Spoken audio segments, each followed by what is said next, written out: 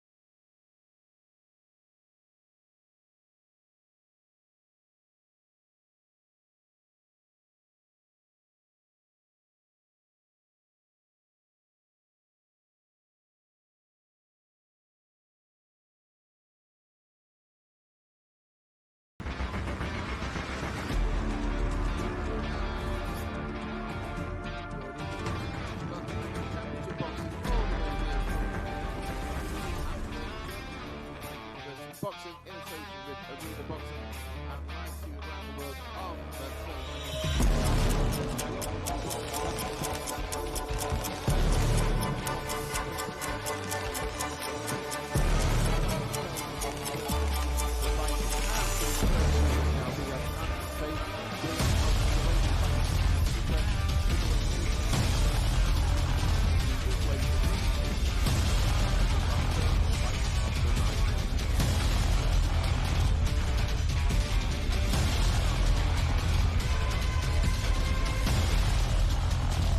Bilic.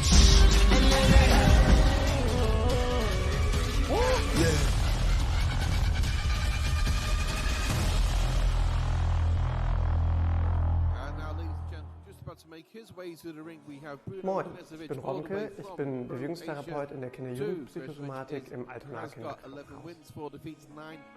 In unserer Abteilung behandeln wir Kinder und Jugendliche mit unterschiedlichen psychosomatischen Erkrankungen wie Anorexie, Angststörungen oder Depressionen. In der Bewegungstherapie nutzen wir einen Effekt, den ihr alle gut kennt. Sport und Bewegung tut gut und genau das versuchen wir hier therapeutisch zu nutzen. Mit eurer Spende wollen wir hier die Bewegungstherapie, im Speziellen die Boxtherapie mit Equipment ausstatten und uns dafür herzlich bedanken. Im Ring gewinnt nicht der Stärkste, sondern der, der schneller sieht, früher reagiert und präziser trifft. Kraft ist nichts ohne Kontrolle. Die Kontrolle beginnt im Gehirn. Unsere Sinne steuern jede Bewegung und damit deine Reaktion, Stabilität und Schlagkraft. Wer das ignoriert, verschenkt Leistung. Neuroathletiktraining für Boxer. Wissenschaft trifft Knockout. Jetzt dominieren. Runden und wir kommen zu den Offiziellen dieses Kampfes. Henrik Schramm, Jörg Eliseo und Janine Schilling sind die Punktrichterinnen und Punktrichter dieses Kampfes und der Mann im Ring, Dominik Kuhhaupt.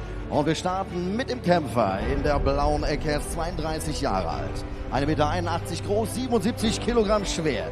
Seine Kampfbilanz 15 Kämpfe. 11 Siege, 9 davon durch Knockout. Er kommt aus Kroatien, tritt an für das Gym Zagreb Boxing Club. In seiner Ecke seine Trainer Dennis Teschak und Samir Mustavi. Herzlich willkommen, Bruno Knjezevic!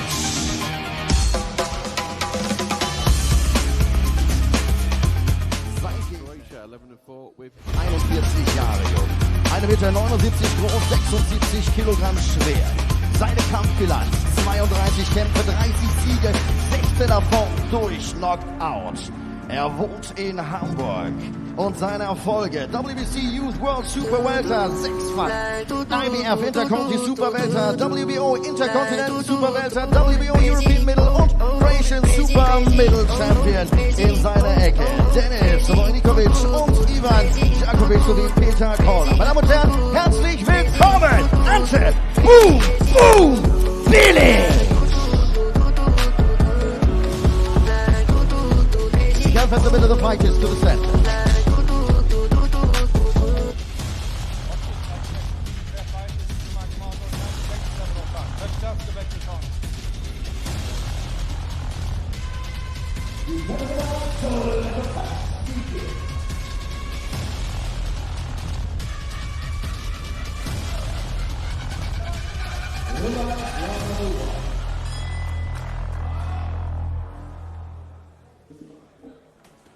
Moin, ich bin Romke, ich bin Bewegungstherapeut in der Kinder-Jugendpsychosomatik im Bilic has Altenheim. got 32 fights, 30 victories, 2 In unserer Abteilung losses. behandeln He wir has Kinder got und 16 Jugendliche wins by way of psychosomatische stoppage. Erkrankungen wie Age Anorexie, 1. He's come all the way here from Croatia, but he In der lived Bewegungstherapie in nutzen wir einen Hamburg. Effekt, He's been den a pro ihr alle since gut kennt. 2002. Sport und Bewegung tut His gut und genau das prominent versuchen fight wir has hier. been against Lucas Kekeshny in 2006 in Mit Prague. eurer Spende wollen wir hier die Bewegungstherapie, im rounds. Speziellen die Boxtherapie mit Equipment ausstatten und möchten uns dafür herzlich bedanken. Trying to look a little bit for the body of his opponent. Im Ring gewinnt nicht der Stärkste, sondern der A lot schneller of sieht, nervous energy here in früher the first reagiert round. und präziser trifft.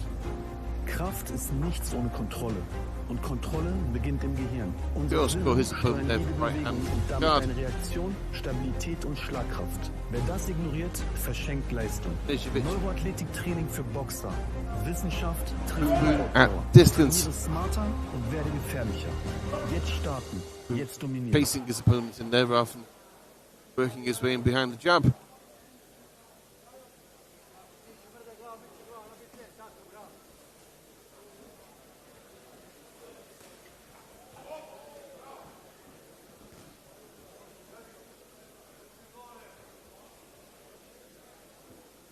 Which is moving away from his opponent, trying to keep Bilic at a distance. Bilic is trying to get inside and throw the big shots. He obviously thinks he can take out Knjezevic, who's lost 4 times. Though only one of those losses has come by way of stoppage, which was back in 2022, where Artur Rice retired him in 4 rounds. Both gentlemen originally from Croatia. Knjezevic, in fact, last fought in February, where he dropped he won a unanimous decision in Zabok. Win tonight. 12-4 if he was successful. 32 with 4 losses. He's probably settling in. Trial horse. Bilic at 1. Might be looking big fight. In the tremendous time looks in slightly better condition than Knjezevic. Come down to the final 20 seconds of round 1 of this 8-round super middleweight fight, brought to you from the beautiful city of Hamburg in Germany. Pete Carvel will be up for the book The Death of the Boxer, taking you through tonight's fights, hoping to give you a little bit of insight into the fights themselves, but most importantly, the fighters. Left hooks at the end of the first round. And there we go, 1 down, 7 to go. Coming up later to you tonight, brought to you by Universum Boxing in association with Arena Boxing and live to you on The Zone, is a 12-round fight for the European Heavyweight Championship between Mourad Aliev and Labinot Xhoxhaj. That will review later tonight. We've got a host of other great fights coming up. Our first one right now is Ante Bilic versus Bruno Knjezevic in the super middleweight division. 8 rounds. Bilic is 41 years old. He's 30 wins, 2 defeats, 16 by way of knockout. While he's lost twice, he's never been stopped. His last fight was back in May, just a few weeks ago, Gregorio Marcano in Zagreb. And we go now into round 2. There's the bell. I think you know the two boys by now. Ante Bilic is in the silver trunks trimmed with black. Bruno Knjezevic trimmed with white.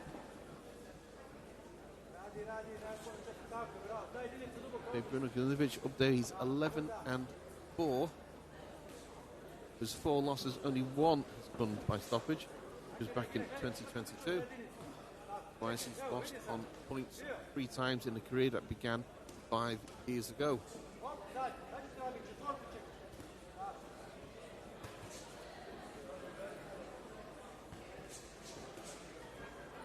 He's given a good account of himself. He's definitely not come in just to lie down against his opponent.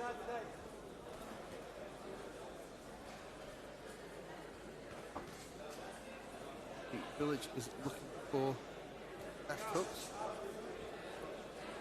to really take out his opponent, just 1 or 2 shots. Instead of building his way towards the knockdown, he's trying to land right hands over the top and left hooks if he can.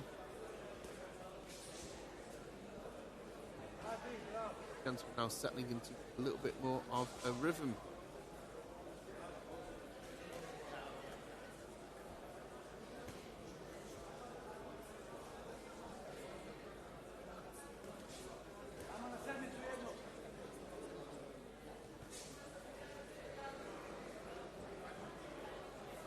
Second half of round 2, the 8-round fight brought to you from Hamburg, Germany.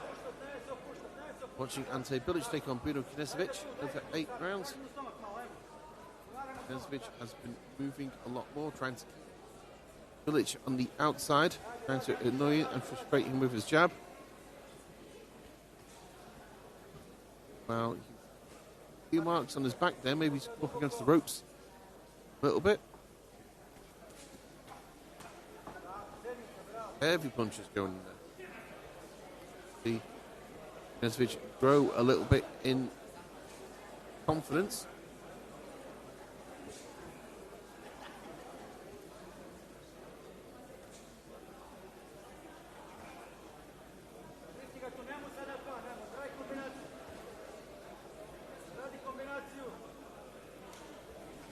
And just pouring each other a little bit there. The fight's not really meshed that well in terms of style so far. Got one man looking for the big shots to the body and head, another one and the crafty counter punches. Getting those jabs in wherever he finds odd opening. Hook there from Bilic and right hand over the top. And that's it, end of round 2. 2 rounds down, 6 to go, ladies and gentlemen. Thank you for joining me here tonight, all the way from the city of Hamburg in northern Germany. My name's Pete Carville, taking you through tonight's action, which will culminate in a fight later tonight, 12 rounds for the European Heavyweight Championship between Mourad Aliev of France and Labinot Xhoxhaj of Kosovo. Guy won the title back in November with a 12-round decision over Alexander Xhoxhaj. And that one will be coming up for you later tonight. At present, we are watching Ante Bilic and Bruno Knjezevic fighting this 8-round super middleweight fight between 2 Croatian gentlemen, one of whom lives now in Hamburg. About to go into round 3.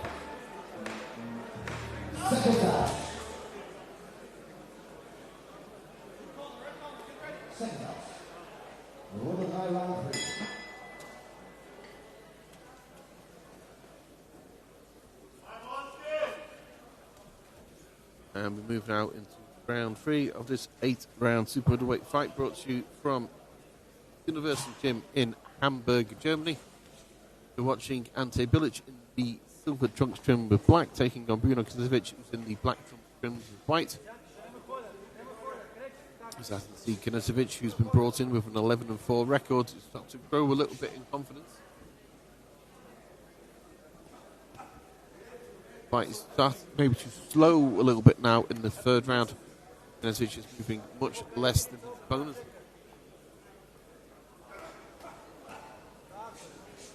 Bilic going for the heavy body shots that he's been favouring so far in the fight. seeing them opening up a little bit there on the ropes.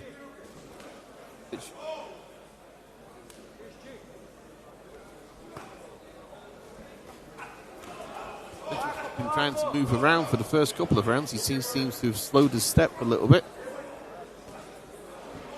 Finding that these shots do actually start to hurt and drain at a certain point.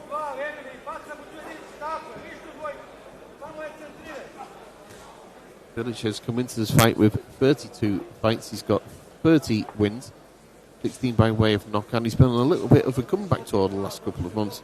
He fought in May against Gregorio Marcano in Zagreb. He fought in April against Jose Miguel Torres. He fought in February against Baker Gogichashvili. I was in Simoqy, Poland. Starting to see his punches land a little bit more now. Tonight's action brought to you all the way from the beautiful city of Hamburg in northern Germany and broadcast to you live on the zone, countries all around the world.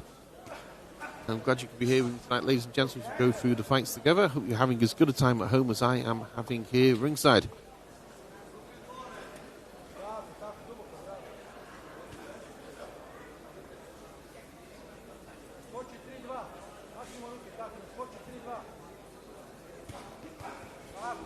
Oh, that's a tasty little right hand over the top there from Bilic.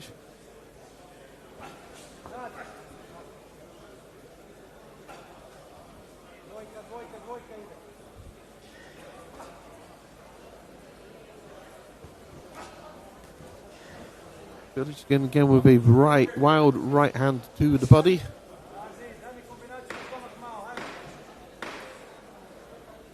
Just to hear the sounds go for the end of round 3, this fight between Ante Bilic and Knjezevic. From inside Hamburg.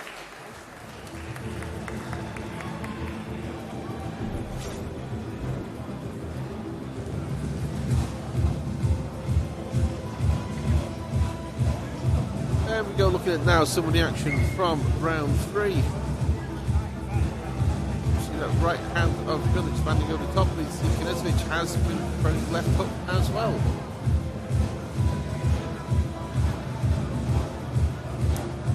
If you're just tuning in tonight, this is our first fight of the evening, brought to you from ringside in Hamburg at the Universum Gym. My name is Pete Carville, taking you through the evening's action.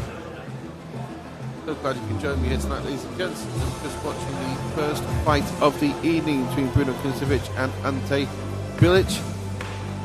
Coming up after this, we've got a 6-round heavyweight fight. In fact, we've got many heavyweights tonight on the culminating a European heavyweight title. And their fight is over in the 4th round. Bruno Knjezevic's team have decided that he's taken enough. Gone long enough, so he's decided not to come out for the 4th round. That would go down as a TKO 4th.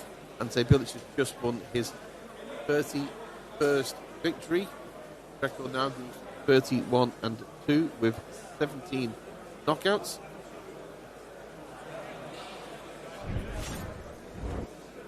Our first bout of thing.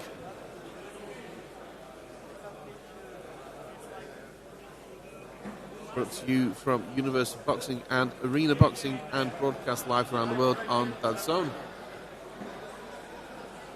Waiting now for the official verdict to come into the ring.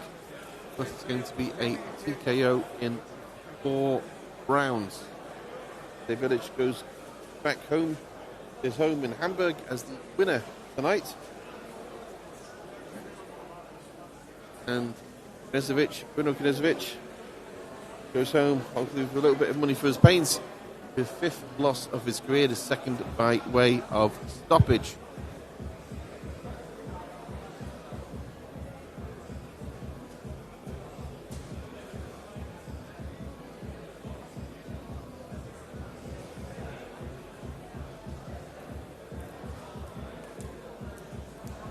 Okay, just waiting.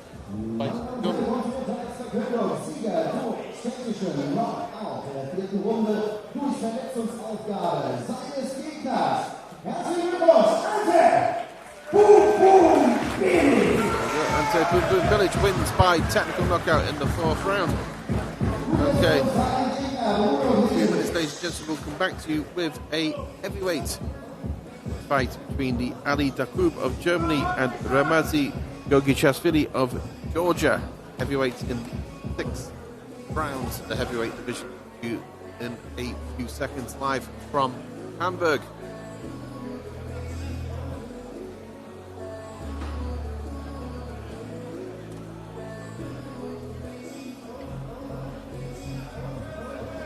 Obligatory pictures taken in the ring. Wait for Ali Dakroub make his way to the ring. Just tuning in, ladies and gentlemen, we just had our first bout of the evening, a fight between Grün and Knjezevic and Bilic in the super middleweight division, originally set for 8 rounds, finished in the 4th. Great stoppage victory for Bilic. And we're just waiting now for our second bout of the evening. My name's Pete Garble, taking you through tonight's fights. Give you a little bit of insight not into the fights themselves, but most importantly, the fighters.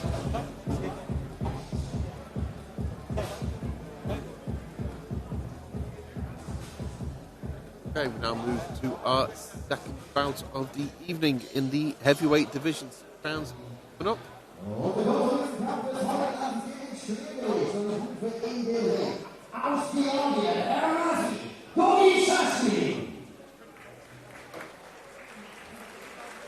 Okay, making his way to the ring, Ramazan Gogichashvili. He's come all the way here from Georgia. He's got 14 victories, but he's 14 victories, got 44 losses and 2 draws. Just 14 wins have come by stoppage. He's facing Ali Dakroub, who's 4-1 with 4 KOs in this 6th round heavyweight fight. Two gentlemen now start to make their way to the ring.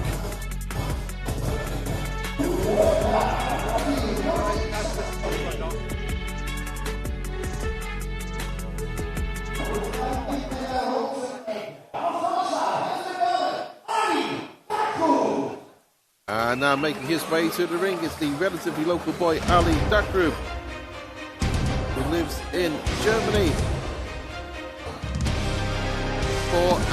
4-1. Single loss came on points in his second fight against Luis Jose Marin Garcia, who's also fighting tonight. The crowd lives in Munster. Last fought in December, winning by stoppage in 5 rounds.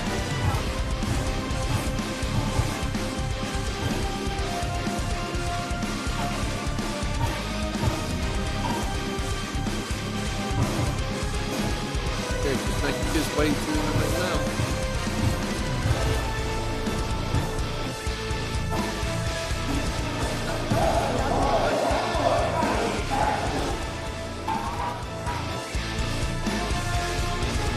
Ali Dakroub made his way now into the ring.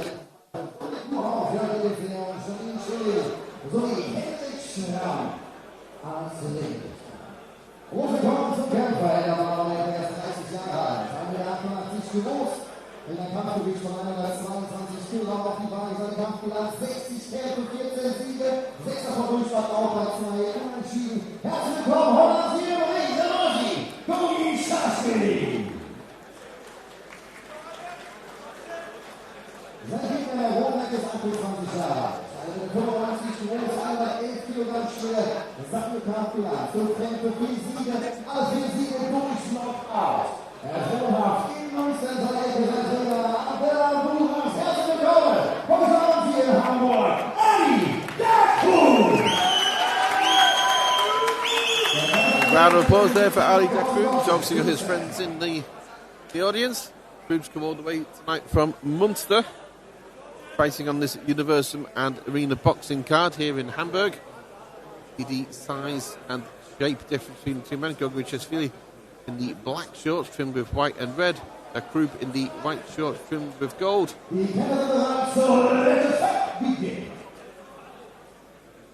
go 6 rounds in the heavyweight division.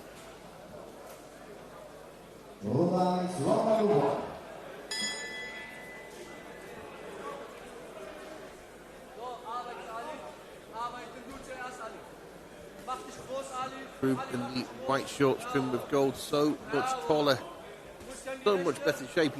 He's had 5 fights, he's won 4. All 4 have come by way of knockout. His single loss has been a points loss over 6 rounds to a chap called, check my notes, called Luis Jose Maria Garcia. Oh, see a little bit of clinching holding on there by Gogichashvili. Facially, Ali Dakroub looks a little bit like Arjo Caballal, and we see our first knockdown of the night. A right hand has just put Gogichashvili on the floor in the first minute of round 1 of this 6th round heavyweight contest. Let's see this one possibly going much further.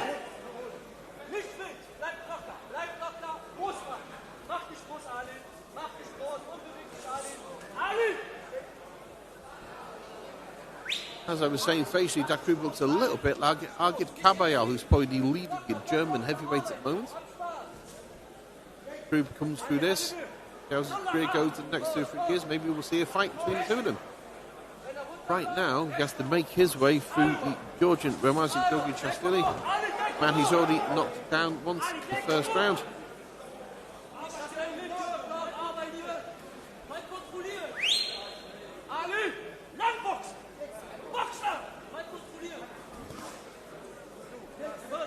A little bit wild, rushing this man on the inside.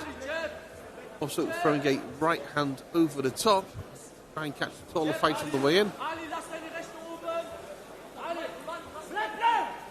Right, so many fights. This was known about Gogichashvili. He had 60 bouts though. He has knocked out 6 of his 14 victories. Has lost 44 times. So he's going to know his way in the ring. He's going to know all the little tricks. Wait for the thumb shield to be cleaned out. Okay, 30 seconds left of round 1.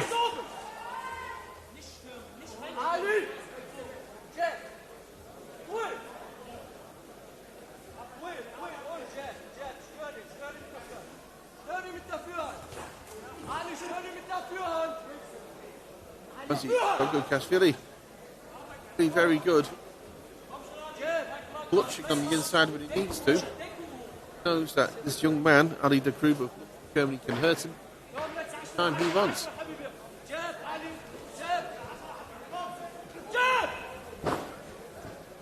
Little left hook on the inside.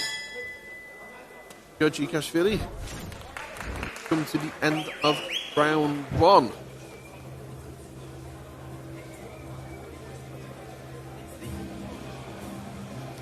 Okay. Did see a knockdown in round 1.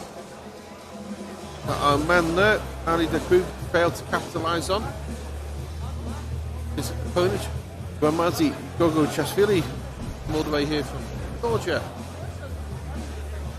Thanks to playing gun on the inside. Let's see if Ali Dakroub can make it 5 wins fight with 5 stoppages.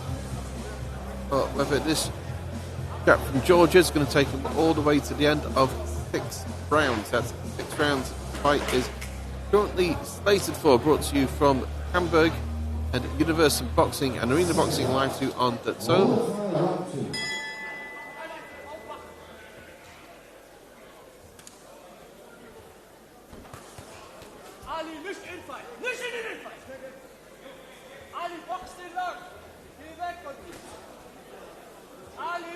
Again, more holding by Gogichashvili.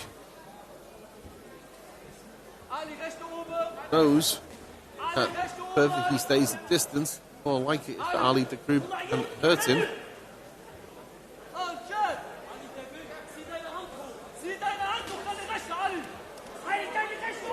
Paris Dakroub's corner now be telling him to just work the jab. Jab, jab, jab. Oh, Gogichashvili down the floor again. Referee has a little bit of slip. And the corner has called a halt to the fight. 1 minute into the second round. Gogichashvili's corner has said that is enough. They've thrown the towel in, literally in this case, thrown the towel in. Ali Dakroub moves to 5-0 with 5-1, apologies, with 5 knockouts. And coming up next, we have another 6 rounds, this time in the super middleweight division. This one is between Yusuf Atmis and Mujtaba Karimi. Germany versus Iran.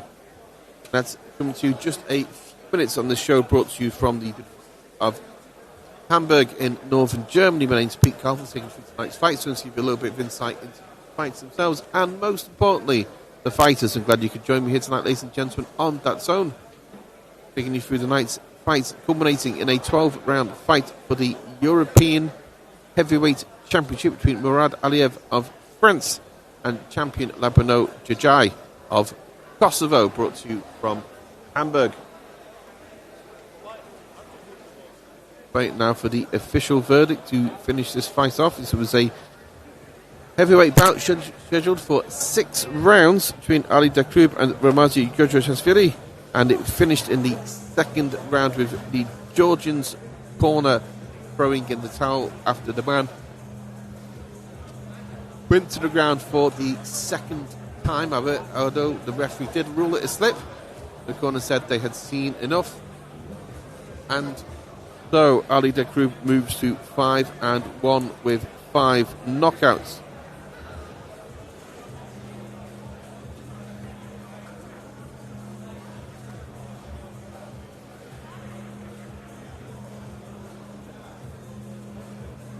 Still waiting for the official verdict to come into the ring. He'll be with us in just a few moments.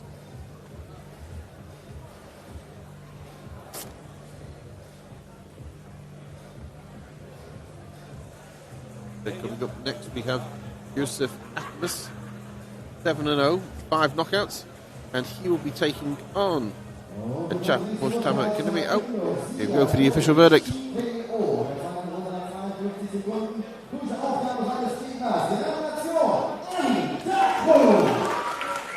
Again, a victory for Ali Dakroub, all the way from Munster, Germany.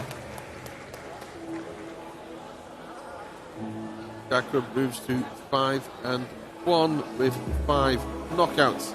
Let's see where this young man ends up next. Coming up next for us, however, ladies and gentlemen, we have a 6-round super middleweight contest between Yusuf Atmis and Mujtaba Karimi. Going now for the obligatory in-ring photographs.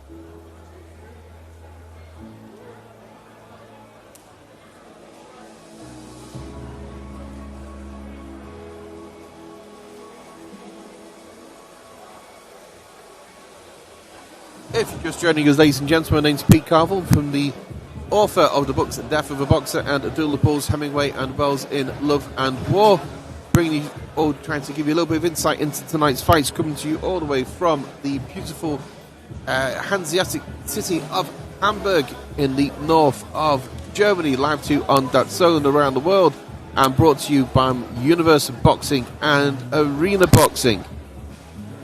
Just waiting now. We've just had our first 2 contests of the evening. We're just waiting now for our 3rd contest, which we'll review in just a few moments.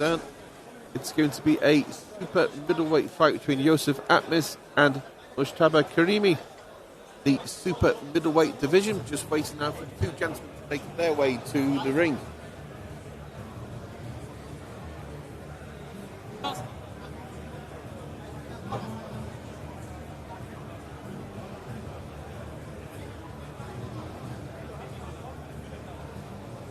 Okay, we'll be back with you in just a few moments, ladies and gentlemen.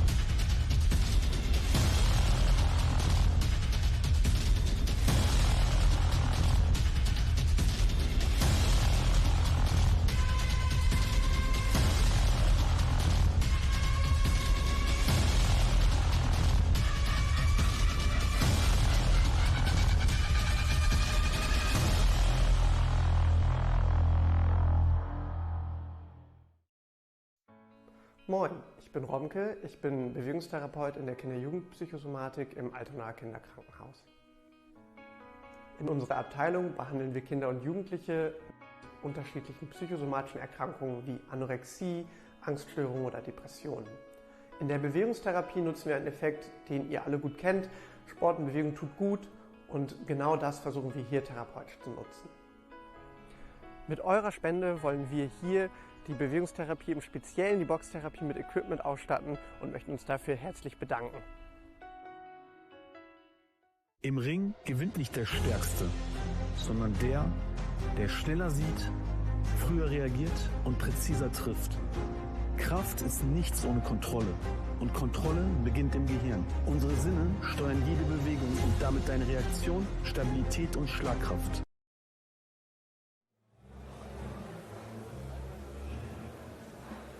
Und du kannst richtig ab, das heute Abend, es geht zurück ins Mittelgewicht. Und ich rufe in den Ring. Mourad, Karimi.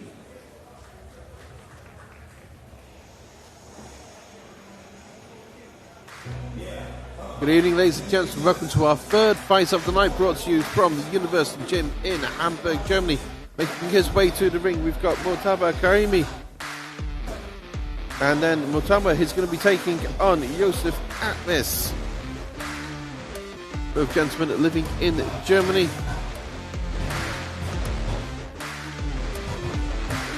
And it's in the super middleweight division in the 6th round.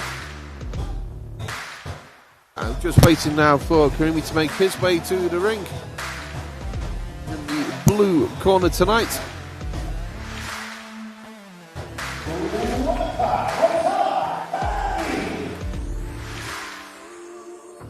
And again, 6 rounds in the super middleweight division. Mourad Karimi comes to the ring with a record of 1-3-1. 1-3, I do apologise.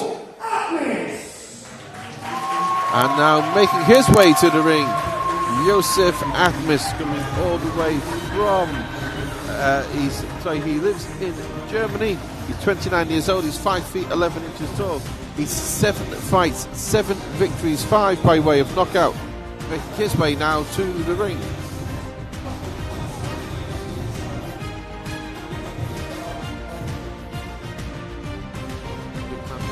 Very, very focused. Ready for what he hopes is going to be his 8th victory of his career. Makes his way to the red corner. If you see the stars above us, ladies and gentlemen, this is a circus top that we are in tonight. A circus tent just down the Universum Gym here in Hamburg. We move to our ring announcer.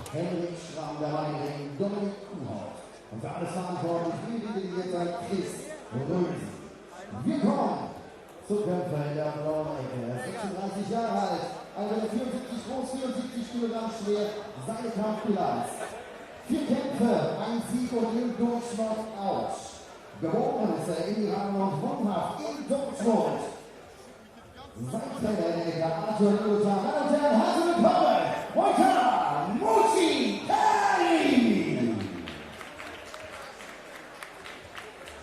Sein Gegner in der roten Ecke ist 25 Jahre alt, 182 Kilos, 76,2 Kilogramm schwer, seine Kampfbilanz makellos. 7 Kämpfe, 7 Siege, 5 davon durch Knockout.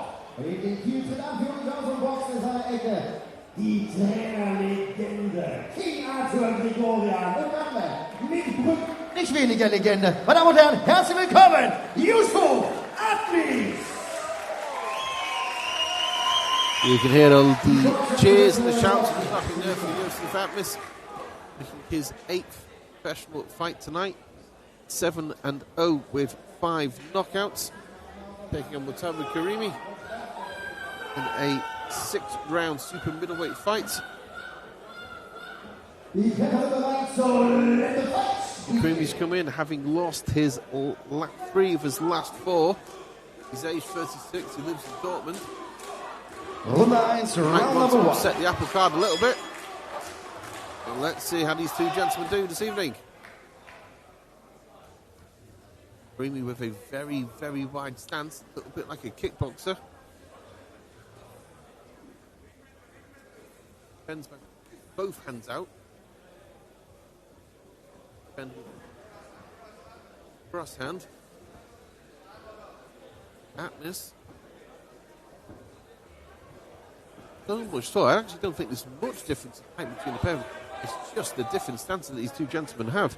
Atmis is coming in, having won everything on this so far in his professional career. 7 fights, 7 wins, 5 by way of knockout. His last fight was back in February here in Hamburg at the Universum Gym. He won that one by knockout the first round. And just caught his man with a little bit of an uppercut on the inside.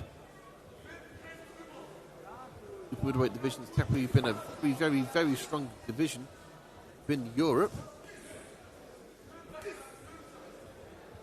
We hope they can figure within it point in the next few years. 29 years old, he probably wants a little bit of a move on with his career. He turned professional 4 years ago. Pair of them settled down a little bit more. Originally from Iran, but lives here in Germany. He may have lost 3 of his 4. He looks very, very tough.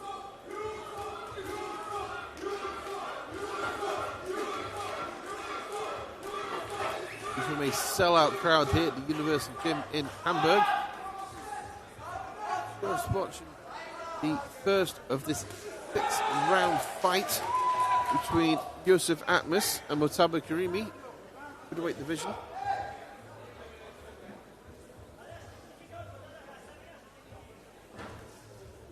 Atmis is currently ranked 23rd in Germany. Turned pro in 2021, so he's had a bit of a slow career so far, just 7 fights in 5 years. But he did last fight in February. And you've seen the pair. Oh, both men down. Referee giving a count to Karimi there. We'll see more of that in 30 seconds when the round finishes.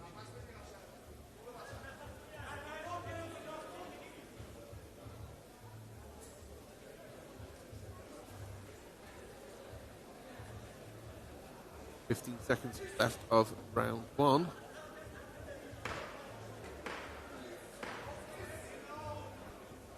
A knockdown in the first round by Yusuf Atmis, who's won his last fight in the first round at 2, also here in Hamburg. Before that, he had fights back in November and in February last year. Hopefully he's going to go to a replay in a second.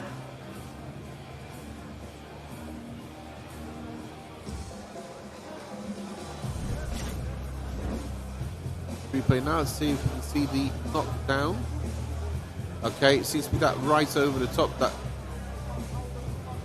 Green was complaining went to the back of the head. It definitely shook him.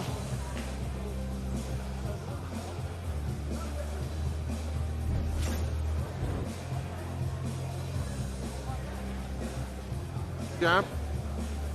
Again. That right hand he wasn't too happy about it. Said it was a bit of a rabbit punch, but then the pair of them get bundled up.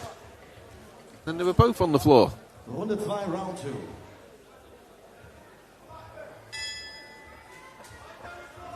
Go into round 2 of this 6th round fight between Yusuf Atmis and Murtaba Karimi. Karimi lives in Dortmund. Atmis is 7-0 with 5 knockouts. He's covering up, trying to counter with a left hook there.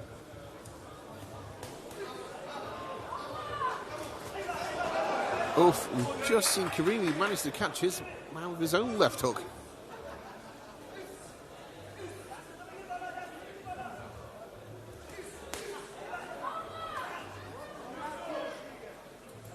Karimi is 36 years old, so he's getting up there a little bit in terms of age.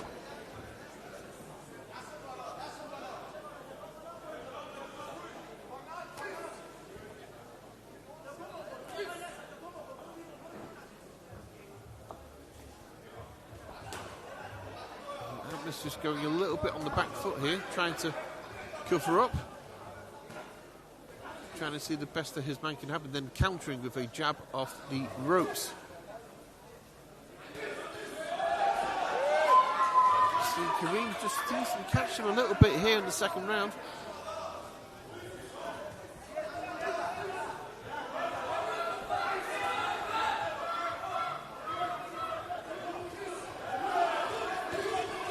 Okay, halfway through round 2, and it's getting a little bit wide there. Karimi's taking more punches to the chin.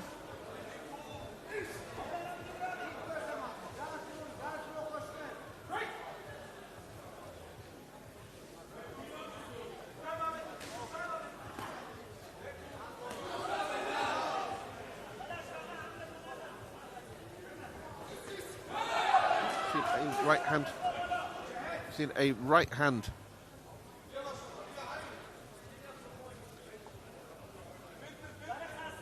Sorry, my microphone has just been adjusted, ladies and gentlemen. Apologies for the momentary distraction. We're watching Yusuf Atmis begins to open up a little bit more on his opponent, Karimi. Karimi's also trying to open up a little bit more, having less success than his man there in the yellow shorts trimmed with white.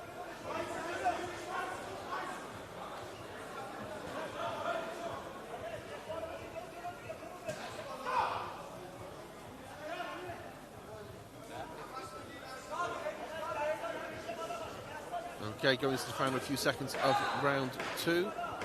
So far we have seen a knockdown by Yusuf Atmis.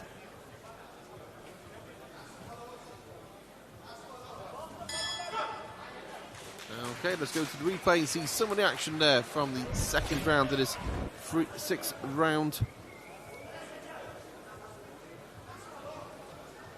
You see, Atmis went to the ropes.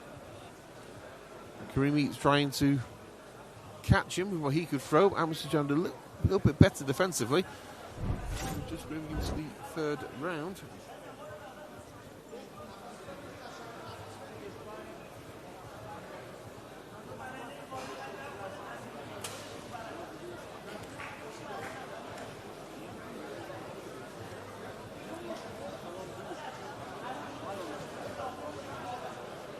Some people are surprised that Karimi managed to get this far, going to the 3rd of this 6th round fight. Seconds out. The super division, one of the lighter divisions we actually have tonight. We're finishing up tonight with a 12-round fight for the EBU heavyweight title between Mourad Aliev and Labinot. I hope you can all join me for that one later on.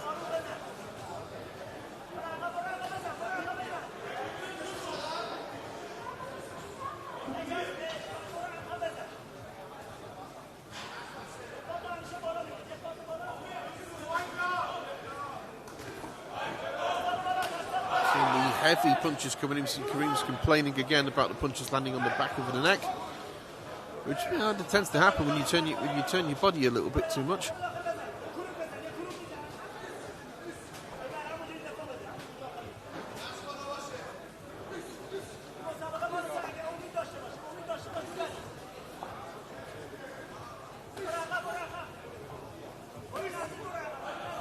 Left hook to the body and a right hand over the top. Karimi looks like he's running a little bit out of ideas and possibly a little bit of willpower too. He knows that Atmis can hurt him. He knows that Atmis can defend, which is what he's doing now.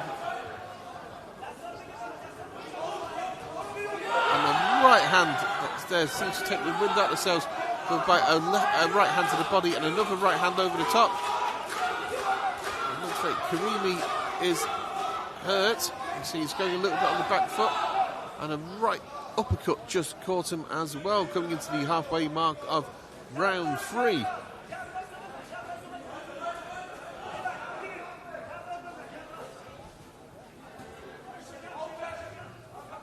Good evening, ladies and gents. If you're just joining us, my name's Pete Carl from the author of the books Death of a Boxer and Doulables, Hemingway and Wells in Love and War.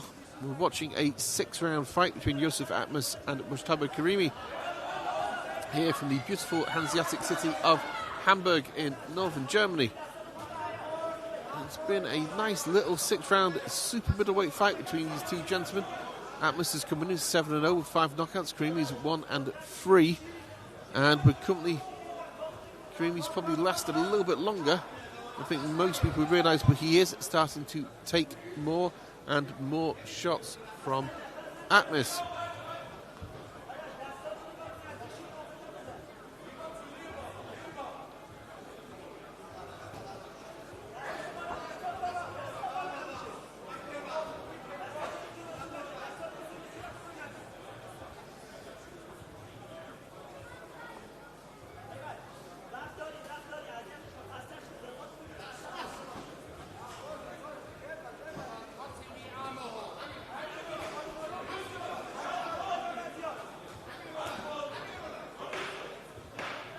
Okay, we're going to the final 10 seconds of round 3.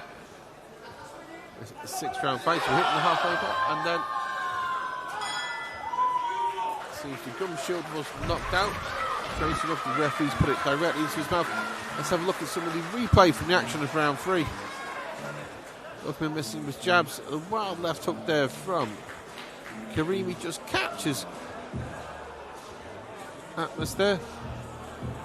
Moving to the second half of the 6th round super middleweight fight. See a nice jab, 2 nice jabs.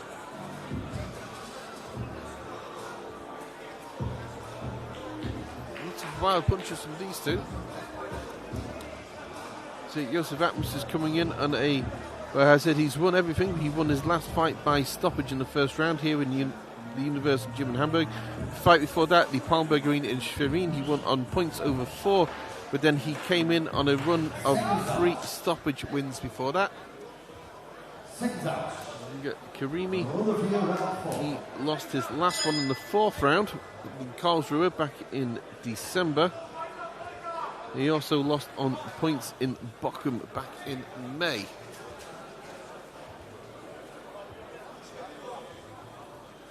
Just seen these two go into the 4th of a 6-round fight.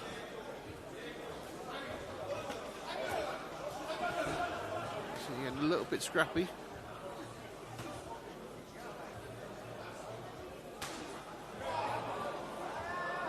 Again, big right hand from Atmis, and he's just gone with a left hook to the body, left hook to the top, and he's followed with a right hand over the top, and another one.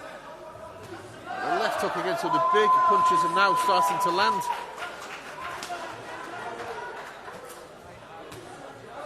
Left hook on the inside, and really slowed his man down a little bit there.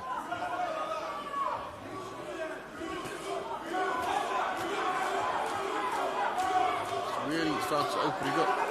If Karimi doesn't find an intelligent way to start defending himself soon, the referee might start to take a closer look at him.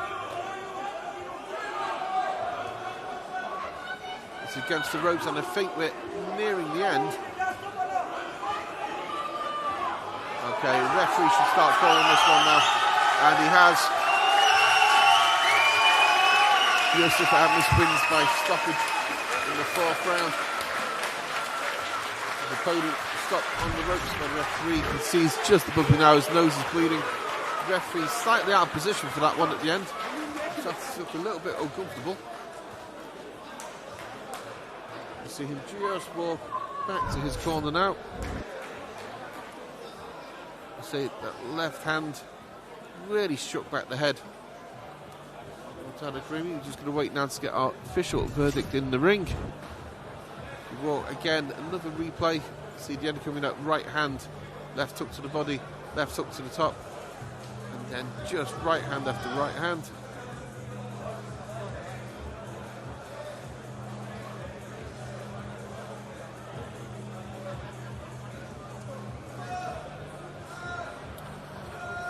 And we go now to our official verdict within the ring, which will be a stoppage in the 4th round, a win for Joseph Atmis. He's now made it 8-0 with 6 knockouts in his career. We're interested to see where this young man goes next. We'll come up for you next tonight, ladies and gentlemen. We've got a middleweight fight between Ibrahim Gomez of Berlin and Luis Enrique Romero from Venezuela, set for 8 rounds in the middleweight division. And to tell you, Gomez is a little bit of a knockout horse. 24 wins, 23 inside the scheduled distance. Okay, just still waiting now for our final verdict.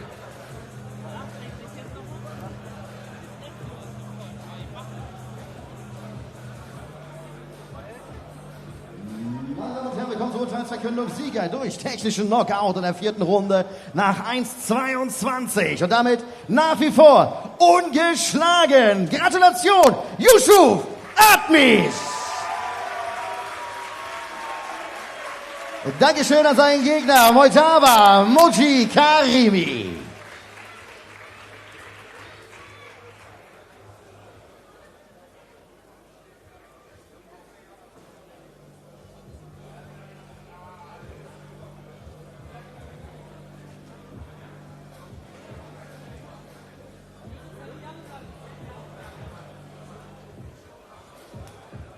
So yeah, ladies and gentlemen, our official result for tonight.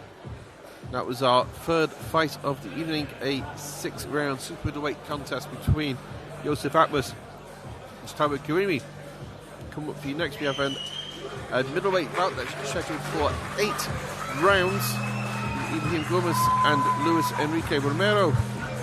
That will be with you in just a few moments. Ibrahim Gomez is 35 years old. He's from Berlin. He last fought in February in Hamburg. He's been a pro for the last 10 years. And tonight he's taking on the Venezuelan Luis Enrique Romero. He currently lives in Spain.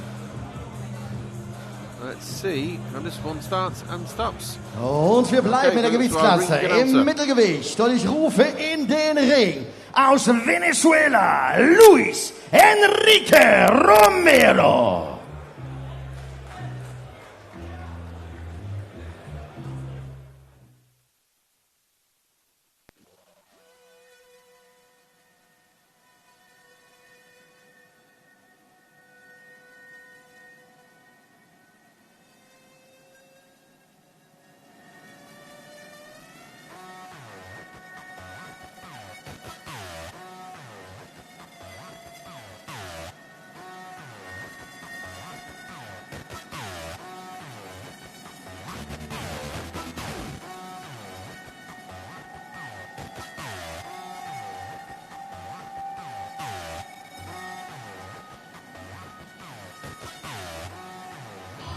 Okay, just making his way to the ring now is Luis Enrique Romero.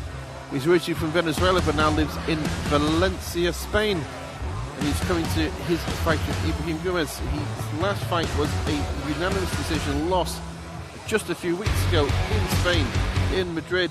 He lost on 8 rounds to a chap called Aaron Alhambra, who's 16-2. Waiting now for his opponent to make his way to the ring.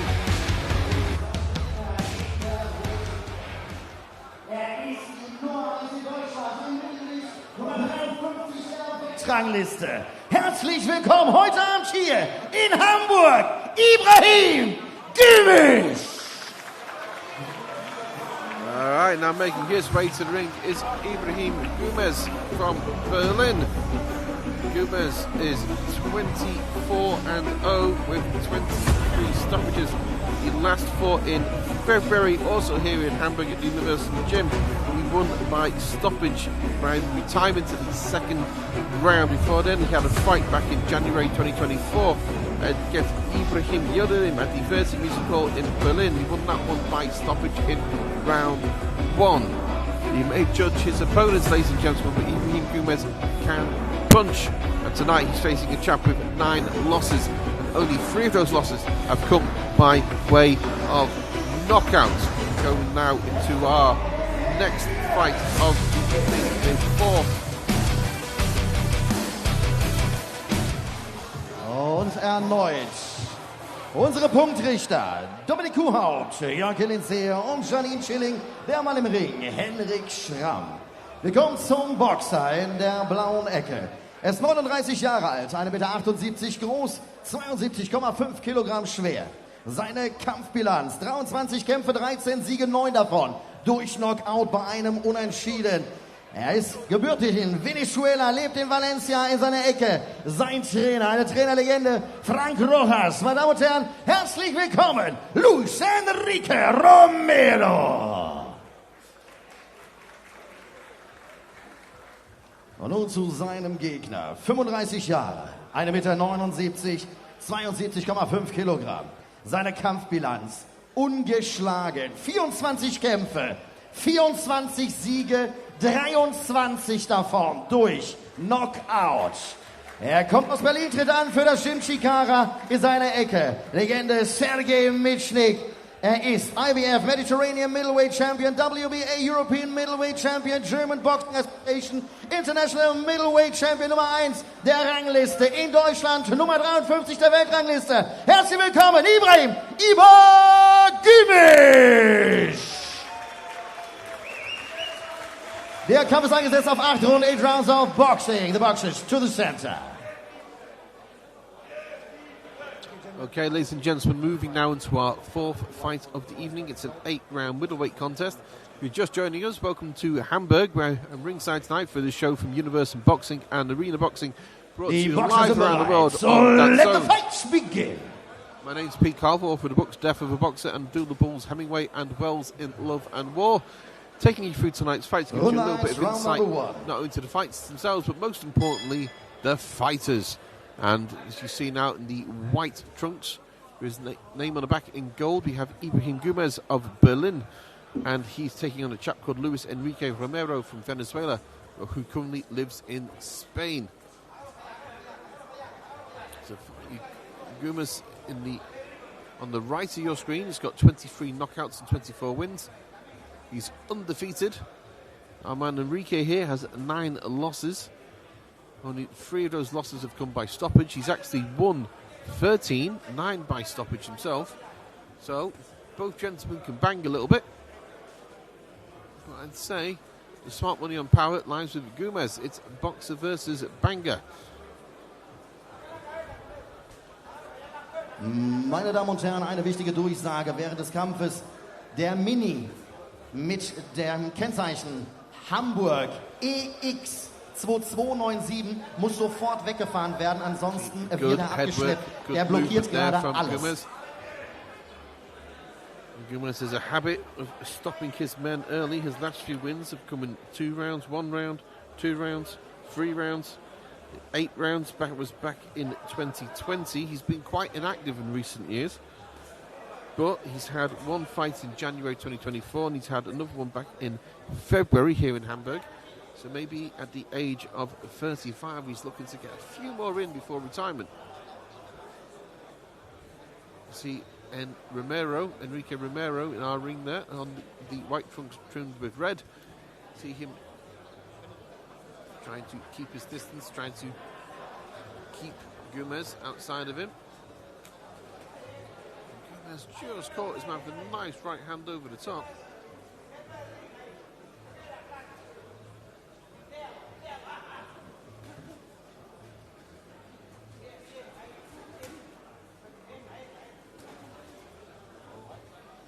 See, not much between these two guys. The only thing between them right now is a lot of light. Let's see if Gumez goes a little bit more on the inside. As the shorter man, he should be looking to go in on the inside. He knows that his opponent Romero's got a lot of experience. Romero has had 13, 19, 23 fights. So both gentlemen had about the same number of fights. Romero's had 23. Gumez has had 24. The difference, though, is that Gumez is undefeated. His 24, but you learn more from a loss than a win. So maybe Romero has got a few tricks here that Gumez has never seen before. You come to the final seconds of round 1. There's not been much in it. It's hard to pick a winner out of round 1 between these two. I think as the hometown guy, though, you'd probably give the nod in this respect to Gumez. He took a few body shots there from this man.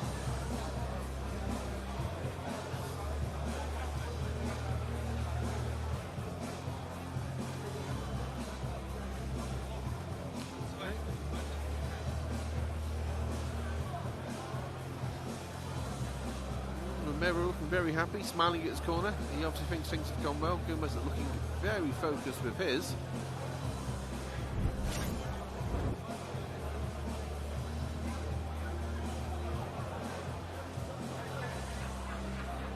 Romero would be happy with that round. He's come into enemy territory. He's moved around. He's made his man look like he can't catch him. Let's see how things settle down as we go into the second round. This is the second round of a... I do apologise. It's the second round of an 8-round fight between Ibrahim Gumez and Luis Enrique Romero.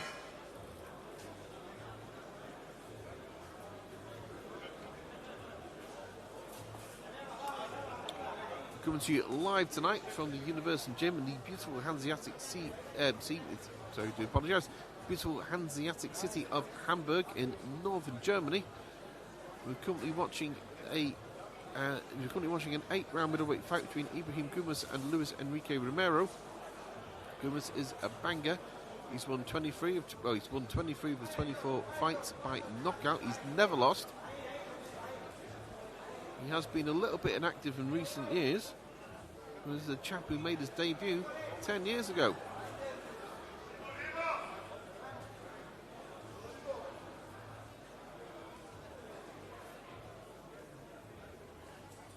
Okay, the Romero, who's up here, he doesn't have many big names on his record. The biggest name was probably Freddie Hewitt, who stopped him in 11 rounds in 2023 up in Flensburg, which is even further north of where we are tonight.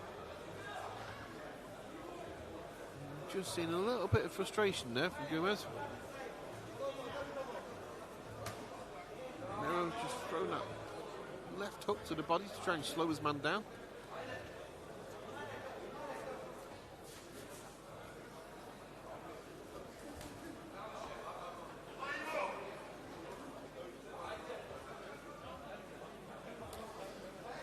Just joining us, ladies and gentlemen, moving to the second half of the second round of this 8-round middleweight fight between Luis Enrique Romero and Ibrahim Gomez. Is our fourth fight of the night, brought to you live from the Universum Gym here in Hamburg, Germany. My name's Pete Carville, taking you through tonight's fight, so let's give you a little bit of insight not into the fights themselves, but most importantly, the fighters. I'm so glad you could join me here tonight, ladies and gentlemen.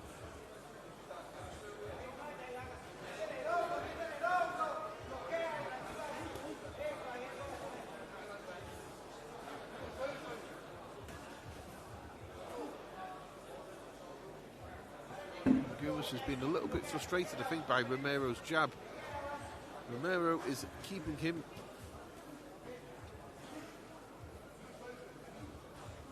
at the end of his jab because he knows that if he lets Gomez get inside him, that it's going to cause him problems.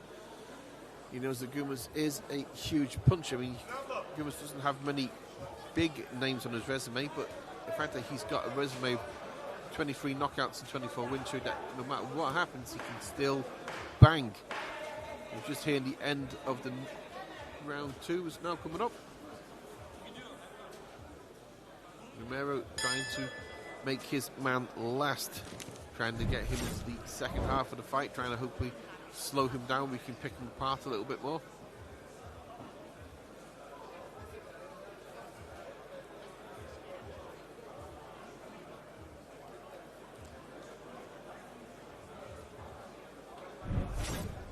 Game. We've seen the replay. There's a little bit of holding there by Gomez. The referee separating the two men, not giving a warning, which he might have done. Just an informal warning.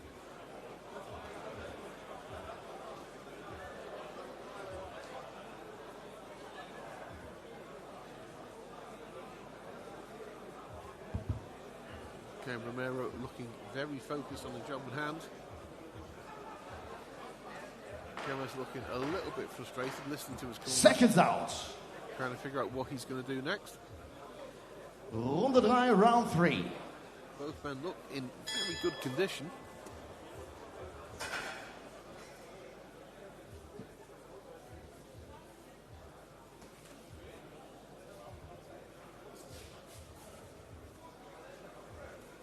Watching the third round of this 8-round middleweight fight.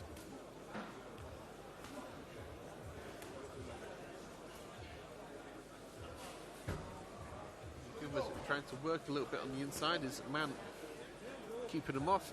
Just caught him that left hand. Welche Runde ist das? 3. 2. Zweite? Welche Runde ist das? Zweite? Ja.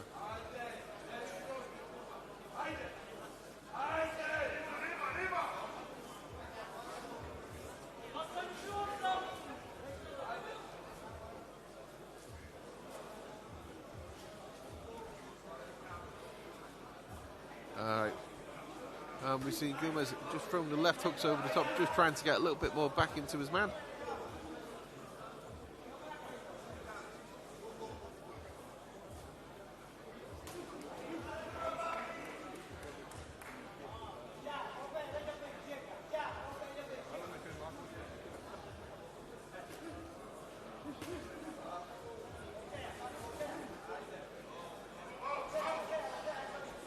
Romero is really, really working on the outside. He knows letting Gomez in on the inside is going to be detrimental to his game plan.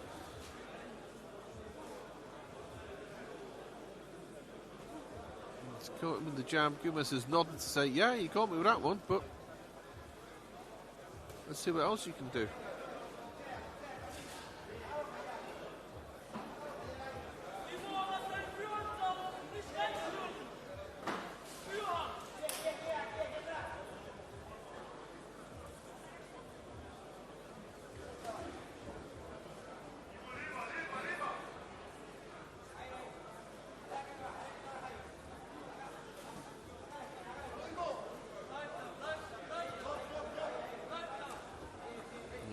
The pair mauling and meshing on the inside.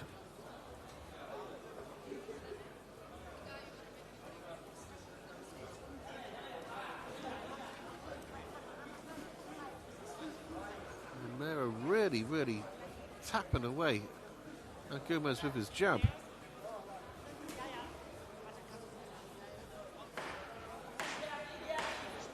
Okay, we're coming to the end of the round.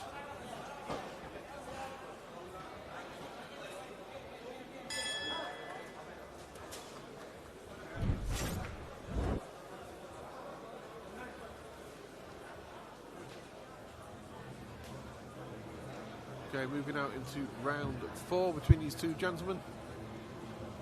It's a round 4 for an 8-round middleweight fight between Ibrahim Gomez and Luis Enrique Romero.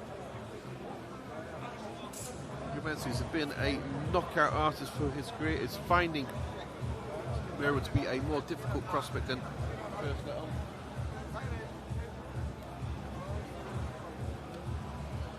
Just joining me, ladies and gentlemen, coming to you live from ringside in Hamburg, Germany. The Universum Boxing and Arena Boxing bring you this event tonight on that zone, being brought to you live from around the world.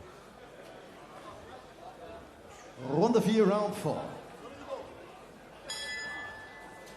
The 4th round of an 8-round fight between Ibrahim Gomez and Luis Enrique Romero.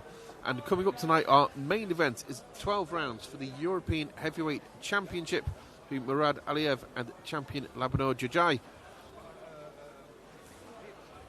I'm currently just watching Ibrahim Gomez of Berlin. It's found a little bit frustrating because Luis Enrique Romero is peppering his man there with the jab, making him miss, not letting him work on the inside.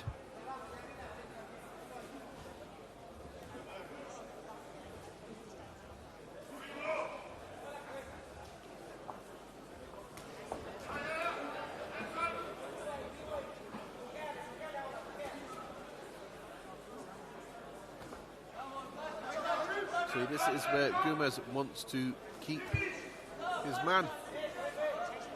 He wants to have the fight on the inside. He wants to be able to work and throw uppercuts and hooks to the body. He does not want to stay on the outside.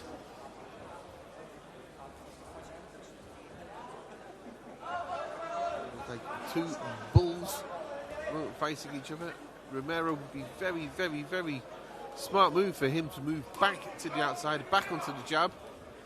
It depends whether the punches he's taken are beginning to slow him down now in the 4th round. I've said before, Gomez is a big puncher, 23 knockouts in 24 wins.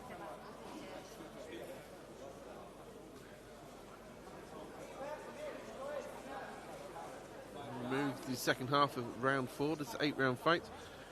Romero was last out. He fought in Madrid back in May, just a few weeks ago. Before then he had a fight in November and he won that one by stoppage in the 2nd round. So he can bang a little bit too. 9 knockouts and 13 wins.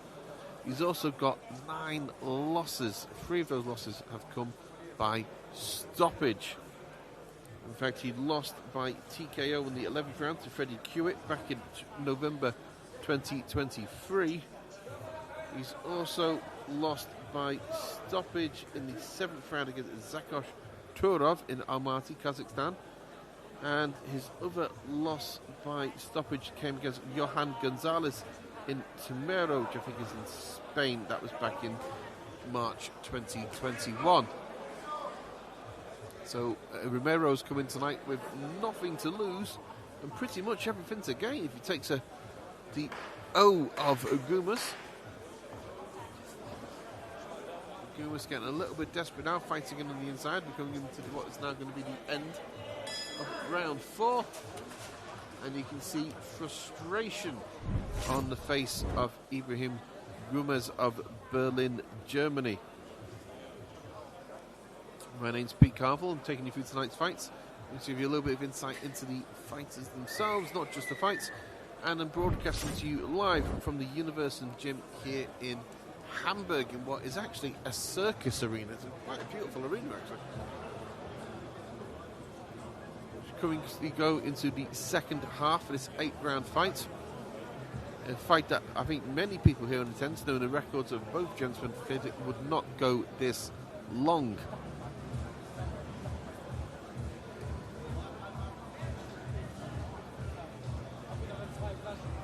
Romero looking focused. Gumas looking a little bit frustrated. Seconds out. Runde 5, round 5. He knows that he can hurt his man. He's probably wondering how he can hurt his man, though. And I've seen Romero kept his man at the end of his jab for the first few rounds. It's whether... Oh, he's just been caught with a short right hand on the inside. Referee's calling a... There's a bit of confusion. The referee seems to have caught... Yeah, the referee is counting it as a knockdown.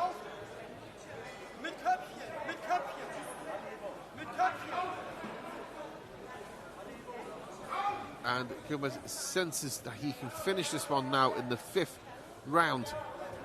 Romero's just taken a count. It was the first count he's taken so far tonight. And he's again against the man who is indeed a puncher. 23 knockouts in 24 wins.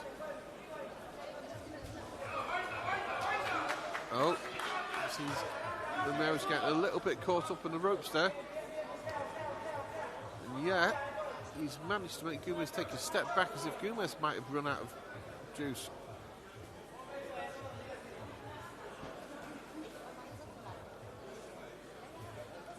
Wise moves from Romero there. Just jabbing Gumas.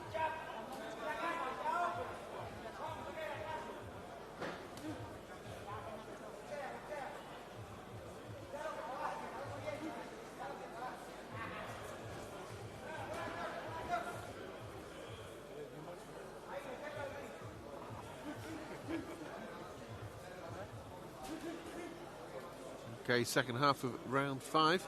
It looked for a few moments there like Ibrahim Gumas might have and he's just caught him with a beautiful overhand right. That overhand right came from Romero. And Gumas has tried to shake it off, but oof, that had to hurt.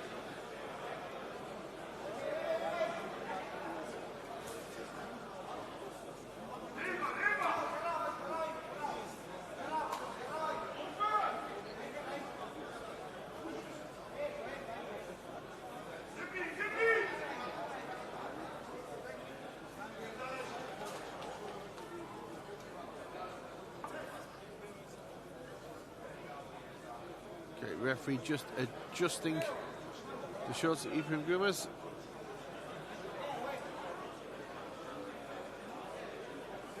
Giving him a little bit of a breather there in round 5. We're going to the final 30 seconds of the round.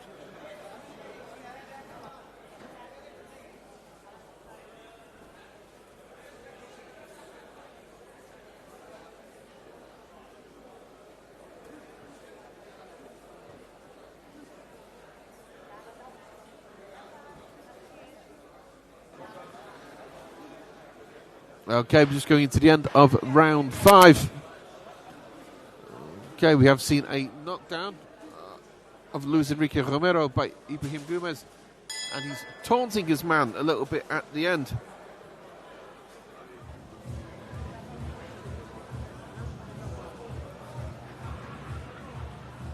Okay, going into round 6. I don't think anyone expected this fight to go as far as it has.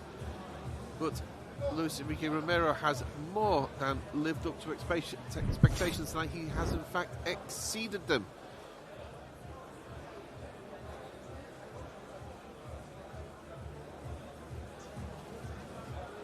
Right hand there around, just you can see the look on Ibrahim Gomez's face of, yeah, you caught me. It's just an acknowledgement, job well done. And Romero seems to have come into this fight determined to win, which is nice to see. Seconds out. Runde 6, round 6. If I was at Gomez's corner, I'd be telling him that he needs to start putting some steam behind his punches. We have 3 rounds left of this middleweight fight. And so far, the Venezuelan, Luis Enrique Romero, has proven a more than worthy opponent for the man from Berlin. Good evening, ladies and gentlemen. My name's Pete Carville, the author of the book Death of a Boxer and A Duel of Bulls, Hemingway and Wells in Love and War, taking you through tonight's fights.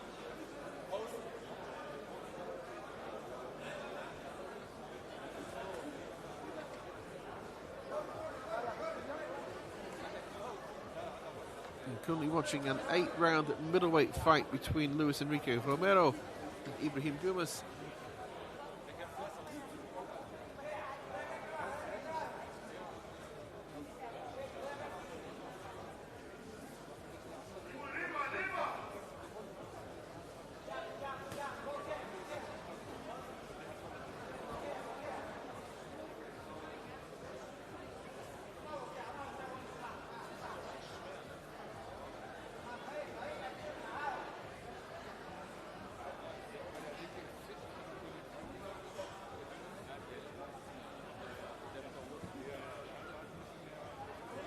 Okay, we've seen this fight's just sort of settled a little bit now. I think both men are starting to get a little bit tired in the final 3 rounds.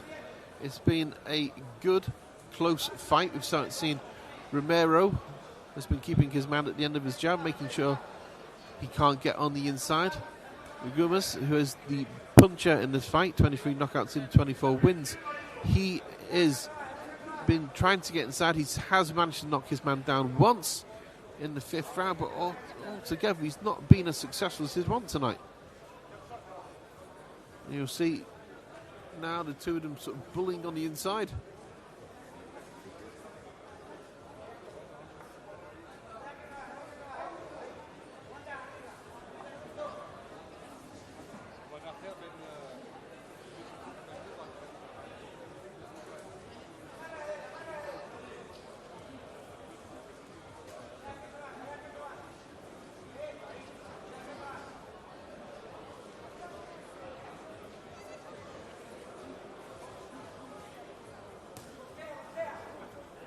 To announce the closing seconds of round 6.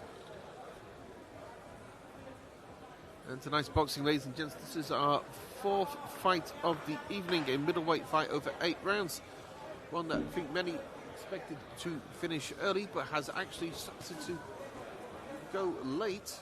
Ibrahim Gomez from Berlin, frustrated with his Venezuelan opponents, who's not come in tonight just to lie down. If you're just tuning in, we've got a great main event coming for you later tonight. We've got Mourad Aliev versus Labinot Xhoxhaj, the European Heavyweight Championship. Xhoxhaj won that one back in November with a 12-round decision over Alexander Zakotchi in Heidelberg, Germany. We're not in Heidelberg, ladies and gentlemen, tonight. We are in Hamburg, in the north, the beautiful Hanseatic city in Germany. And we're coming to you from live within a circus tent.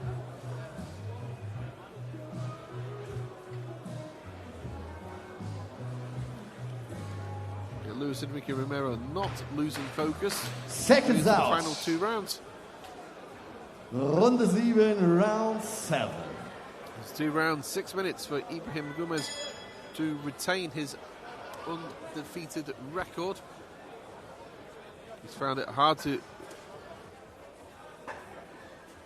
He's found it difficult all night to get on the inside with Romero.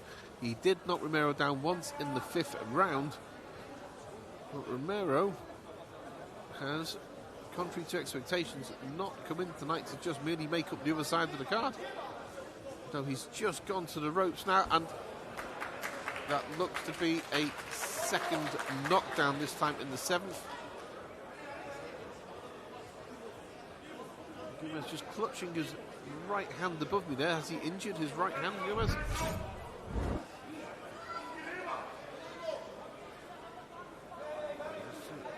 Gomez knows he's hurt his man twice. He's hurt him in the 5th. He's hurt him again in the 7th.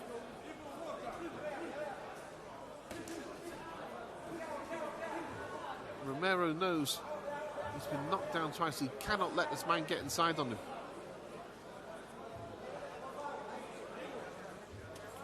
So the pair come in once more for a clinch. Gomez looks tired. Romero looks tired. And the two gentlemen here have less than 2 rounds to go. The pair of them complaining. I'm not entirely sure what they're complaining about.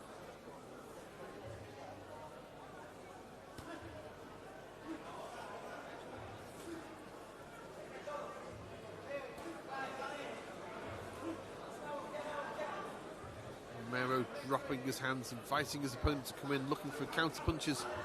Gomez, and he's catched him as well. Again, the pair of them just pulling and wrestling each other a little bit. Romero throwing light punches, just trying to frustrate his opponent. He knows he's lost the round. He wants to make sure he doesn't get too close and end up losing the fight.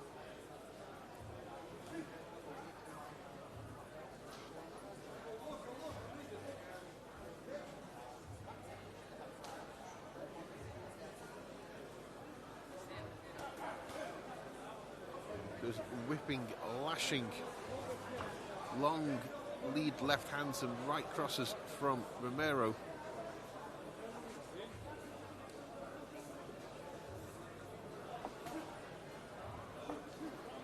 Moving off, switching from orthodox to southpaw, trying to give his man, trying to put some air between him and his man, trying to frustrate the shorter, more powerful man. And now we come into the final seconds of round 7. It seems to be that if Romero can remain on his feet, he might just take the undefeated record of Ibrahim Gomez.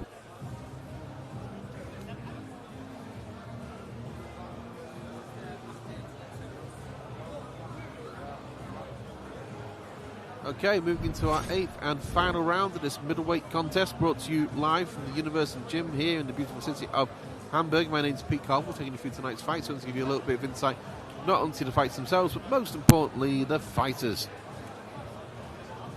It's been a very good, a decent little fight here between Luis Enrique Romero and Ibrahim Gomez.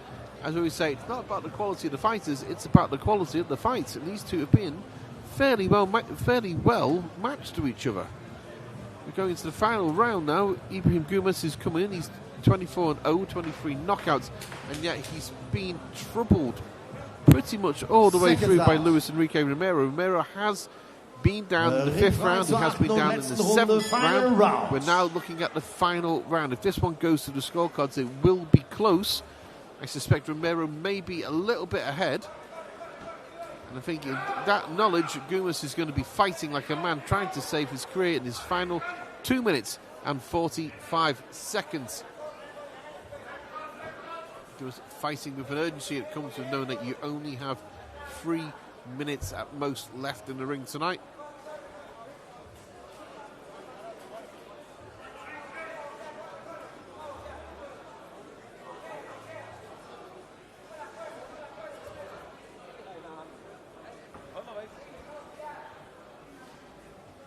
Okay, this is a dangerous position for Romero to be in, going to the ropes and letting Gomez hammer away at him.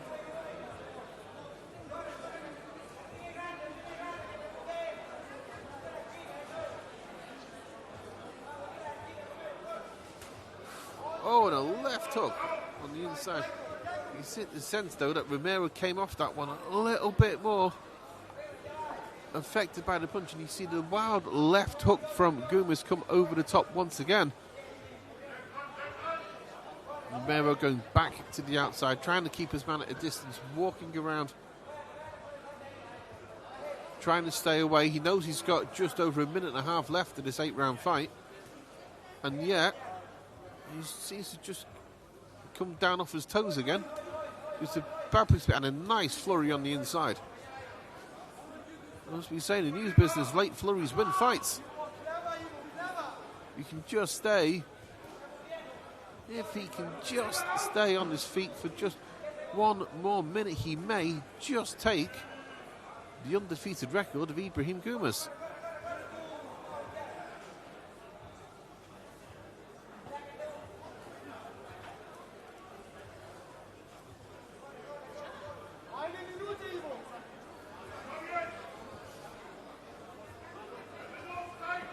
Okay, last minute now of round 8. It's an 8-round fight.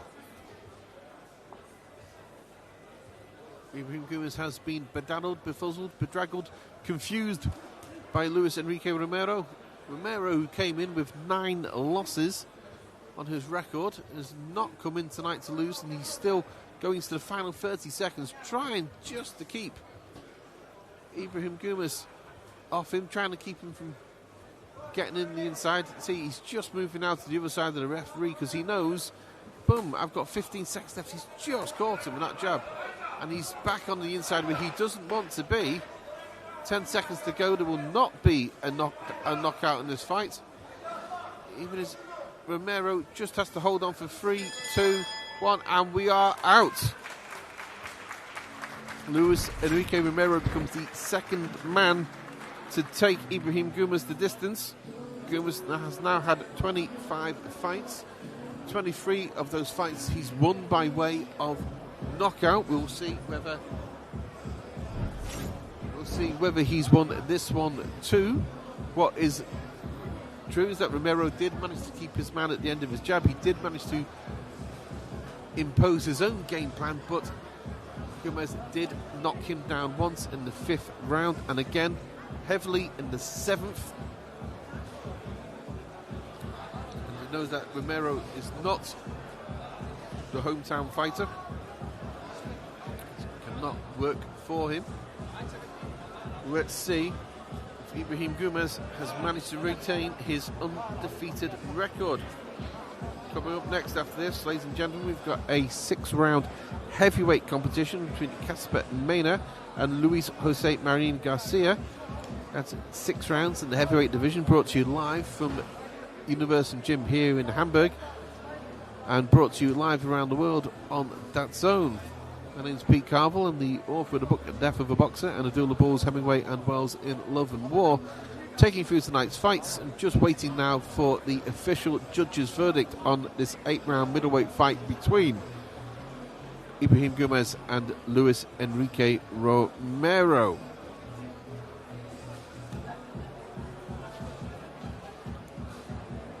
With you just a few seconds with the official verdict.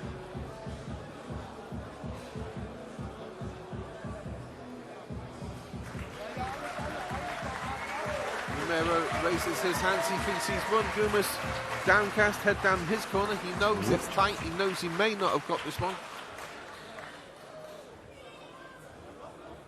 Meine Damen und Herren, wir kommen zur Urteilsverkündung und die war einstimmig. Unanimous Decision. Und Sieger dieses Kampfes und nach wie vor ungeschlagen aus Berlin, Ibrahim Gumuz. And a bit of a surprise there, ladies and gentlemen, a unanimous decision. Luis Enrique Romero. A great fight put up tonight by Luis Enrique Romero, who looked like he may have deserved that decision. He doesn't care, he's smiling, he knows he's earned his money tonight.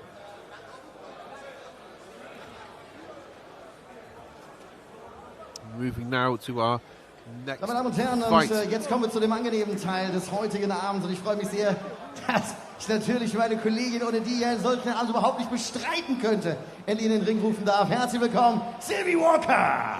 Wow, wunderschönen guten Abend, Hamburg! Our German hosts are in the ring. I'll let you listen to them. They're certainly better to listen to them myself. Ich freue mich wieder sehr, an deiner Seite zu stehen. Ehrlich gesagt habe ich heute ein bisschen das Gefühl, ich bin ein Showpony. Aber Eigentlich schon. Spürst du den Hauch von Zirkus auch? ja, so ein bisschen. Aber wir haben ja heute keinen Zirkus hier im Ring, sondern wir haben einfach 3 Titelkämpfe, 2 davon sogar Meisterschaftskämpfe. Ich freue mich sehr auf den Schwergewichtskampf. Und irgendwie werden wir heute richtige Schwergewichte auch im Ring haben. Du kennst es. Es sind tolle Kämpfe mit viel Adrenalin, Kampfgeist und vor allem wir werden super viel Freude haben. Das Allerbeste ist, dass ihr heute auch euren Teil dazu beigetragen habt, dass wir Gutes tun. Denn von den Ticketerlösen geht sehr viel an die Abteilung Kinder- und Jugendpsychomatik des Altonaer Kinderkrankenhauses. Ich werde dann auch mit den Verantwortlichen heute hier sprechen. Also es ist doch immer wieder schön, auch danke an euch, dass ihr da seid, um hier Gutes zu tun mit Universum Boxen. Finde ich sehr, sehr schön und da muss ich ja ganz ehrlich sagen, gehen wir in einer Tradition einfach nur voran. Denn grundsätzlich sagt Ismail Ösen-Otto schon seit Jahr und Tag, auch mit Kampf deines Lebens, man muss was für den Nachwuchs tun, man muss was für die Kinder tun. Ich finde das großartig. Und wenn wir auf den Kampfabend nochmal kommen, für Sie, liebe Zuschauer zu Hause, die jetzt über The Zone natürlich die ganze Zeit schon live zugeschaltet sind, wir haben natürlich einen großartigen Kampf, den Hauptkampf des heutigen Abends, Mourad Aliev gegen Labinot, Xhoxhaj. Aber ich bin auch sehr gespannt, wie Larduet heute im Ring stehen wird, nachdem er ja tatsächlich beim letzten Mal eine Niederlage einstecken musste. Mal sehen, wie der ja nun x-fache kubanische Meister damit umgeht und ich bin sehr gespannt. Er wird wahrscheinlich heute zeigen, dass er es doch wieder kann. Ich freue mich auch besonders auf Grün, sein erster Titelkampf. Und wir müssen ja auch einfach mal sagen, der Gürtel der EBU hat richtige Historie. Ne? Die Klitschkos, dann Tyson Fury. Also wir haben ein richtig geiles Programm heute und ich freue mich einfach wieder auf den Abend. Ja, dann lassen wir doch jetzt die Peitschen knallen. Dankeschön, das Silvi. Du bitte. Ja, genau so machen wir das. Dankeschön, Silvi Walker. Danke. Wir sehen uns später noch Bis wieder. gleich. Dankeschön, bis gleich. Und wir machen direkt weiter mit dem nächsten Kampf des heutigen Abends. Und da gehen wir ins Schwergewicht. Angesetzt ist dieser Kampf auf 6 Runden und ich rufe in den Ring aus Venezuela, Juan José Marín Garcia.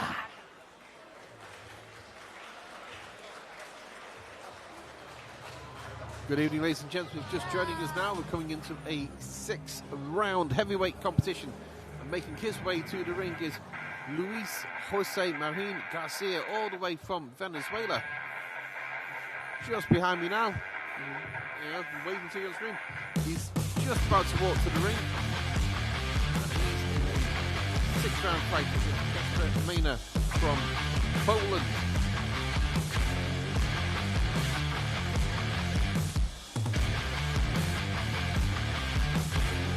Very big, very mean.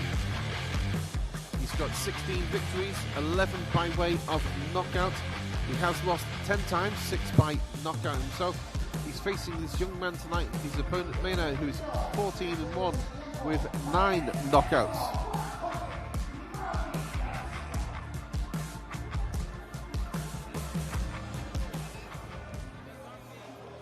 Und wir kommen zu seinem Gegner in der roten Ecke. Ich begrüße im Ring aus Polen Kasper, the White Buffalo Miner. And making his way now to the ring is Kasper, the White Buffalo Miner. He's a big lump. Stood behind me, he's 6 feet 1.5 inches tall. About the same height as his opponent, who's 6'1".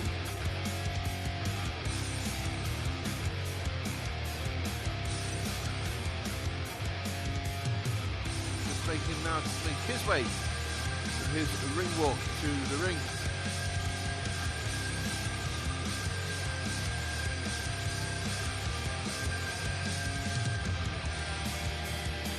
Has come here tonight from Poland. His last fight was in April last year. He took on Mariusz Wach.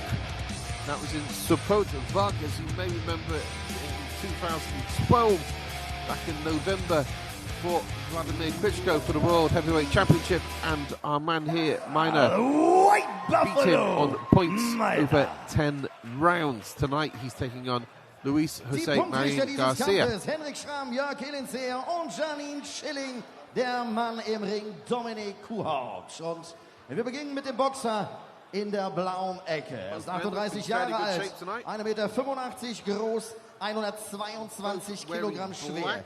Seine Kampfbilanz 26 Kämpfe, 16 Siege, 11 davon durch Knockout.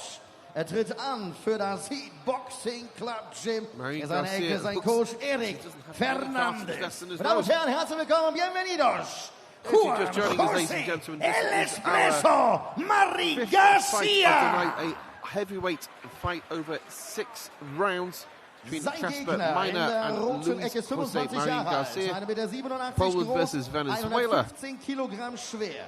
Seine Kampfbilanz 15 Kämpfe, 14 Siege, 9 davon durch Knockout. Er kommt aus Polen, tritt an für das Rock Boxing Gym in seiner Ecke. Maciej Brostek und Christian Kaska. Meine Damen und Herren, herzlich willkommen dem Republic of Poland Heavyweight Champion von 2022 bis 2025. Der WBC Baltic Champ, 2023er WBC Francophone Heavyweight Champion.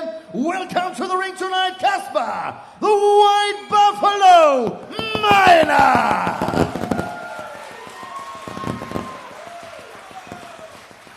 Die Kämpfer submitted the fighters to the center. Ladies and gentlemen, both gentlemen now coming to the centre of the ring. We have seen Kasper Meiner is the Polish heavyweight champion. He's in tonight against a tough Venezuelan, Luis José Marin Garcia. Die Boxer sind bereit, so let the fight begin.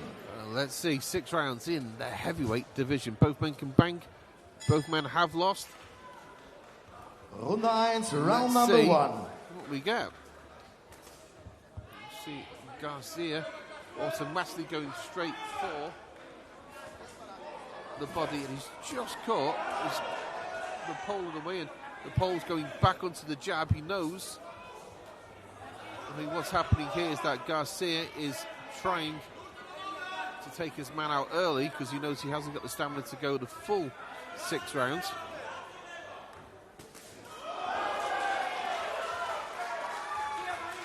Meiner has a handful of good victories. He's beaten Pavel Sauer, who's a experienced journeyman. He beat him in 1 round in Poland back in June.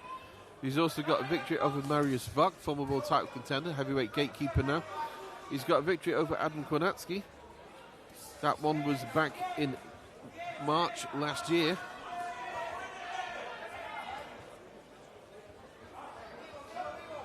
And we're currently seeing these 2 chaps take each other on in the heavyweight action. There's some great stuff coming up on that zone next 2 weeks. We've also got Fabio Wally, Justice Hooney tonight from England, also on that zone.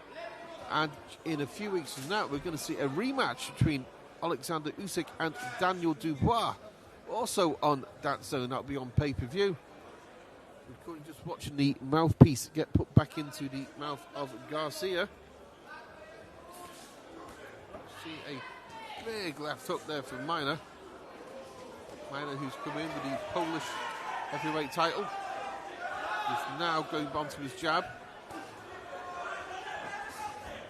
Garcia is really making an effort of it in this first round. We're 2 minutes in and he hasn't stopped.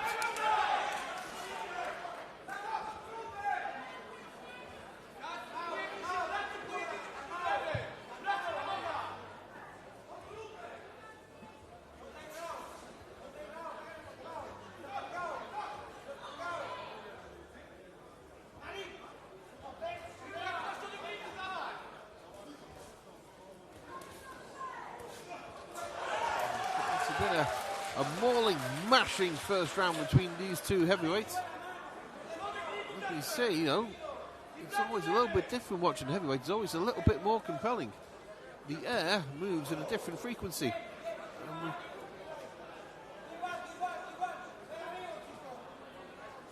See a little bit of hugging now from Garcia. Maybe a little bit gassed after all that effort in the first 2 minutes. We're moving to the closing seconds of round 1.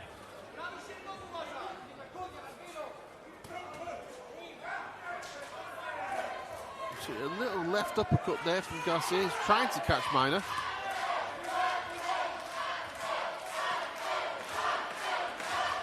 Both men, there's a lot of beef in that ring. Both from 10 to weigh about 245 pounds. Although Garcia weighed in at 280 for his last fight, which was down at the Artland Arena in Quakenbrück. End of a interesting first round between these 2 heavyweights, 6-round heavyweight fight. Some misses there from Minor. And that left hook to the body from Garcia gotta have hurt.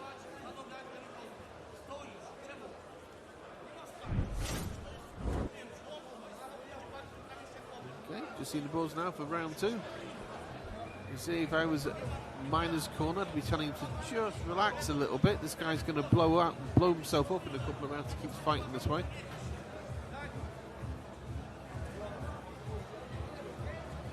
Garcia, he's 6'1". He's a little bit shorter than Minor. He's 6'1.5". He's 38. So I guess Runde 2, round 2. He's 38, so I guess he's not got long left in his pro career. You do see his 10 losses, that 6 of them have been by the short route, so it's a fairly good test for Minor. Minor's 14-1 with 9 knockouts, so Minor can bang a little bit. He seems to be a crushing heavyweight puncher. Well, these are the heavyweights, where any heavyweight punch can take out any other heavyweight at any time. We've seen a war between a pair of them. Minor, if he comes through this, might be looking towards a fight for the EBU title. It's held by Labinot. He'll be defending that later tonight against the Frenchman Mourad Aliev.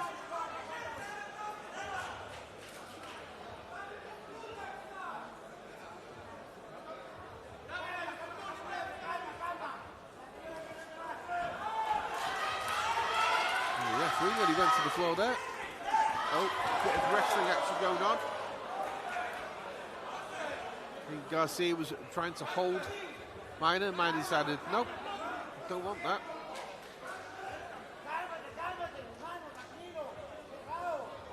Garcia with a minor complaint.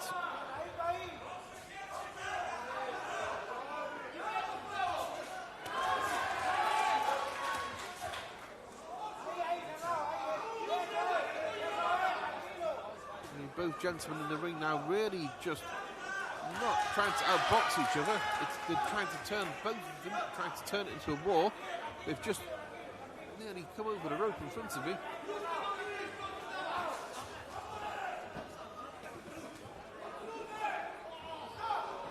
Oh, and we've seen what looks to be like a low blow on Minor. The referee's going to give him some time, I think, to recover.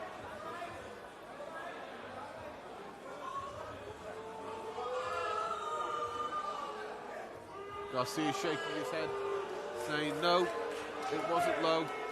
Yelling at his opponent to get up, says he hits him in the body.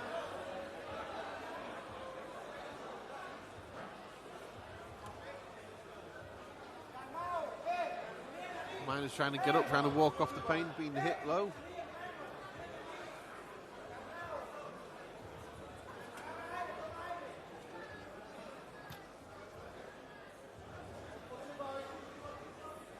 Just waiting down, the fight has been paused. And Garcia adamant that it was a left hook to the body that put his opponent down. We'll see it on the replay very soon.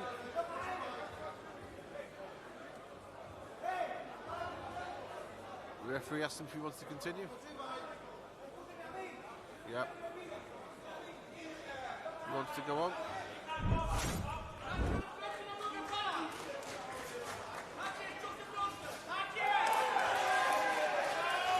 Okay, back into action in the ring. In the second round, we've just seen Casper Minor go to the floor from what ruled a low blow. His opponent says it wasn't.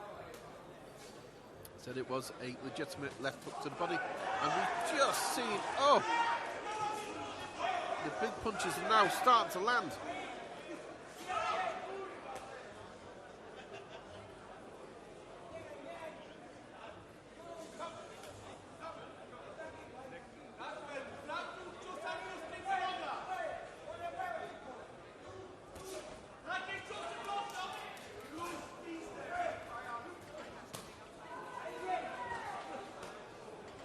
See Minor now go to the ropes. We've got 20 seconds left of round 2.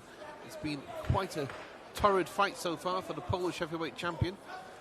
He's been on the floor for what was ruled to be a low blow.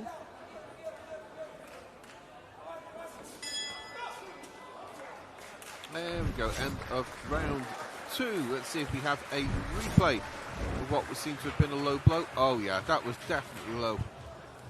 Oh, I just made parts of me twinge here at ringside.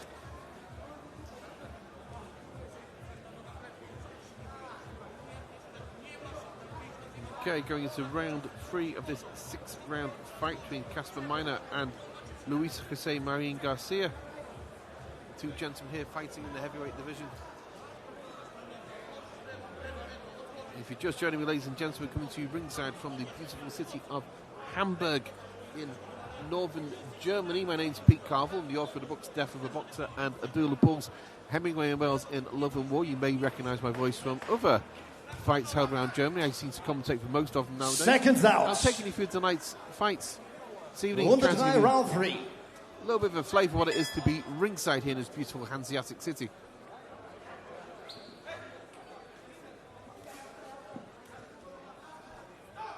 Oh, we've got a man down already in the first 10 seconds. Referee ruled it a slip.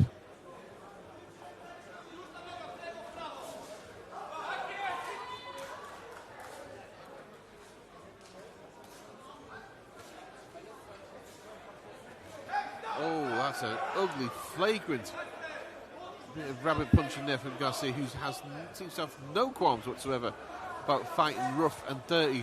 As Ricky Hatton famously used to say, it's not a tickling contest in there.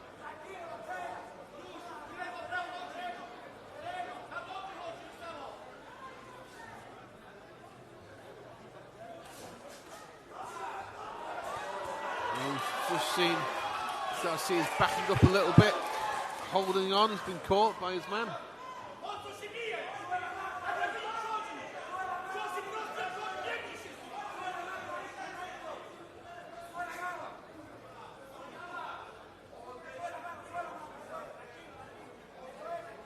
Been a fairly engrossing heavyweight competition, and some of those punches are low. There's a right uppercut just coming from Garcia, just split the guard of his opponent. And from turning it into a little bit of a wrestling contest.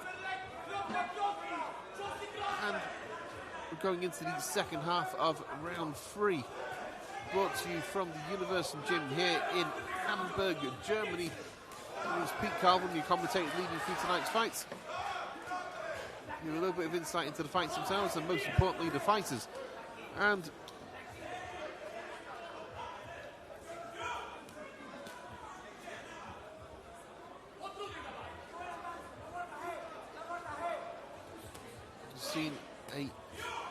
we've seen currently the heavyweight champion of Poland take on the tough Venezuelan. In the ring, he's 38 years old, he's Venezuelan. He's not fighting like it. But he's also very, very rough. Oh, he's down to one knee again. The referee's ruled it another slip. We did see a prolonged pause in the second round with Casper Minor fighting in the white trunks trimmed with white.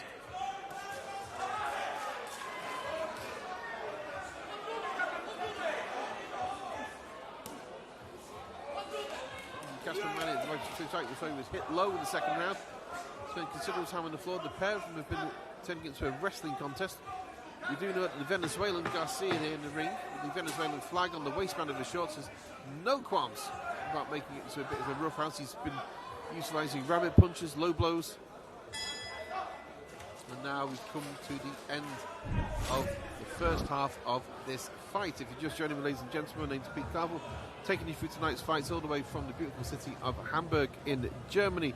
We're calling to our 5th fight of the night. After this, we've got another 6 fights culminating in the European Heavyweight Championship, a 12-round fight between Mourad Aliev, the former Olympian, and Labinot, who won the title back in November against Alexander Zakotchi in Heidelberg, Germany. They're fighting in just a couple of hours.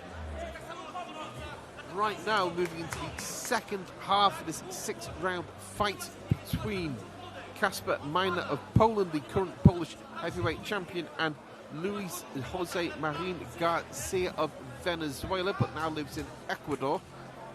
Seconds out. It's been a bit of a rough fight between two Runde 4, round big 4. lads. And we're now seeing the two gentlemen go at each other for round 4. Both of them can bang. Garcia has got 11 knockouts and 16 victories. Minor has got 9 and 14.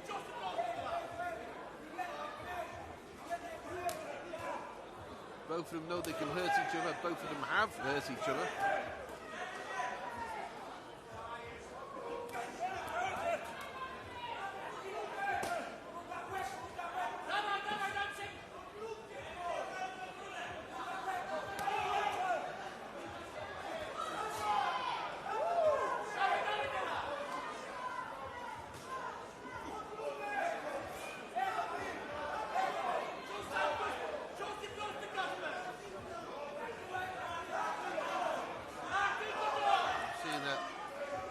Garcia is now being caught on the way in with Minor's jabs, going into the final 2 minutes of round 4. A little cuffing left hook on the side. Garcia did not like that. He's looking towards the referee. We start to see the big punches begin to land. Garcia looks tired. He looks like he's got some damage to his left cheek. He looks starting to look exhausted in there.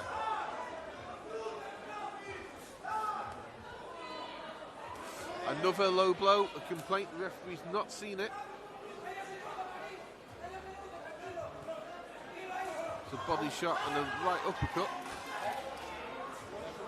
And so far, every guy that's come in tonight, who's been on the blue corner on the B side, has not come in to lie down.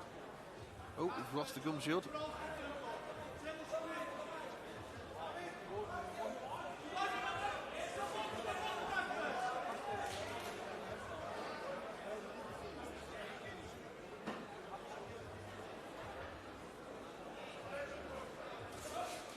Final minute now of round 4, a 6-round fight, and we're starting to see possibly Kasper Minor, the Polish heavyweight champion, maybe starting to gain the upper hand a little bit.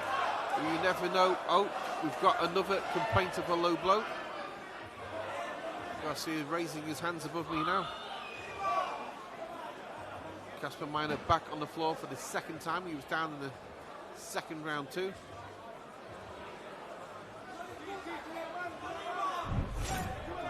About a low blow. Let's have a look, see what we can see. It's a little bit hard to tell because of the positioning of the two fighters.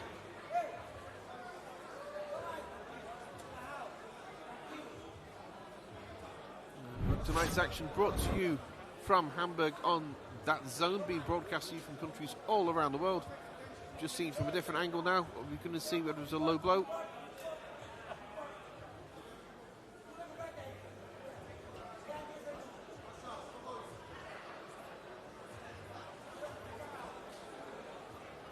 Possibly that right hand that just went in there.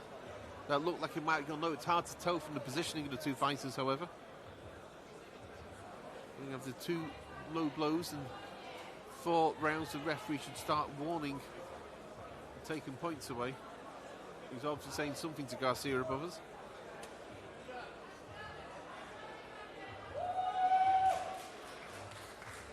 Garcia yelling to the crowd.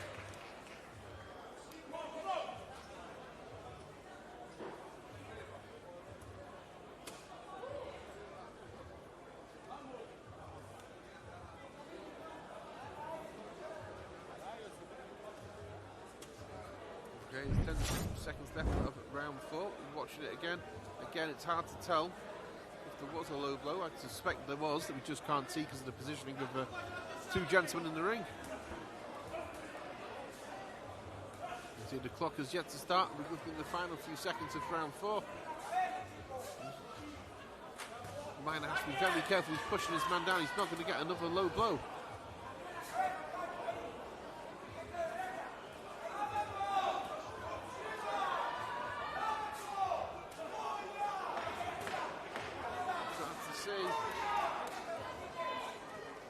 Punches are hitting Minor a little bit more than he'd like them to. And just now gone to the bell, end of round floor. So, um ein bisschen Ruhe reinzubringen in die Pause. Wir haben wieder zwei Autos, die dringendst weggefahren werden müssen. Und zwar einmal mit dem Kennzeichen ODPB 118 und Plö RU 300. Bitte wegparken, sonst werden sie weggeparkt. Es geht dann so Richtung Flughafen wahrscheinlich. Also, schnell raus und umparken. We'll try and give you a few little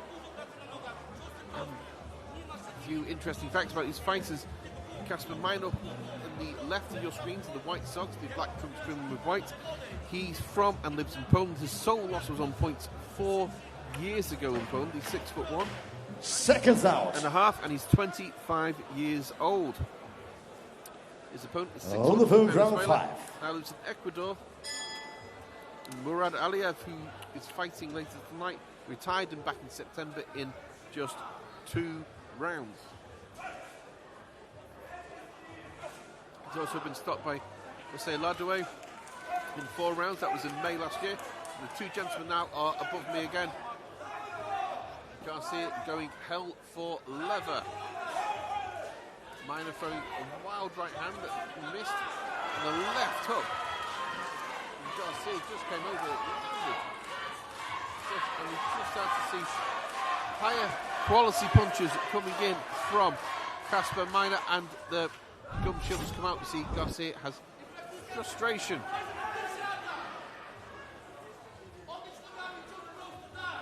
Crowd him above me.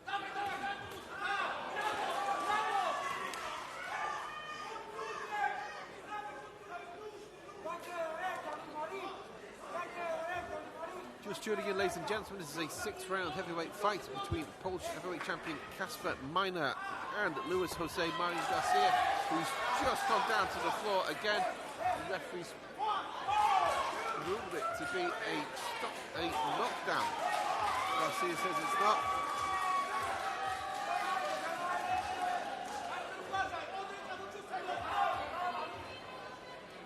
See that one again on the replay.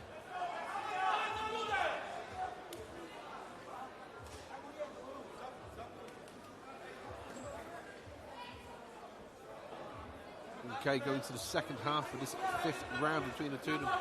Garcia is looking a little bit dejected now.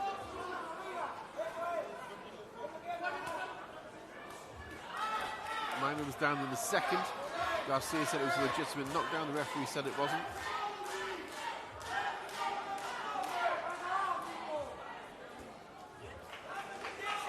And Garcia has just taken a count in the 5th round. Just shaking up a little bit again.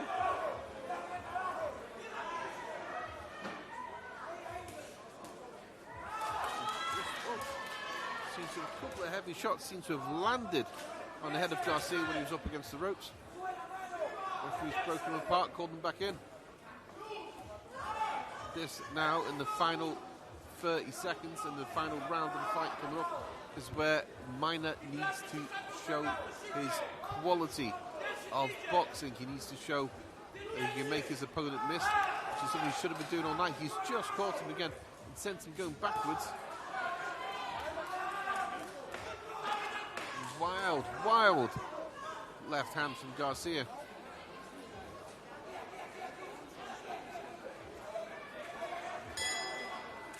And that's it, ladies and gentlemen. We come to the end of the 5th round of this 6-round fight between Kasper Meinhof of Poland and Luis Jose Marin Garcia of Venezuela. We're coming up to the final round, and a few fights from now we're going to have the European Heavyweight Championship between Mourad Aliev and Labinot Xhoxhaj. It's France versus Kosovo.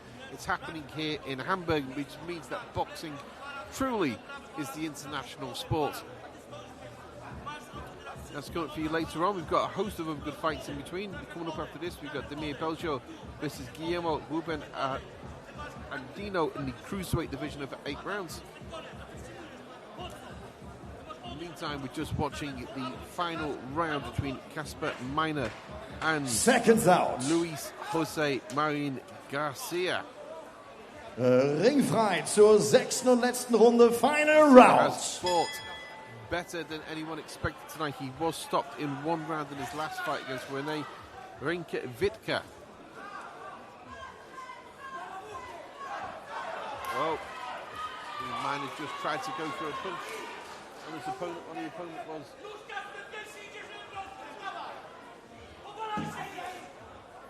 over the ropes.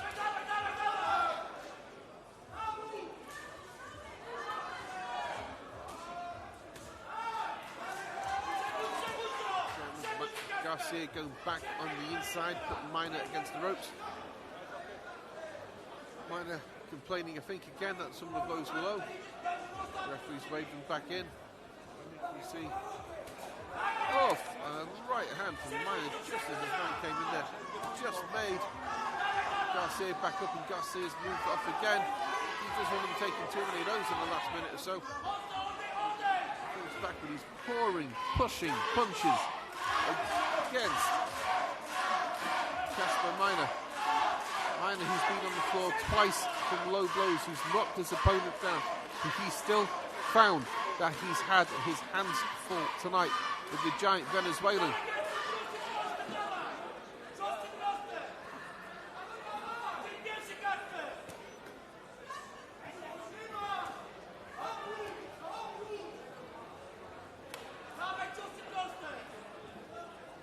Okay, final half, so the second half of the final round, and we see Garcia's into the ropes. Referee has ruled it a slip.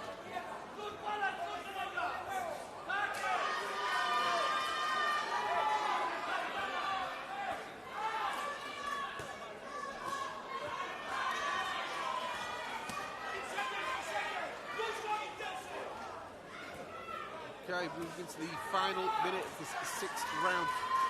Heavyweight fight. See the nose now bleeding from Casper Minor. Also coming up, some great heavyweight fights coming up for you on DEUTSCHE over the next couple of weeks. We've got tonight Fabio Wardley versus Justice Hooney over in the UK, and on the 19th of July on DEUTSCHE pay-per-view, we've got Alexander Usyk versus Daniel Dubois for the undisputed heavyweight championship of the world. It's a rematch between these two gentlemen, and that's taking place at Wembley Stadium in London. Right now, we're seeing the final few seconds of this six-round fight between Polish heavyweight champion Casper Minor and Jose Marin Garcia. It's not, neither one has really dominated the other. We have seen one knockdown. Garcia was down a few rounds ago. Minor went down twice. Oh, referee caught one on the way in. Garcia looks very, very pleased with himself. Minor looks less pleased with himself, but no one knows anything until someone knows something. So we'll find out in a few seconds when the official scorecards come into the ring. Right now we're going through a replay. Some of the action from this sixth-round fight brought to you live from the Universum Gym here in the beautiful city of Hamburg, Germany. My name's Pete Carl, pertaining to tonight's fight. That was our fifth fight of the night, of the heavyweight contest between Casper Minor and Luis Jose Marin Garcia. Just waiting now for the official verdict of who has won and who has lost. That was a special heavyweight fight. Lots of great heavyweight fights coming up on the zone in the next couple of weeks. In fact, we've got even more than we've got later tonight. Our headline fight of the night is for the European Heavyweight Championship between Mourad Aliev and Labinot Xhoxhaj. That's coming up for you later around 10:30 p.m. Germany time, so it's probably in about 2.25 hours. In the meantime, we've got another cruiserweight fight. We've got a cruiserweight fight coming up, and another cruiserweight fight, another heavyweight fight, a light heavyweight fight, and a welterweight fight.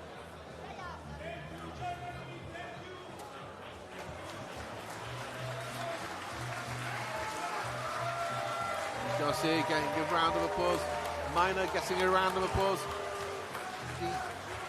Our ring announcer Kai is in the ring. We're surely going to hear the verdict in just a few seconds.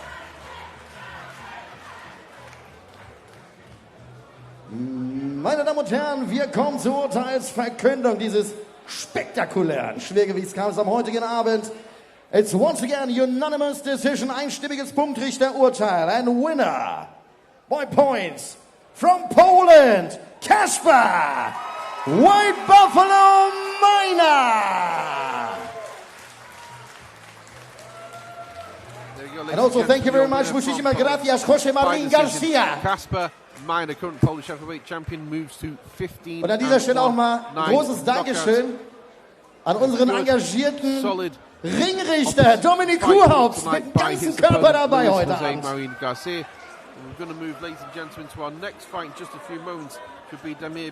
Und weiter geht's im Text. Wir haben ja vorhin schon gesagt, es gibt einiges am heutigen Abend zu besprechen und zu erzählen mit Sylvie Walker. Richtig, danke dir, Kai. Denn ich bin nicht alleine. Ich möchte gerne Renny Kagel an meiner Seite und seinen Geschäftspartner Tristan Weiße. Denn wir kennen ja alle Ismail. Ismail hat Visionen und das ist ja auch das Schöne, warum wir immer wieder diese Boxnächte lieben und die setzt er um, unter anderem mit euch beiden, denn er erweitert immer wieder sein Training. Jetzt zum Beispiel ein Neurotraining. René, erklär mir ganz kurz oder unseren Zuschauern auch, was das ist. Also im Grunde genommen ist Boxen ja weitaus mehr als Kraft und Ausdauer. Boxen ist stark abhängig von der Wahrnehmung, von der Reaktionszeit letztendlich und diese wird maßgeblich beeinflusst durch unsere Augen, durch unser Gleichgewichtssystem und auch durch unser Körpergefühl. Und genau dafür haben wir ein Coaching-Programm entwickelt für Boxer und ambitionierte Sportler. Genau, es wird ja auch eingeteilt in mehreren Stufen. Heißt, ich kann als Normalo auch kommen und sagen, mein Gott, ich habe einfach keine Ruhe in mir, ich möchte ausgeglichener sein. Kann ich zu euch kommen und sagen, helft mir? Richtig, es ist halt ein ganzheitliches Coaching-Programm. Wir haben uns mit dem Thema Regeneration beschäftigt, mit Ernährung und unterschiedlichen Themen, die zur Sportwissenschaft und zur Sportpsychologie gehören. Und du bist für sein Neurozentrum zuständig oder welche Aufgabe übernimmst du in dem Ganzen? Genau, für ihn bin ich auch zuständig, aber ich habe das Ganze digitalisiert. Ich habe das Coaching quasi im Hintergrund aufgebaut, so dass es dann auch für alle nutzbar ist. Apropos nutzbar, wo ist das denn abrufbar? Also wenn ich heute Abend sage, okay, ich möchte mich da gerne begleiten lassen von euch, wie mache ich das Ganze? Genau, es gibt also eine Landingpage, die wird gleich eingeblendet in dem Video, was das ganze Programm nochmal beschreibt. Und dann kann man einen direkten Termin mit uns buchen und sich darüber informieren und bekommt dann den Zugriff oder den Zugang zu diesem Coaching-Programm. Du hast es schon angekündigt, ich würde einfach mal sagen, wir drehen uns jetzt um und schauen uns genau mal dieses Video an. Im Ring gewinnt nicht der Stärkste, sondern der, der schneller sieht, früher reagiert und präziser trifft. Kraft ist nichts ohne Kontrolle. Und Kontrolle beginnt im Gehirn. Unsere Sinne steuern jede Bewegung und damit deine Reaktion, Stabilität und Schlagkraft. Wer das ignoriert, verschenkt Leistung. Neuroathletiktraining für Boxer. Wissenschaft trifft Knockout-Power. Trainiere smarter und werde gefährlicher. Jetzt starten, jetzt dominieren. Du möchtest genauso fit werden. Solange das Video noch nicht läuft, dann nehme ich dich mit rein in unser Gespräch. Ich wollte gerade sagen, ob das Video jetzt gerade im Hintergrund ist. Oh, ich glaube, jetzt kommt's. Nee, es kommt doch nicht.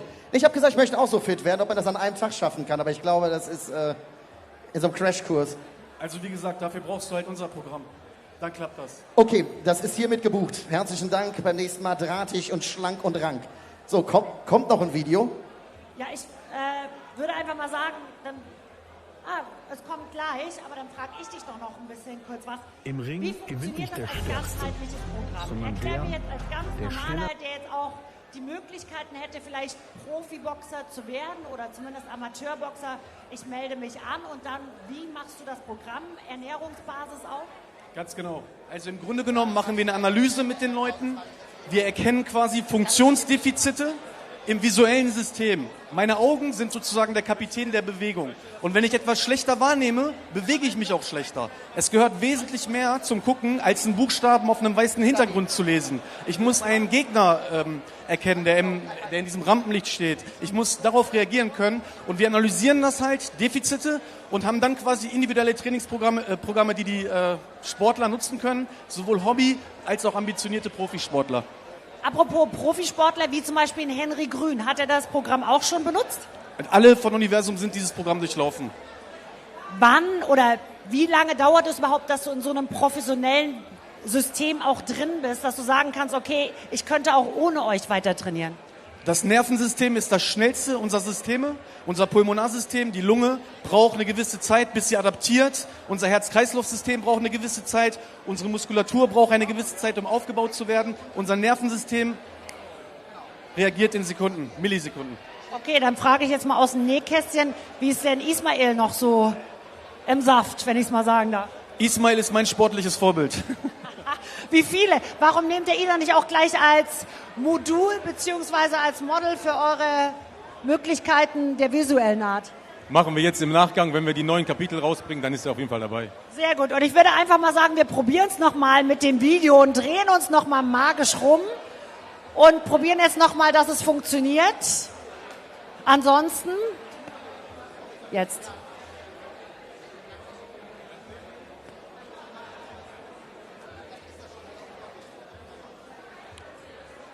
Ich würde jetzt einfach mal sagen, wir machen weiter mit dem nächsten Kampf und sobald wir jetzt...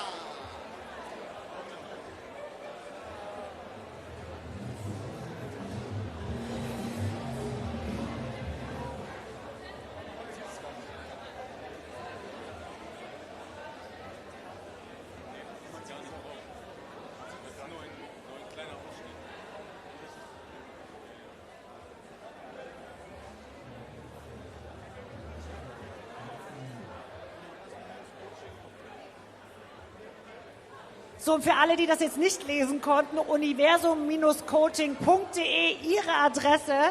Und da können wir das Ganze auch nochmal genauer uns anschauen. Ich sage Dankeschön euch beiden. Ich bin echt gespannt. Ich werde das Ganze verfolgen und, oh, das ist ja auch schön. Und genau, vielleicht können wir das auch heute Abend für irgendjemand, der sehr ambitioniert ist. Komm, das hauen wir jetzt raus. Dass wir einfach, dass er sich bei uns melden darf und vielleicht als Möglichkeit einfach mal einen Einstieg bekommt. Also vielleicht den Aufruf, auch vielleicht an die jungen Nachwuchsboxer, können wir das jetzt einfach mal machen. Und ich übergebe an Kai, der jetzt hoffentlich hier das Parkett wieder glänzen lässt und wir sagen den nächsten Kampf an. Ganz genau so machen wir das. Herzlichen Dank nochmal. Fit sind auf jeden Fall diejenigen, die jetzt in den Ring kommen werden. Es geht ins Cruisergewicht, angesetzt ist dieser Kampf auf 8 Runden. Und ich rufe in den Ring und er wusste vor gut 5-6 Tagen noch gar nichts von seinem Glück, ist aber durchweg fit und trainiert auf solche Kämpfe. Herzlich willkommen aus Argentinien, Guillermo Ruben Andino. Good evening, ladies and gentlemen. If you're just joining us now, we're going into our 6th fight of the night. We're reaching the halfway point of tonight's boxing, all the way from the Universum Gym here in the beautiful city of Hamburg, Germany, brought to you from Universum Boxing and Arena Boxing and broadcast live around the world on that zone. Making his way now to the ring, all the way from Argentina, we have Guillermo Ruben Andino.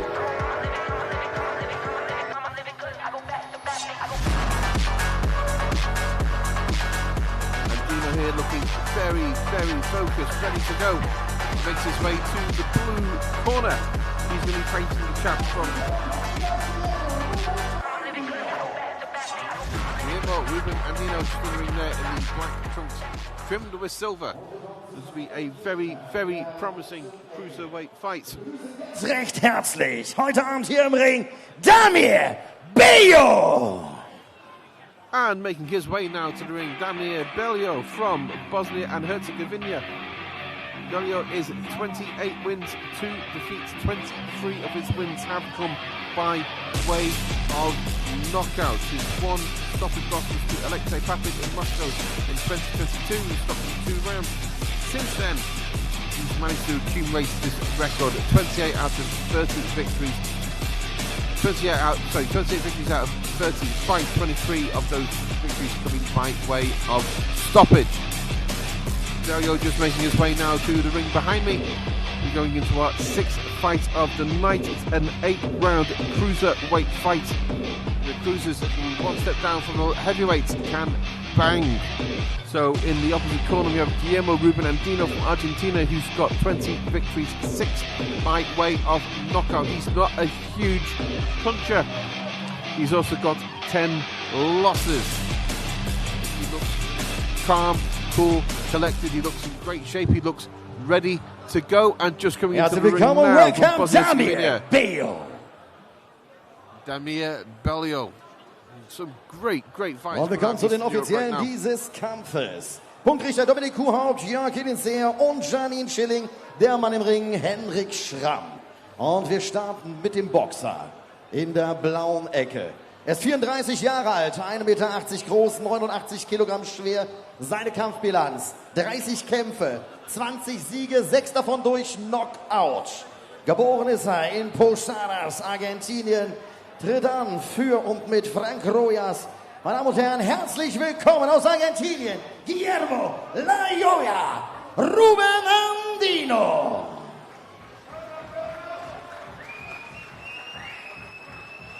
Und sein Gegner aus Bosnien und Herzegowina, wohnhaft in Düsseldorf, ist 40 Jahre alt, 1,89 Meter groß, 90 Kilogramm schwer. Er tritt an für das UFD-Gym in Düsseldorf in seiner Ecke. Antun Rakic und Ivan Djakovic und Damir Militic. Meine Damen und Herren, er war WBO European Cruiser Champion, World Boxing Foundation Interconti Cruiser Champion und herzlich willkommen heute Abend hier in Hamburg im Ring, Damir Tonjak Beljo! Der Kampf ist angesetzt auf 8 Runden, 8 rounds of boxing the boxers to the center. Okay, gentlemen, I want to have a clear, fair fight. After knockdown, go to the white corner before I start to count. Protect yourself all the time and touch gloves if you want.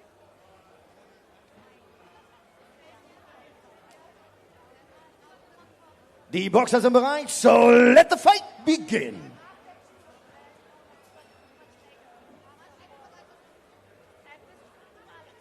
Runde 1, Round Number 1.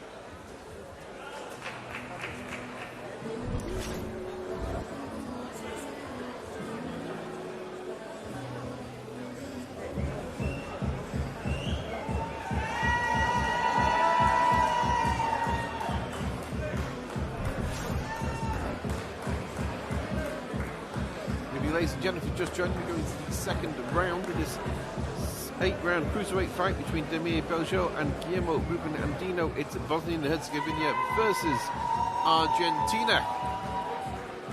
It's a boxer versus a brawler, banger versus mover. And we're coming to you live from ringside here in Hamburg. Beljo, you see on your screen now, he's 40 years old. He's got a record of 28-2, 23 by the short route. And Andino down in the black shorts, trimmed with silver, just standing up.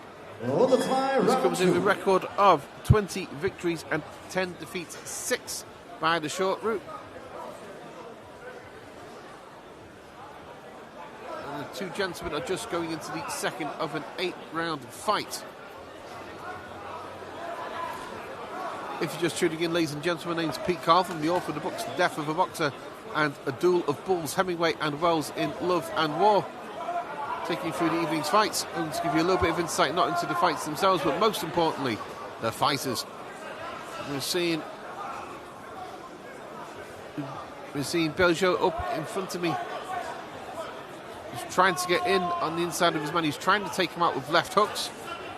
This is a guy who's used to stopping people early. His last fight he won by technical knockout in the second round. Before that he had a technical knockout in the first round. That was back in October 2023. He did lose one in the middle though to Jürgen Uladaj in Munich. He lost that one at unanimous decision on points. It was fairly wide as well. So he's a chap that can certainly be outboxed, but I doubt many can outpunch him. We've just seen now, he's just sent Andino to the floor. The referee's just ruled it quite correctly to be a push.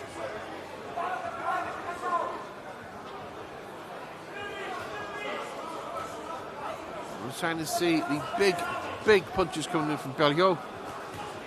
Oh, he's just been caught himself with a left hook. He's left himself a little bit open on the way in.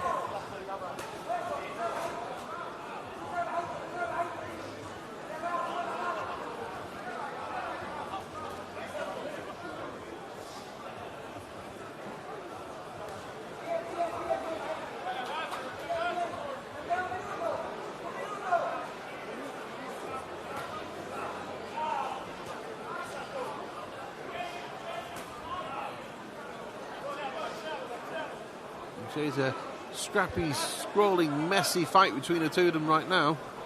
Both of them are trying to hurt the other one. It's a style that's a little bit messy between the pair of them, but, you know, it's not about the quality of the fighters, it's about the quality of the fights. And we're seeing a good one so far between these two cruiserweights, which is set for 8 rounds. Comes to you all the way from Hamburg, Germany. Seen a left hook, a bit of an ugly fight between the pair of them.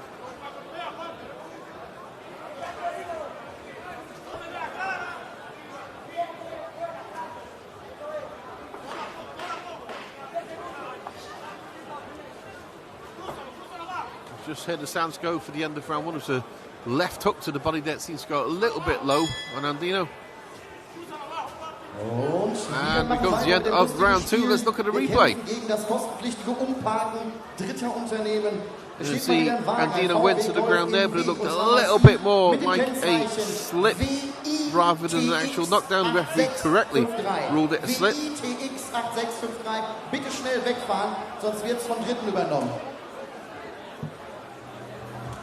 This fight is set for 8 rounds, so we're 25% of the way down, a quarter of the way through the fight.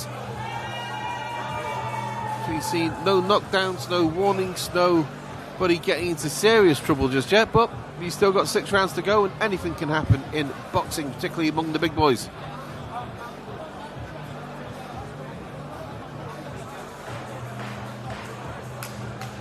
Seconds out. Runde 3, round 3. Okay, going to the third round. Let's see what we've got with the two gentlemen up in front of us. We come to you ringside from Hamburg, north of Germany, and this is a fight brought to you tonight from Universum Boxing and Arena Boxing, broadcast live on DAZN.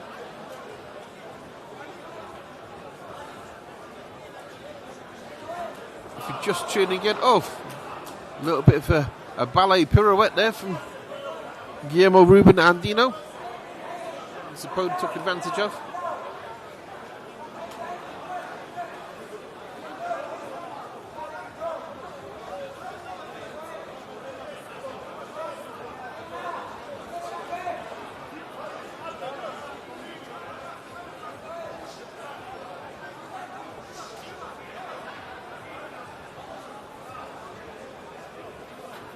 A bit scrappy, scrawly, messy, as I said before. 1 minute into the third round. Neither one has really broken through just yet.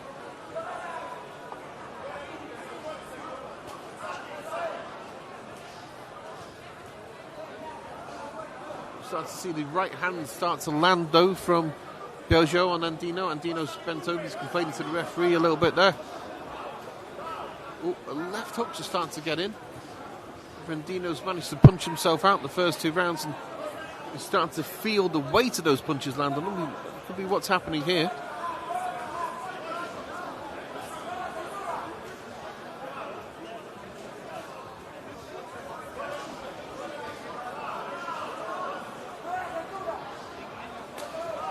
Oh, the left hook to the body sounded like it had some slap to it.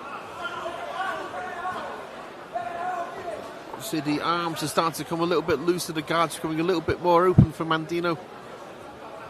Beljo's punches are obviously starting to have some effect on him. Oh, and a left hook over the top.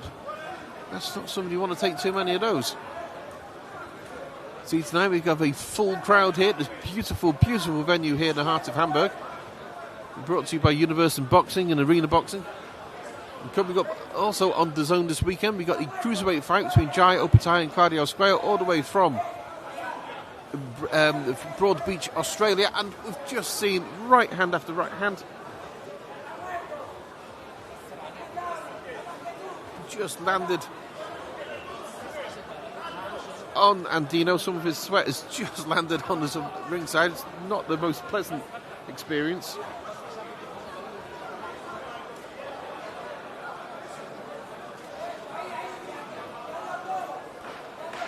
Now I'm seeing watching the two men kind of labour a little bit towards the end of the third round. And we see a complaint from Andino as the fight finishes. The third round, we're coming up to round 4, this 8-round cruiserweight fight brought to you from Universum Boxing live ringside in Hamburg.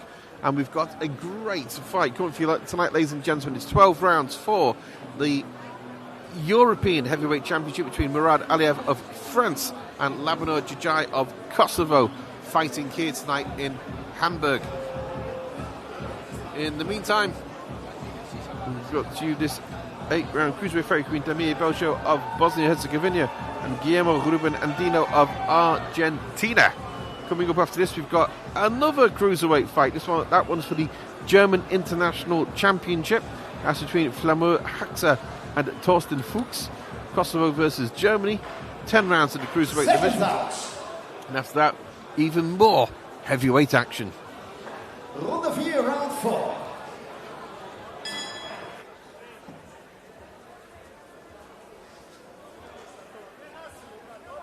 And we go to round 4. As you see, round 4 of 8. And Beljo was starting to catch his man a little bit in the end of round 3.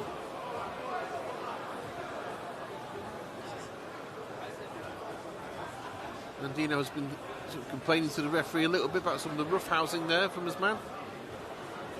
But this is professional boxing. This is a game that you do not play, and this is certainly not a tickling contest.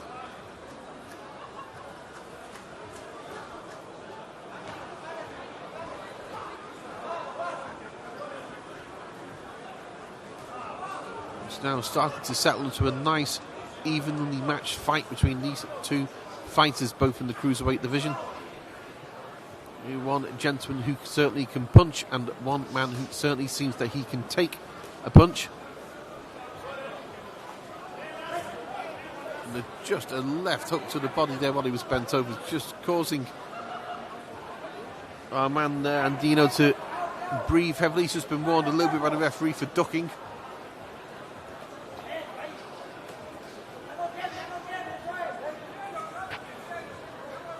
And he's down again on the... Well, he's down, I think, for the first time, actually. Andino, in the sense there that his man is beginning to catch up with him.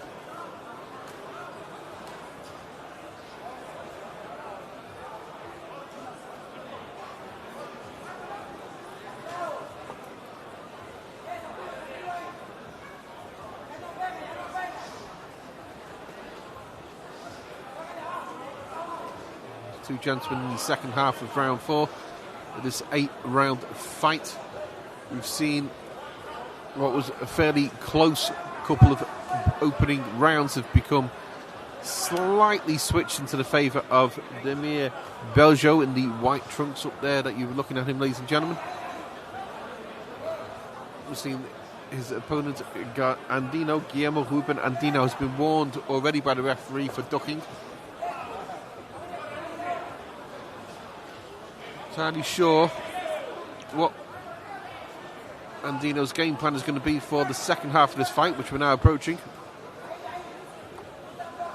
So far, it's been a great night of boxing here from Hamburg, where we are at the Universum Gym. This fight is brought to you by Universum Boxing in association with Arena Boxing.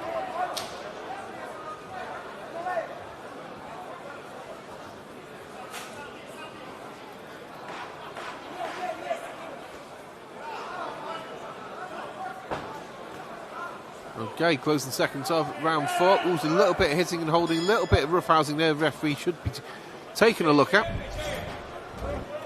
As we come to the end of the first half, I'd say we are seeing a fight between a guy who can punch and a guy who can take a punch, but we're not sure how long he can take those punches for. It seems that our man Guillermo Ruben Andino is starting to fade possibly a little bit as the first half draws to a close.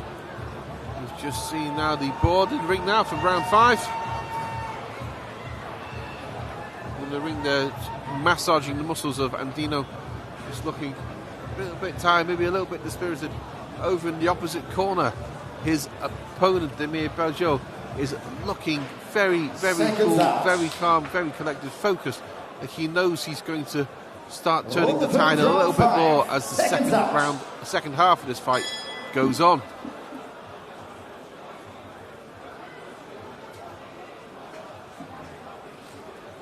Referee warning both about pulling each other down by the back of the head.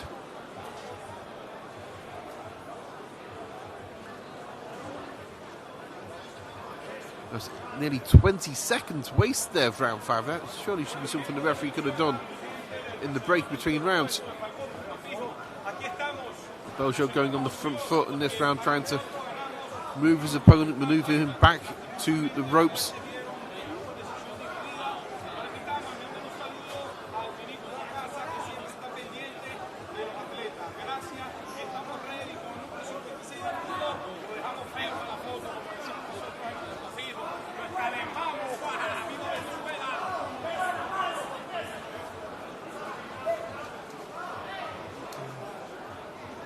A complaint going in there about punches to the back of the neck.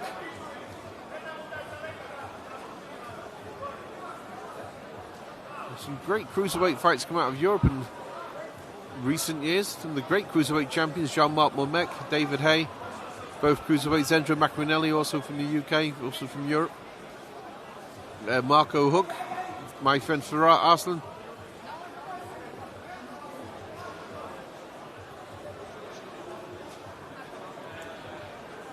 And now we have in the ring Demir Beljo, 28 and 23 knockouts. He's age 40. He could still make a play at this stage of his career for a European title shot. And if we just pull him apart again, Beljo just going on the back foot a little bit now.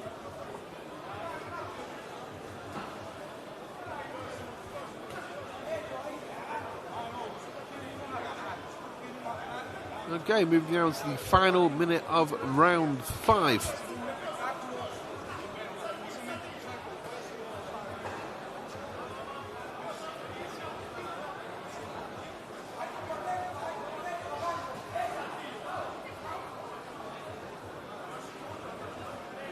Okay, not a hold on at this point. Both men are starting to tire. We've got 3 rounds left after this. And then after this fight, we're going to move to another cruiserweight fight between the 7-0 with 7 knockouts for Mourad from Kosovo and Thorsten Fuchs of Germany, who's 13-2 with 10 knockouts. That one promises to be a bit of a banger. And following that, we'll go back into the heavyweight division for 1 fight, and then a light heavyweight fight, another welterweight fight, and finally our main event of the evening, the European Heavyweight Championship between Mourad Aliev and Labinot Xhoxhaj.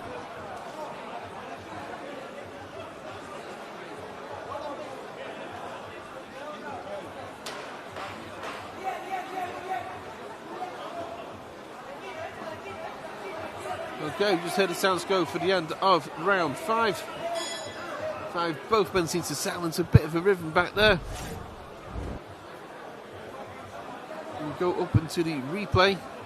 You see a body shot from Beljo, and then a right hand. As you see, both men ended up being warned by the referee for holding from the back of the head.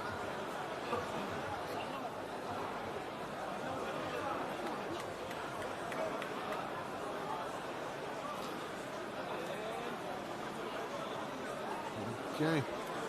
Andino Town's head in this corner is looking very, very tired. He's going to rub him down.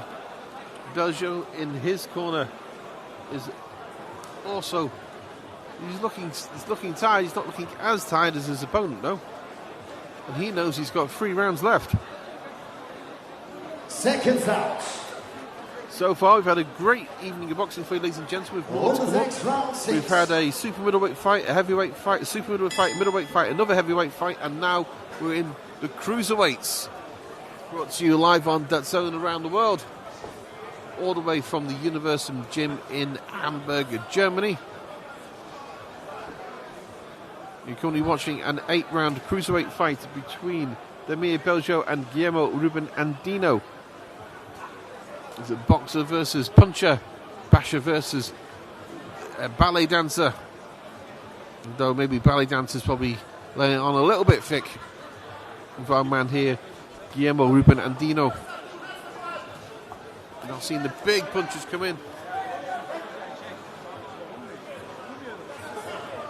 Coming in, and then a bit of a wrestle, the referee breaking them apart. Again, Andino leaning over. The referee forcing them apart. He's already had a warning. The pair of them have both had warnings for holding by the head. Dino's been warned as well for leaning over too many times.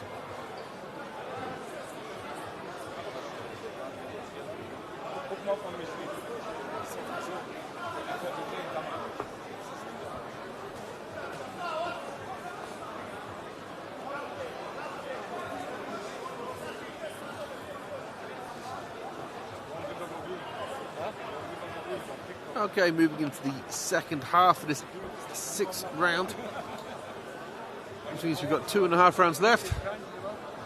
It's turned a little bit scrappy, a little bit brawly, a little bit huggy, a little bit clinchy. But it's so far been a fairly exciting fight between these two chaps. Demir Beljo is coming in with a record of 28-2, 23 knockouts, and Guillermo Ruben Andino's coming with a record of 20-10 with 6 knockouts. Andino can obviously box and move. He knows how to spoil. And Beljo is trying his best to take him out. Trying to maintain that punches record he has. Trying to move to 29-0 with 24 knockouts.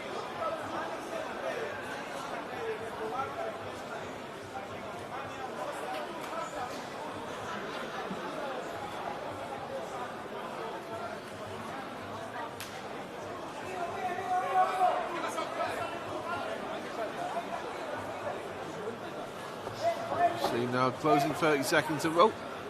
Dino's bent over again. Referee still not putting the boys. Referee see a little bit of exasperation on the referee's face there.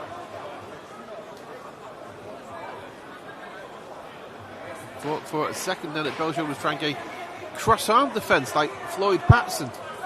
We don't really see the cross-arm defence anymore in boxing. I say Floyd Patterson, sorry, Archie Moore had the cross-arm defence. Floyd Patterson had the the rabbit-like posture. Okay, we're just watching the replay now from the last round. A lot of clinching, a lot of hugging between the pair of them. Very little in terms of clean boxing, clean punching, defending, striking, counter punching. But we are moving into the final 2 rounds of this cruiserweight fight, brought to you from the Universum Gym here in Hamburg. My name's Pete Carl from the author of the book Death of a Boxer and Abdullah Bulls, Hemingway and Wells in Love and War. Taking you through tonight's fights, hoping to give you a little bit of insight, not just into the fights, but most importantly, the fighters themselves.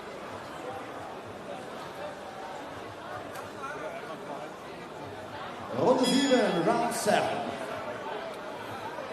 And we move into round 7. It's a fight that started interesting. They were very, very evenly matched, and it settled a little bit, and Beljo seems to be getting the better of Andino. I think since then, in the last 2-3 rounds, they've seen a little bit of a tiring of both men, so they're finding it very hard to fight clean. Warnings from the referee for holding from the back of the head, for ducking low.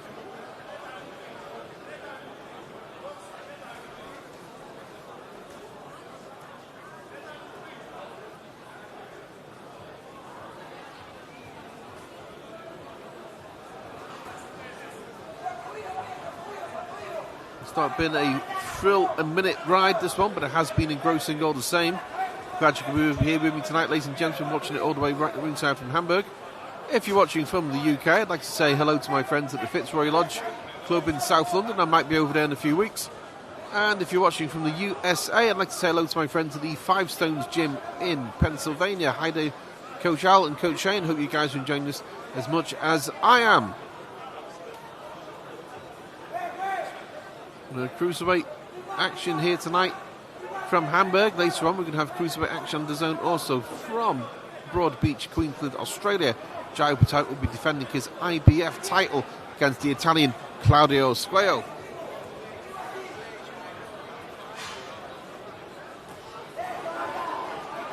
Okay, moving into the second half of round 7. It's gone quite mauling. Referee is quite rightly pulling them apart. Oh. And Andino got a little bit more interaction with the ref there.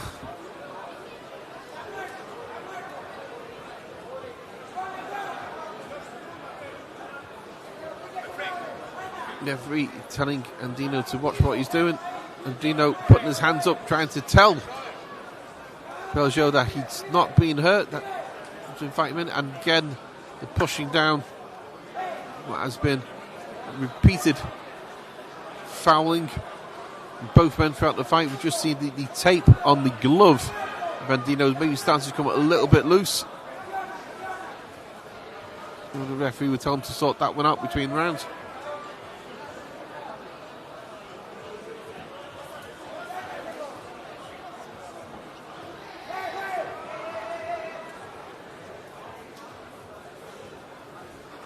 Okay, yeah, the tape has been complained about. I think the referee's going to let that one go to the end of the round.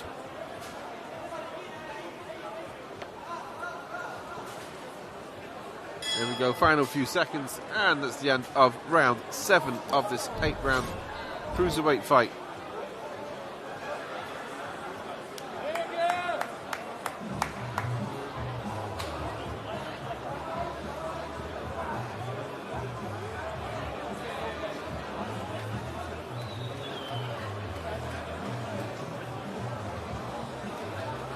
Okay, so on the replay there from round 7, there's a bit of ugly, mauling, mashing, smashing, scramble of a few rounds. These two guys spent more times hooking than punching.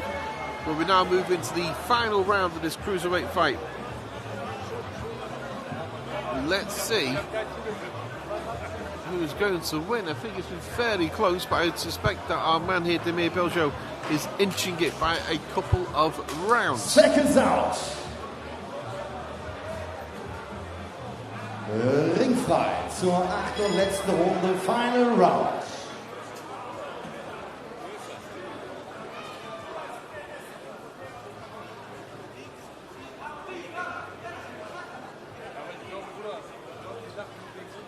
Okay, final round of this fairly engrossing, interesting cruiserweight fight here ringside in Hamburg. We're currently watching Damir Beljo, who's in the white trunks trimmed with red. He's came with a record tonight of 28-2, 23 knockouts. He's against a chap from Argentina called Guillermo Ruben Andino. Andino came with a record of 20-10 with 6 knockouts. But most people did not expect the fight to go the distance. I mean, it's good matchmaking on behalf of Universum, for whom I'm commentating tonight, that they've managed to make this fight they've managed to make such a compelling fight between two men who are fairly evenly matched despite the disparity in their records. There has been a lot of holding, there has been some pushing down, a lot of ducking beneath the waist. Referees had to step in many times to break the pair up, but it happens again. Oh, we move into another clinch.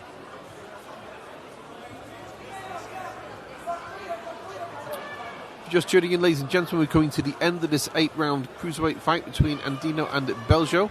Andino's in the black trunks trim, so on the right of your screen. He's also the chap who's got the loose bandage in his glove. It seems that, yes, now the referee is taking him to the corner to get that seen to. The referee had to just warn the corner there for giving instructions in the final minute and a half. So, close, compelling, clawing fight between these two. It'll be interesting to see how the judges score this one. I suspect Beljo is going to win by a few rounds. But that's not to say he's had an easy night of it. His opponent, Guillermo Ruben Andino, certainly come in trying to win. He's certainly not come in trying to lose. He's been with him for every second of the fight, from first round to 8th round. And we're now in the final minute. This excellent night of boxing brought to you live from ringside in Hamburg, Germany.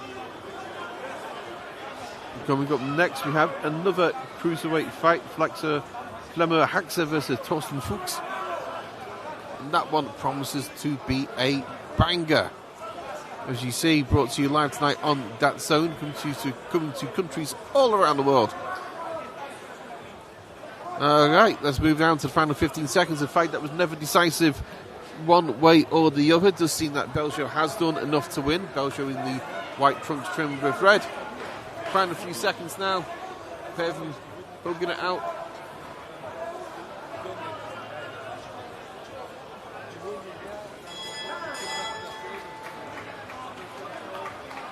And the final bell. Andino thinks that he's won. Beljo goes to his corner, looks slightly down-spirited, as if he knows he's been in a much tougher fight than he wanted it to be. Let's see which way the judges see it in just a few moments here on DAZN. My name's Pete Cole. We're taking you through tonight's fights. I hope you enjoyed as much as I do. I'm so glad to have you here listening to me ringside. We've just seen an 8-round fight in the cruiserweight division between Damir Beljo and Guillermo Ruben Andino. We're just currently waiting for the final verdicts to come in.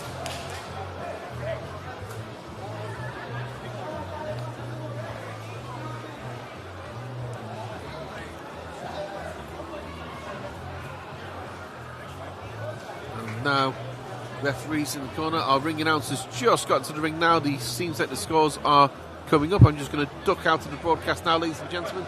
Leave you with my colleagues in the ring.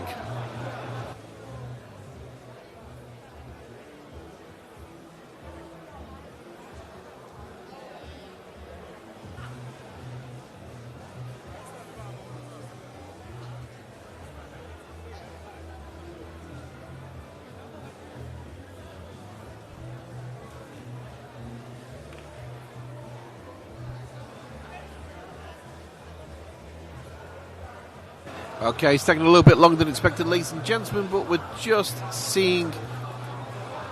Yep, the cameraman's in the ring, ring announcer in the ring. The faxes are just being called to the middle. And we're just going now for our final decision on this fight from Hamburg in the cruiserweight division.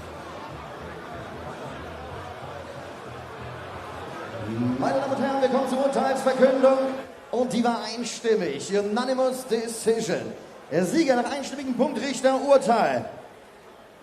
Damir Tonjak Beljo. And your winner by decision, ladies and gentlemen, Damir Beljo. Herzlichen Dank und lieber gracias a Guillermo Ruben Andino. Und ich glaube, wir haben Silvi am Ring mit der Legende schlechthin. Ich glaube, das kann man mit Fug und Recht behaupten. Uli Wegner ist auf meiner Seite und Uli gehört ja schon fast mit zur Universum-Familie. Uli, aber in so einem Zirkus, hast du da schon mal einen Boxkampf erlebt? Ich war zwar schon im Zirkus, das kann man sagen, aber ich bin ehrlich, einen Boxkampf habe ich noch nie erlebt, aber diese Atmosphäre überzeugt doch. Ja? Hauptsache es sind gute Kämpfe, bisher habe ich ja nur 2 gesehen, aber ich warte noch auf die Schwergewichtler, wo wirklich Klasse zum Vorschein kommt. Wir werden sehen. Ich freue mich auf jeden Fall, dass ich hier bin. Toll besucht, tolle Atmosphäre. Ich denke doch, dass wir noch, da spitzt sich die Klasse noch ein bisschen zu und bin da richtig froh, dass ich hier bin. Wir sind auch froh, dass du hier bist, denn wir brauchen ja auch immer wieder deine Expertise. Henry Grün kämpft heute für seinen ersten Titelkampf. Was würdest du ihm als Trainer noch so als letztes noch mal mitgeben? Ich glaube, das hat sein Trainer gemacht. Da sollte man auswendig reinsprechen. Auf jeden Fall wünsche ich ihm Erfolg bei dem Titelkampf. Ist so ganz klar. Bin ich sehr gespannt drauf. Und ich traue einen Sieg zu. Wir werden sehen. Aber Ratschläge, da ist ein Trainer für verantwortlich. Und da sollte man nicht reinsprechen. Mensch, Uli, du warst so erfolgreich. Dann kannst du uns doch mal ein bisschen mitnehmen, wie das früher so war. Aber okay, wenn du da nicht drauf antworten willst, dann noch eine sehr persönliche Frage. Wir sind heute im Zirkus. Warst du da eher für die Feinmotorik, für die Akrobatik oder für die wilden Tiere? Ja, ich muss sagen, er wird dementsprechend eingestellt sein. Die Strategie hat mir der Trainer vorgegeben. Und er muss es nachher taktisch umsetzen und ich traue ihm das zu. Wenn man um Titel kämpft, muss man einen Willen haben, dass man siegt. Und das ist wichtig. Es geht nicht nur um den Titel zu kämpfen, sondern man muss auch den Titel holen. Ja gut, jetzt da groß kluge Worte zu sagen, wäre von mir nicht angebracht. Ich drücke den Daumen und sonst könnte ich einen Roman erzählen, aber mehr mache ich nicht. Du bist immer so bescheiden, aber mit Titeln kennt sich auch einer aus. Das ist mein werter Kollege Kai Petzmann im Ring. Und deswegen gebe ich wieder ab. Danke dir, Uli. Ja, herzlichen Dank nochmal Silvi Walker und natürlich Uli Wegner, die Legende schlechthin. Schön, dass du auch heute Abend wieder mit uns am Ring bist. Und wir kommen zum ersten Meisterschaftskampf des heutigen Abends. Der internationale deutsche Meisterschaft nach BDB im Cruisergewicht, angesetzt auf 10 Runden. Und ich rufe in den Ring aus Essen. Herzlich willkommen, Thorsten Iron Fuchs!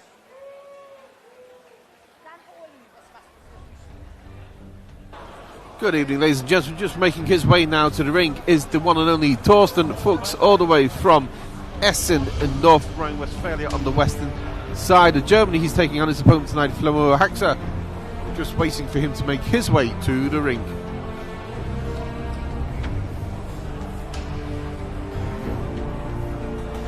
Fuchs is 34 years old. He's got a record of 13-2 with 10 knockouts.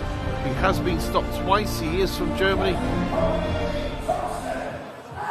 He's in the ring now in the black T-shirt and the black shorts. Und wir kommen zu seinem Gegner in der roten Ecke. His last fight is in Herzlich willkommen Tirana. He heute was Abend stopped hier in the im first Ring. round. Flamu, the Illyrian Eagle. Fight for the European Heavyweight Championship and the vacant WBO European Heavyweight Championship. Tonight he's fighting down at cruiserweight. His opponent is Xhoxhaj, making his way to ring 7-0, 7 knockouts. He's in the red and black.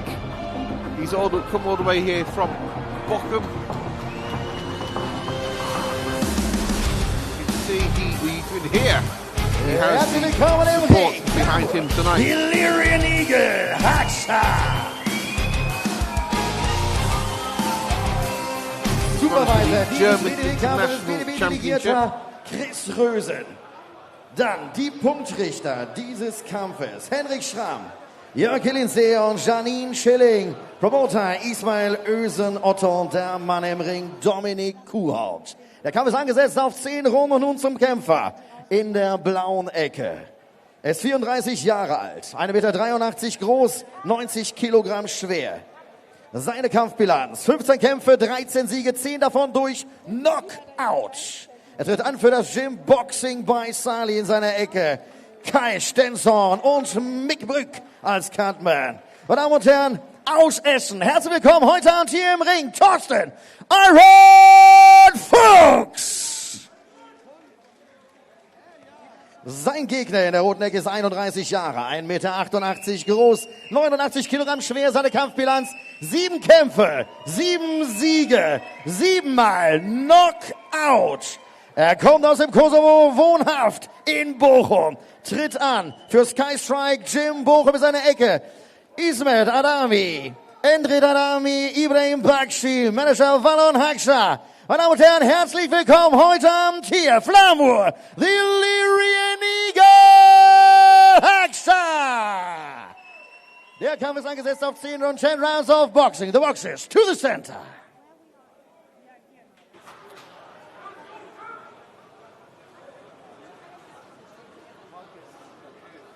Good evening, ladies and gentlemen. Moving now into our 7th fight of the night, which is a cruiserweight competition over 10 rounds. An interesting one, actually, between Flamur Haksa of Kosovo, now living in Germany, and Thorsten Fuchs, also of Germany, 13-2. So we've got a chap who's 7-0 with 7 knockouts, and a chap with 13-2, 10 knockouts. Both of them can bang. Fuchs has most recently been fighting up at heavyweight, but he's come down tonight to cruiser, and despite the loss in weight, both of them look fairly evenly matched in terms of size. Die Kämpfer sind bereit, so let the fight begin. Fuchs is the man with all the muscle, but the thing is, are those muscles for show or are they for go? Round number 1. Haksa seems to be way more athletic than Fuchs. Fuchs being a little bit stiff. Haksa is 7-0 with 7 knockouts. Let's see if he can make it number 8 tonight. And he started off well. He's fast. He's not sitting down on those punches. Fuchs is stalking. He knows that he has to win this one tonight. He's got 10 stoppages in 13 wins. So he can bang a bit as well, and he's also been at heavyweight. See, a left hook there from Fuchs just troubled Haksa a little bit. Haksa maybe being a little bit too enthusiastic in the opening seconds. We're starting to see Fuchs is clubbing his man a little bit. Haksa's not liking that. Haksa blinking. Yeah, the right uppercut, I think, went in from Fuchs in the corner. Fuchs is maybe picking his punches a little bit better. Haksa very enthusiastic on the way to the ring. He was dancing, singing, jumping. Maybe he's now discovered he has to get down to the quite serious business of fighting.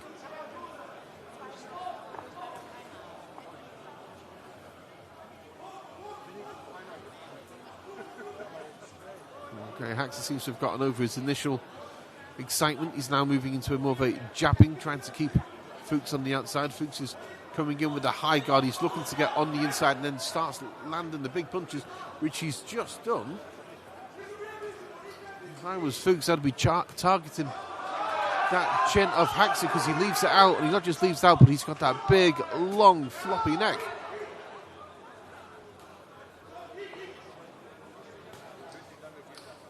Haksa's come in. He's undefeated. He's got 7 fights. He's got 7 victories. All 7 by knockout. There is a risk when you have a fighter with that sort of record that they become overconfident in their punching abilities.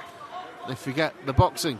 Fuchs, meanwhile, has lost twice. The thing with losing twice, especially when you've lost to opponents as good as Fuchs has in Elvira Sendro and Nelson Heiser, is that you learn much more from a loss than you do from a win.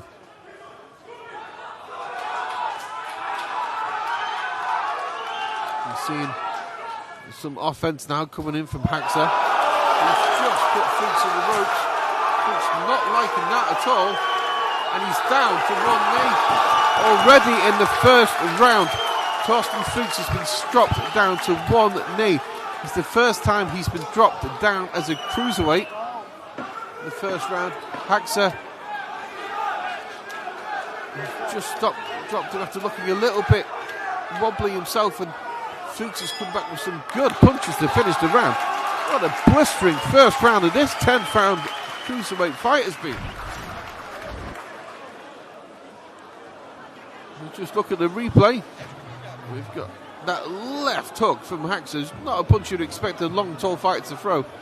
Really shook the boots of Torsten Fuchs, who went to the ropes and then eventually just was bundled down into them by his opponent. This is a 10-round fight between two bangers. I'm not sure we're going to see all 10 rounds, but I guarantee, ladies and gentlemen, you will not feel cheated for your money for tuning into this. If you're just joining us, we're coming ringside from Hamburg in Germany with the Universum Gym, a show put on by Universum Boxing and Arena Boxing. It's 10 rounds in the cruiserweight division for the international German title. Seconds out. We've just seen the opening between Flamur Haxa and Torsten Fuchs. Both men seeming to trouble the other in the first, and then Haxa discovering a knockdown in the final minute. We're just going into the second round. Haxa knows he can catch Fuchs with the left hook. Fuchs is looking to get inside, and Fuchs has just caught his man with a left hook himself. That seems to have knocked Haxa back. Haxa's now seems to be in some form of trouble on the ropes, but is fighting back. Fuchs, I'd say, throw that left hand.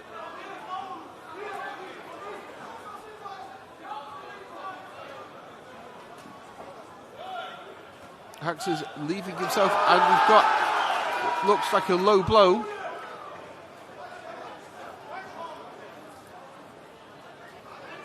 Referee's going to call this one a low blow. Referee telling Haxa off for punching when his man was down.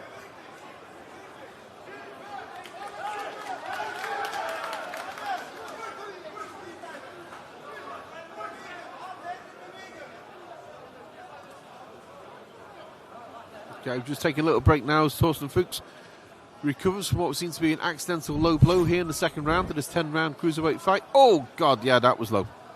That was low. I think all the men in the room just twinged on the replay there.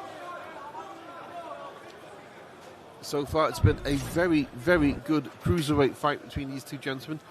Flamur Haxa and Torsten Fuchs, both of Germany. Just a few facts while we're waiting, ladies and gentlemen. Flamur Haxa is 31 years old. He's a Kosovan, but he was born and raised in Germany. He's been a pro for the last 4 years, and he's known as the Illyrian Eagle. And we'll now go back into the second round, and again, Torsten Fuchs has been caught. Oh, and Haxa is down face first on the canvas. Referee has called it. Without a count, the referee has called the fight off in the second round. Flamur Haxa absolutely nailed in the second round.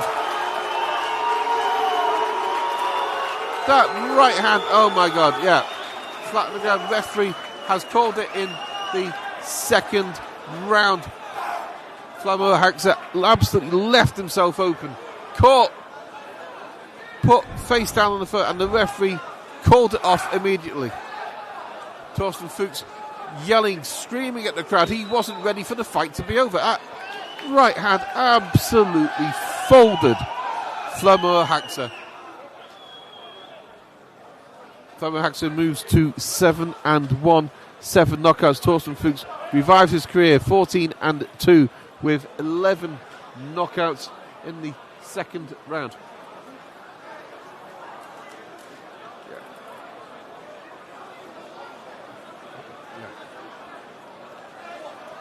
Just waiting now for the official verdict. Flamur Haxa looks like he can't believe what just happened, but he left himself open coming in. We're going to watch the knockout. Now you can see the corner of Torsten Fuchs. Very happy with that result.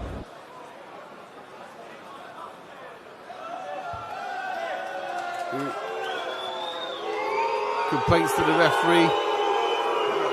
Stoppage. Boos from the crowd as well.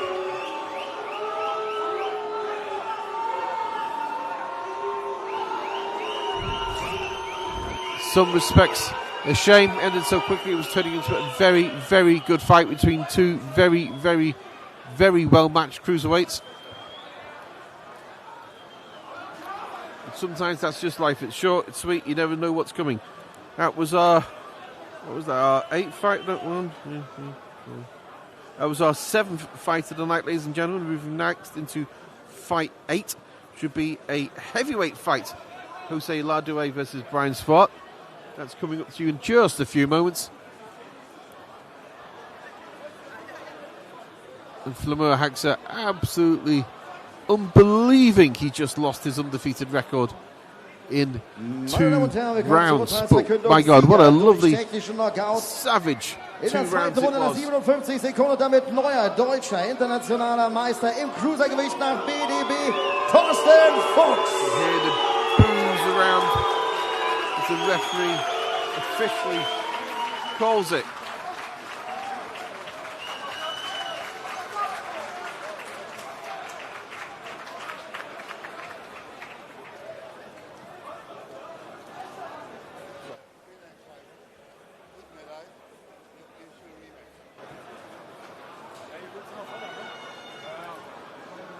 Okay, we're just watching the celebrations in the ring now as Thorsten Fuchs manages to move his record to 14-2 with a second round knockout of Flamur Hagsa, which may be one of the knockouts of the year so far. Here we go, we were watching it again. There's my friend Marlon there in the ring with Thorsten, celebrating his victory. For you next, we've got Jose Larduet and Brian Zvort. Larduet is originally from Cuba, now lives here in Hamburg. He's taking on Brian, who is originally from the Netherlands, but now lives in Wiesbaden. And we're just waiting for the ring to empty, and then we can move on to our next fight of the evening up in the heavyweight division. This one's... Und ich höre gerade direkt mal hier im Ring, dass die Promoter Ismail Özcan Otto und Ahmet Öner entschlossen haben, dass dieser Kampf definitiv am nächsten Fight Night Universum Fight Night ein Rematch bekommen wird. Also, dieser Kampf wird wiederholt. Das steht schon mal fest. Und ich gebe ab an Sylvie Walker, die steht nämlich hier mit Ismail Özcan Otto. Ismail, ganz kurz, trotzdem nochmal nach diesem Kampf. Wir sind heute hier.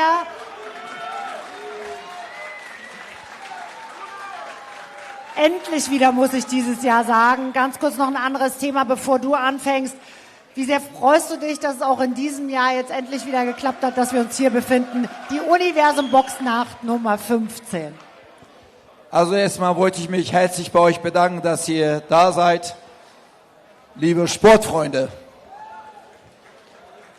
Ja, und möchte ich mich nochmal von allen, die sich bemüht haben, für den Abend auf die Beine zu stellen.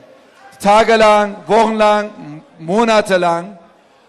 Und auch ein Dankeschön an Ahmet Öner, der es den Hauptkampf heute in der Europameisterschaft geschafft hat, nach Hamburg zu bringen. Muss man sagen, Respekt.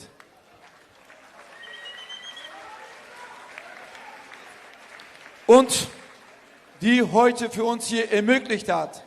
Herrn Seitz, möchte ich mir auch mal Danke sagen, dass wir heute hier eine Boxveranstaltung auf die Beine stellen dürften.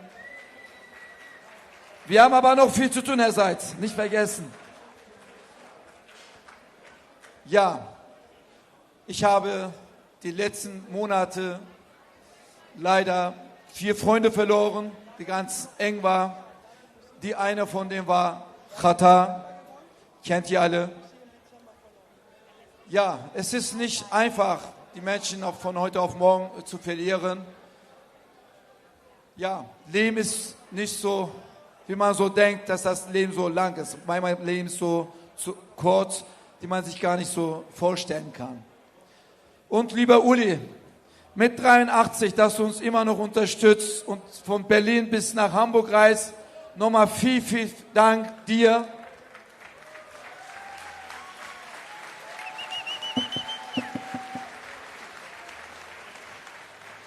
Natürlich, was sie alles geschafft hat in Deutschland, Boxen, belebt habt und so viele Weltmeister auf die Beine gestellt habt und gebracht hat. Einer davon sitzt auch hier, Marco Huck von Uli Wegner, der Schüler, der Weltmeister.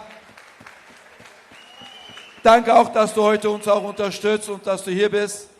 Ja, es fehlen mir noch Wörter, viel, aber ich wollte dir nicht lang machen hier und verkürzen. Und möchte mich nochmal herzlich bedanken und freuen uns auf den Hauptkampf. Und heute soll der Sport gewinnen. Dankeschön. Dankeschön, Ismail Ösen-Otto. Dankeschön, Sylvie Walker. Und wir gehen direkt rein in den nächsten Kampf. Wir hatten heute schon spektakuläre Schwergewichtler im Ring stehen und wir hoffen natürlich, dass dieser nächste Kampf genauso angesetzt ist, dass es das hält, was definitiv die Ansetzung verspricht. 10 Runden Schwergewichtsboxen oder vielleicht auch ein bisschen schneller. Wir rufen in den Ring aus den Niederlanden. Herzlich willkommen heute Abend hier in Hamburg, Brian Schwarz. Good evening, ladies and gentlemen. If you're just joining us now, you're coming into one of our later fights. I've lost count where we're up to now. We're up to the 8th fight of the night. It's the heavyweight division. We've seen now Brian Schwarz making his way to the ring. He's going to be taking on Jose Larduet in just a few moments here on That Zone live from Hamburg. My name's Pete Carville. I'm taking you through tonight's fight. Herzlich willkommen, welcome, Brian Schwarz. A little bit of insight to the fighters themselves. Zwart there is 6-1 with 4 knockouts. Wir kommen zu seinem Gegner in der roten Ecke. Just waiting for his Der opponent dritte to für ring. Universum ist aus dem Boxstall nicht mehr wegzudenken. Hat beim letzten Kampfabend eine empfindliche Niederlage einstecken müssen, aber das kennt er. Mehrfacher kubanischer Meister, mehrfacher Karibikmeister, über 380 Amateurkämpfe bestritten. Herzlich willkommen, José La Pantera Larduet. Okay, now coming to the ring now, dressed in blue, is Jose Larduet, making his way now. He's originally from Cuba, but now lives in Hamburg.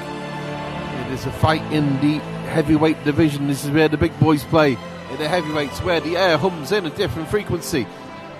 Larduet comes into a record of 13-1 with 11 knockouts, so he can Herzlich willkommen zu Hause im 6'4". Ring. He's a Jose celebrated La Pantera amateur. Larduet. And he's coming in off a split Und der Mann, der die decision Fightcard loss, his zusammengestellt only hat, der loss, Mann, der für which den was at ganzen the Abend hotel zuständig ist, ist der in Matchmaker, der Hamburg hier im Ring late steht, last year. der auch von der at the ersten BBC Sekunde an der conference. Seite von Jose ist. Marlon Esteban, herzlichen Dank für den tollen Abend, Dankeschön für das Matchmaking.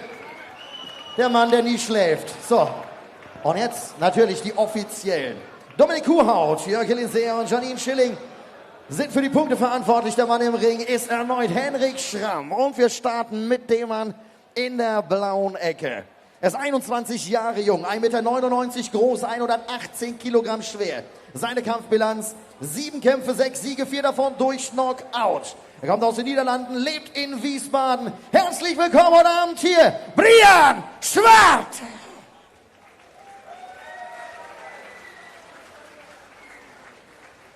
Sein Gegner in der roten Ecke ist 34 Jahre, 1,94 Meter, 118 Kilogramm schwer. Seine Kampfbilanz als Profi, 14 Kämpfe, 13 Siege, 11 davon durch Knockout. Er kommt aus Santiago de Cuba, lebt aber mittlerweile viele Jahre schon hier in Hamburg. Tritt an für Universum Box Promotion in seiner Ecke. Der Legende King Arthur Gregorian und Rafa Bejaran. Herzlich willkommen hier, Jose La Pantera Larduet. 10 Runden angesetzt, die Kämpfer zur Mitte, the fight is to the center. Okay, called down to the centre of the ring. You see the difference in size between the big boys.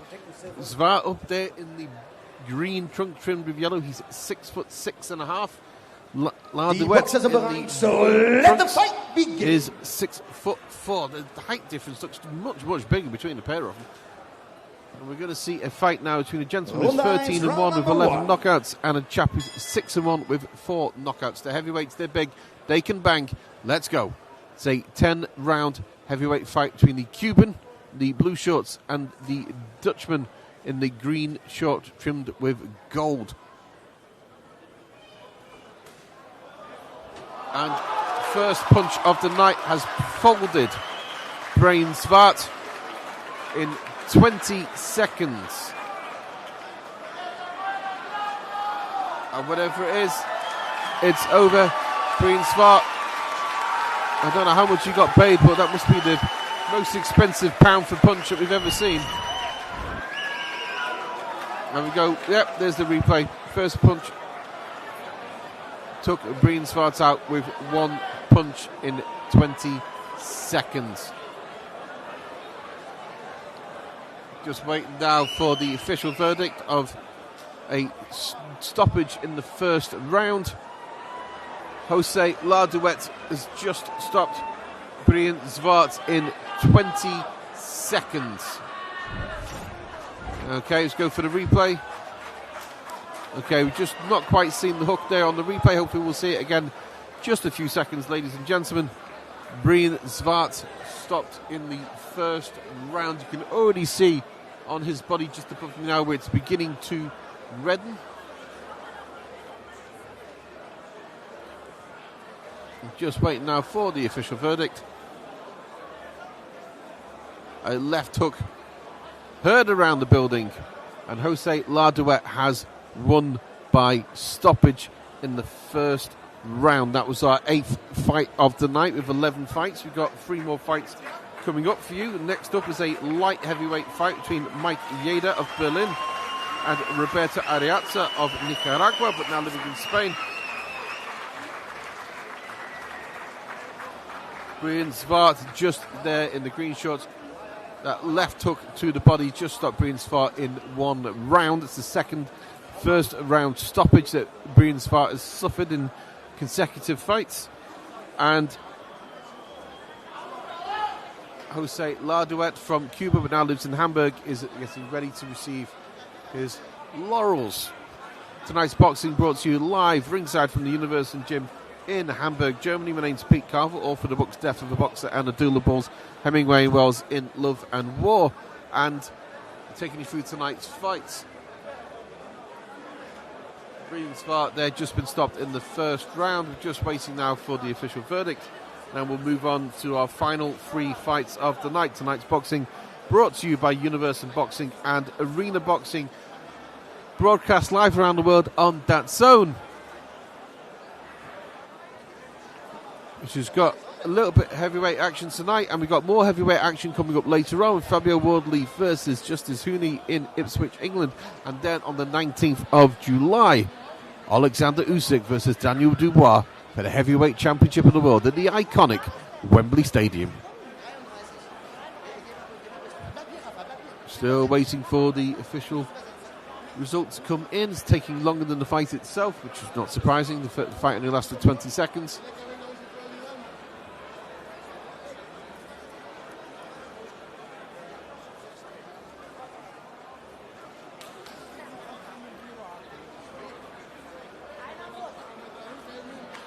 Okay, still waiting for the official vote to come in. A lot of milling about in the ring. There we go. And finally, the 2 gentlemen called together by the referee. I hand you back to my colleagues. Über 100 KOs, über einen Leberhaken in seiner Amateurzeit. Und er hat definitiv auch gesessen. Es war der erste Schlag.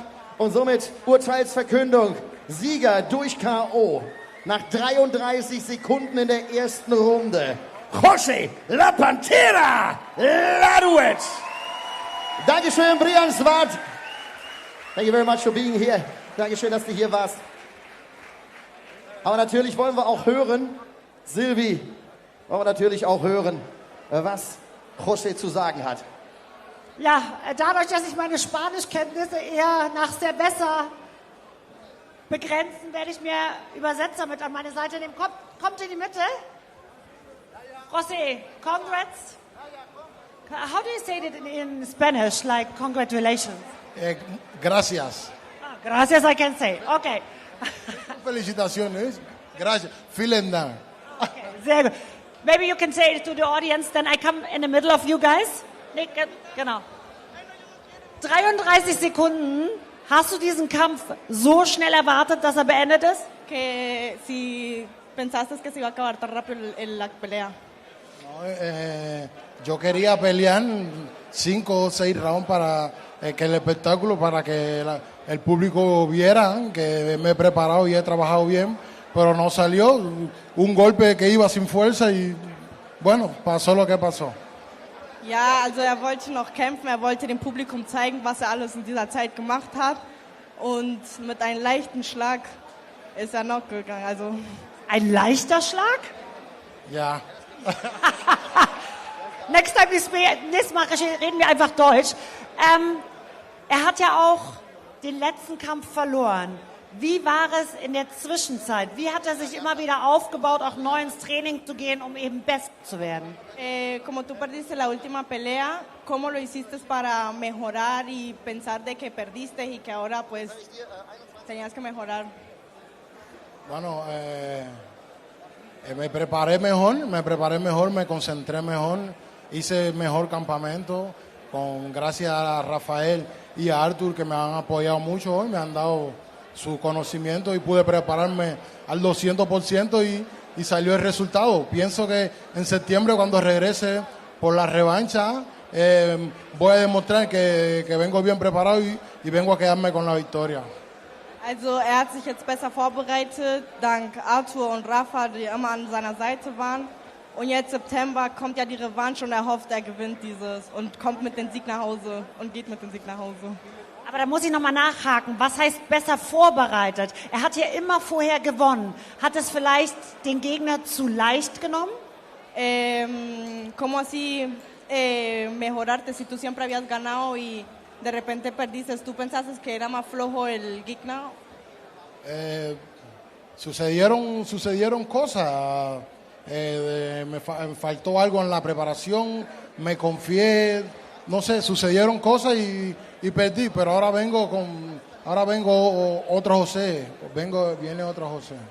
Also ja, es sind Sachen passiert und er hat ein bisschen die leichte Schulter genommen, aber jetzt hat er sich viel besser vorbereitet. Frag ihn noch ganz kurz, ob wir jetzt den alten José wiedersehen, der hier immer so getänzelt hat im Ring. Vamos a ver el José de antes que siempre bailaba aquí en el ring. Sí. Ja. Gracias, muchas gracias. Danke. Hier im Ring so. Vielen, vielen Dank. Und danke dir. Du, ich habe jetzt gar nichts weiter gefragt, aber wir müssen mit dem Protagonisten natürlich reden. Du sprichst auch ein bisschen Deutsch, ne? Dann frage ich zumindest mal, ob du mit ihm sehr zufrieden warst heute. Ist euer Matchplan aufgegangen? Ja, ich bin richtig zufrieden von der Arbeit der Jose. Ich habe Jahre gearbeitet der Jose zusammen. Ich bin der Trainer. Normalerweise dann der letzte Kampf. Ich bin nicht da, leider nicht. Aber verloren pro jetzt. 100% gewonnen im September. Das ist kein Problem. Sehr gut. Dann freuen wir uns auf den nächsten Kampf im September, die Revanche. Und von Kuba und Cuba Libre frage ich jetzt einfach wieder, ob Kai Petzmann den nächsten Kampf ankündigen kann. Wir machen noch eine kleine Pause.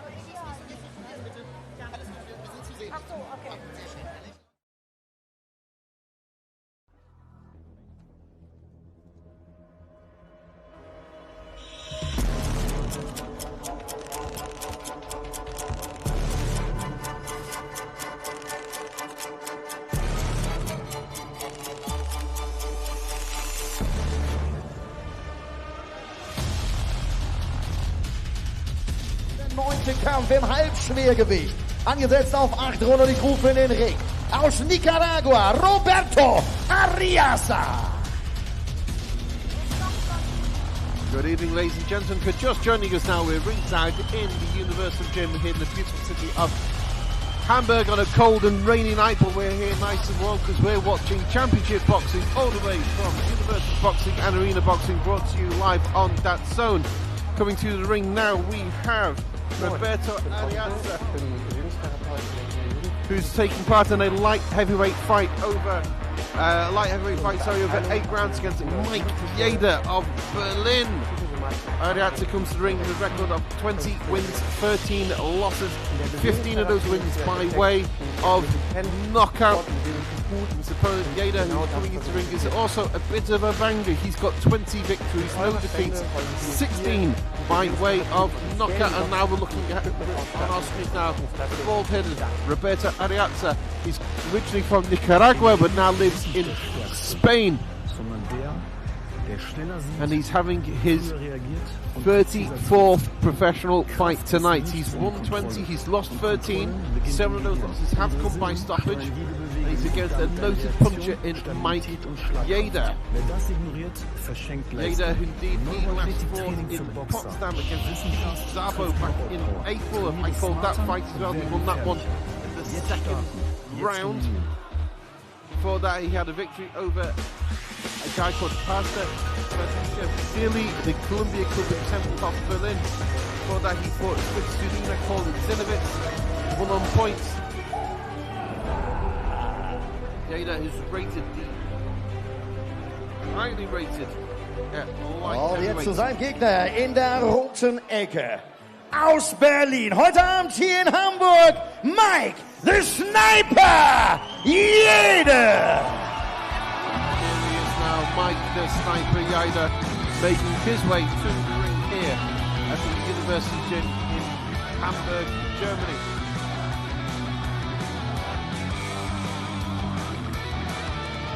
Jäde's looking cool, calm, collected, compact. He looks tight, he looks ready to go to battle. 16 knockouts in 20 victories. This is a man who can punch, and he's making his way now to the ring here in Hamburg, a beautiful city of Hamburg, a rainy evening, beautiful venue. Herzlich willkommen in Hamburg, Mike, the Sniper! Fantastic night's boxing here from Universum and Arena Boxing, and we're going to top this off with just a few fights time with a fight for the European Heavyweight Championship.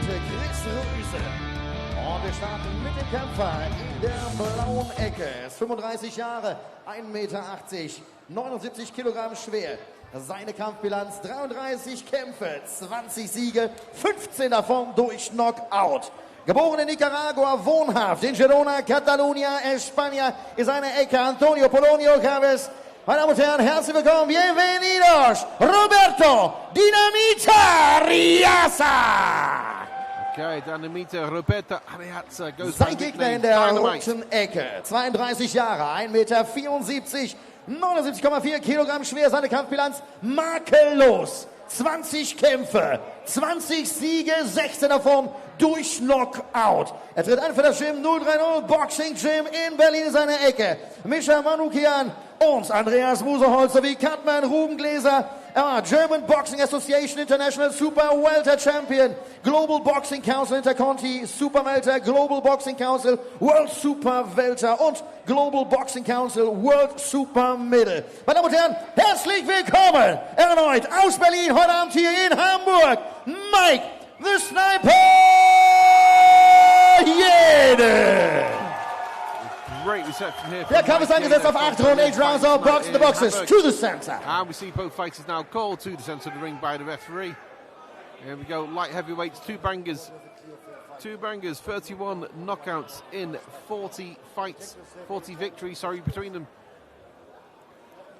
We know Jäde can punch. We know Arriaza can punch. We know Die Boxer sind bereit. So let the fight begin. Well. Let's see how long this one goes for. Jäde's in the white trunks trimmed with black. Round number one. Trunks trimmed with yellow. Banger versus banger.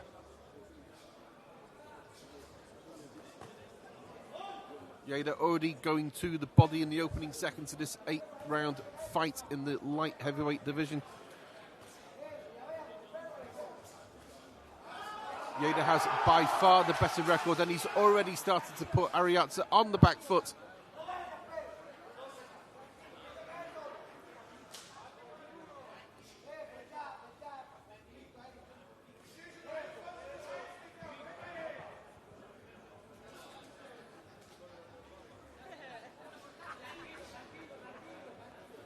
You can see, Jäde is slightly shorter than Arriaza. Arriaza's 5'11". Jäde is 5'8.5". That's what, 2.5 inches.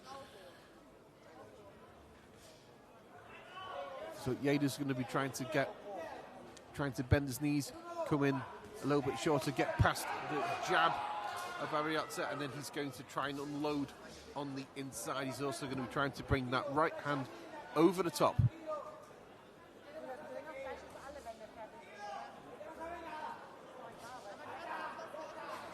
Arriaza very, very smartly moving away, using the distance, using those long arms to keep Jäde away from him.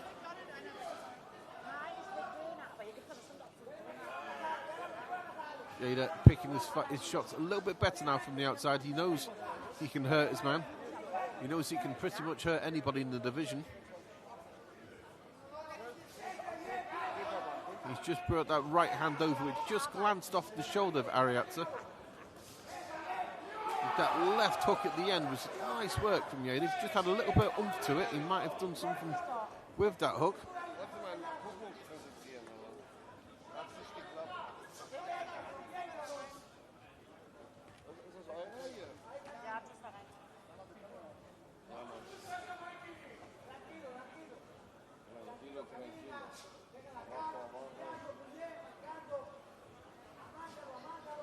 Arriaza boxing very, very cautiously. He knows that Jäde can hurt him. Jäde knows he can hurt Arriaza. He's just wants to be able to get inside and get close where he can use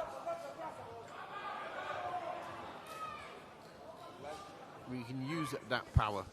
Going into the final few seconds of the first round of this 8-round light heavyweight fight. It's been a wonderful evening of boxing brought to you all the way from the Universum Gym here in the beautiful city of Hamburg. We have a few more fights coming up for you after this, ladies and gentlemen. We've got Grün versus Falah Simoqy. And then to top it off, we have the fight for the European heavyweight title between Mourad, Aliev and Labinot Xhoxhaj. You're just tuning in, ladies and gentlemen. This is a 8-round light heavyweight fight between Jäde of Berlin and Roberto Arriaza, who's originally from Nicaragua but now lives in Spain. We've had so far, I think, 8 fights, ladies and gentlemen. Last fight was Jose Larduet, knocked out Green in 1 round. And we're coming to you live from Hamburg. My name's Pete Carvel, taking you through tonight's fights from the author of the books Death of a Boxer and the Duel of Bulls, Hemingway and Wells in Love and War. And I'm taking you through tonight's fights. So to give you a little bit of insight into who the fighters are and their journeys along the boxing path. Seconds out. Up there in the black trunks trim. Runde 2, round 2. He's lost 13. He's only had 1 win in his last 11 fights. He's turned pro many years ago. At the 2013, he turned pro at 143 pounds. That's just inside the welterweight division. He's so far eaten his way up to light heavyweight. And now he's facing Jäde from Berlin, who's 20-0 with 16 knockouts. So the smart money would be on a Jäde knockout, and we've just seen a left hook from Jäde. Just shake his man there. Dynamite has just come back and forced Jäde to go on the back foot. Jäde looking for the left hook over the top. You are seeing Jäde's eye is beginning to close, which is very strange at this point in the fight. Jäde's eye is starting to swell, his right eye, and he's down against the ropes. Referee is calling a count. And the towel has come in the second round. Jäde stopped for the first time in his career. His first loss stopped in the second round. It looks like the damage to the eye was enough for the corner to throw the towel in. And Roberto Arriaza, who came in with a 20-13 record, who's lost. He's only won once in the last 11 fights. He's just stopped Berlin's Jäde in 2 rounds. Jäde, who seems to be getting the better of the exchanges, has just seen his right eye swell grotesquely, and his own corner, looking at it, said, no, no more. The fight is over. Roberto Arriaza wins by technical knockout. Second round. Berlin's Mike Jäde goes to the first loss of his career, a stoppage on what seems to have been an injured eye. He was taking some punches. He had been bundled against the ropes. He had gone down and was being given a count, but just looking at that eye now from ringside, the swelling looked absolutely horrendous. It looked surprising if something was broken. Some of the bone around his eyes was indeed broken. Just joining us, ladies and gentlemen, it's a short and sweet fight, short and savage fight between Mike Jäde of Berlin and Roberto Arriaza of Spain, originally from Nicaragua. Arriaza, who came in having won one of his last 11 fights. It's just stopped Jäde in 2 rounds. Jäde's eyes, you can see on the replay, is incredibly swollen. He's just taken a body shot and punches there. And it was at this point Jäde's corner started looking at the fight and saying, no, he can't go on. You just see now an embrace between Jäde and Arriaza. There's no shame losing on the injury. Sometimes it just doesn't work out the way you want it to, the way you thought it to. As I said, the smart money tonight was on a quick stoppage by Mike Jäde. The smart money has been proven wrong yet again, because this isn't finance, this is boxing. We have 2 fights left to go, ladies and gentlemen, tonight. Next up we have a welterweight fight of Henry Grün versus Falah Simoqy. That fight is going to be over 10 rounds in the welterweight division. That will be coming up in just a few moments. Right now we're just waiting for the fighters to be called back into the centre of the ring, where we'll be given the official results after a little over 1 round of fighting. Roberto Arriaza from Nicaragua, now living in Spain, has just stopped the undefeated Mike Jäde in the 2nd round. Meine Damen und Herren, wir kommen zur Urteilsverkündung. Sieger durch technischen Knockout in der 2. Runde nach 1 Minute und 7 Sekunden. Felicitaciones, Roberto Dinamita Arriaza.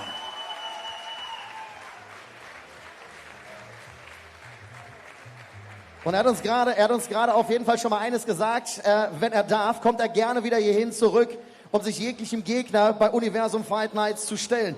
Ich würde sagen, herzlich willkommen, Roberto Arriaza, und Dankeschön, Mike Jäde. Danke dir und gute Besserung, bis zum nächsten Mal.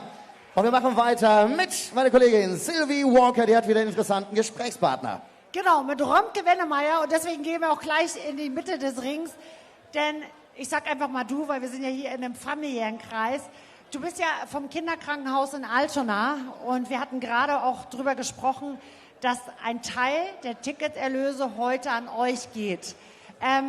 Wo geht das Geld dann genau hin? Für was könnt ihr das am besten gebrauchen?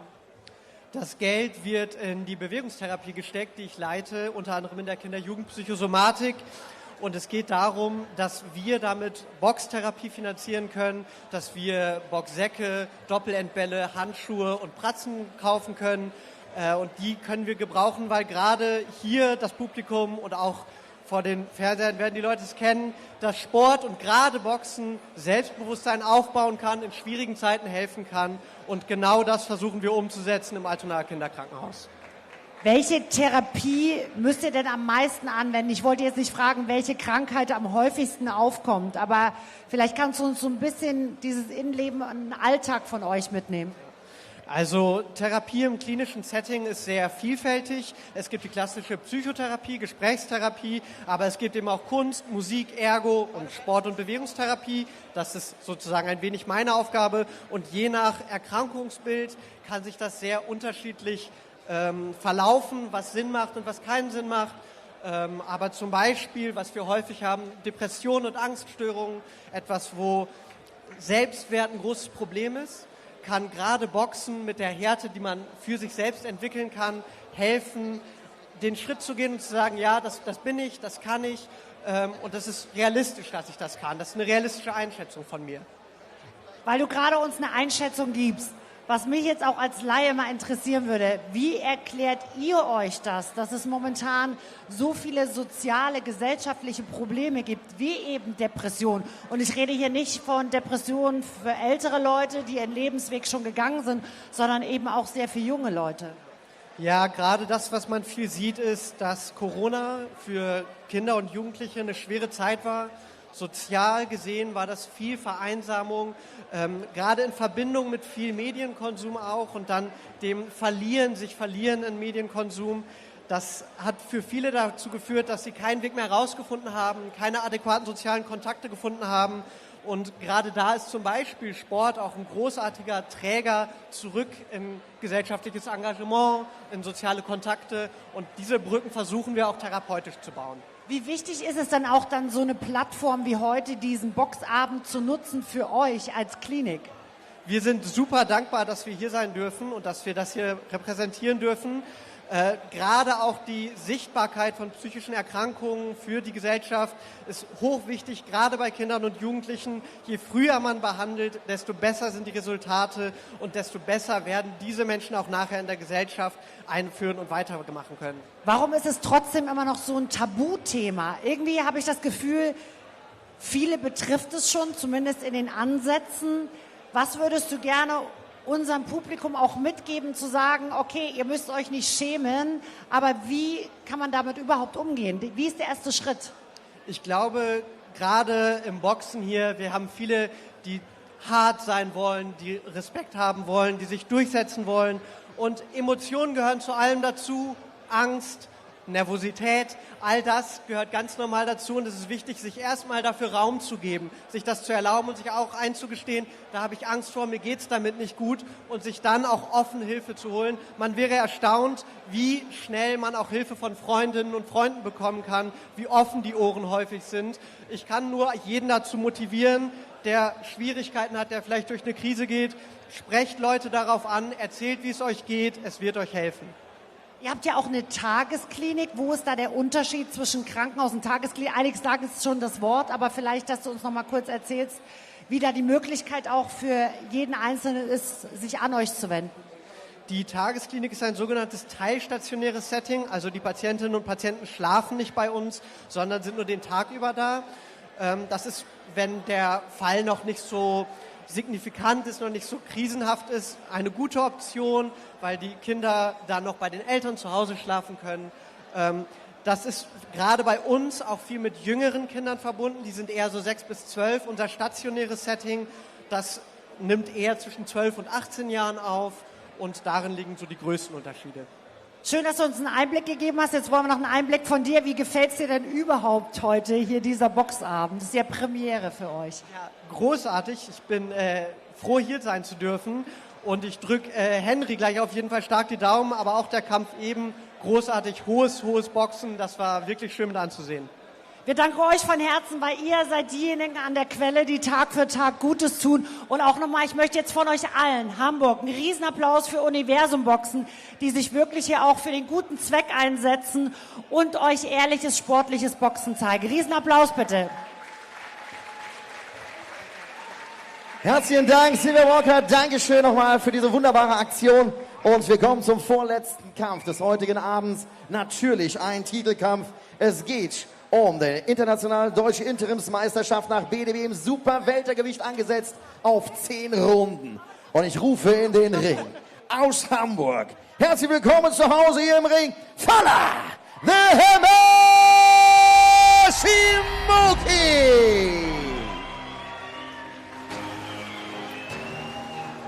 Good evening, ladies and gentlemen. Just joining us now, we're going into our penultimate fight of the night. It's a welterweight fight over 10 rounds between Falah Simoqy, as you can see on your screen, and Henry Grün.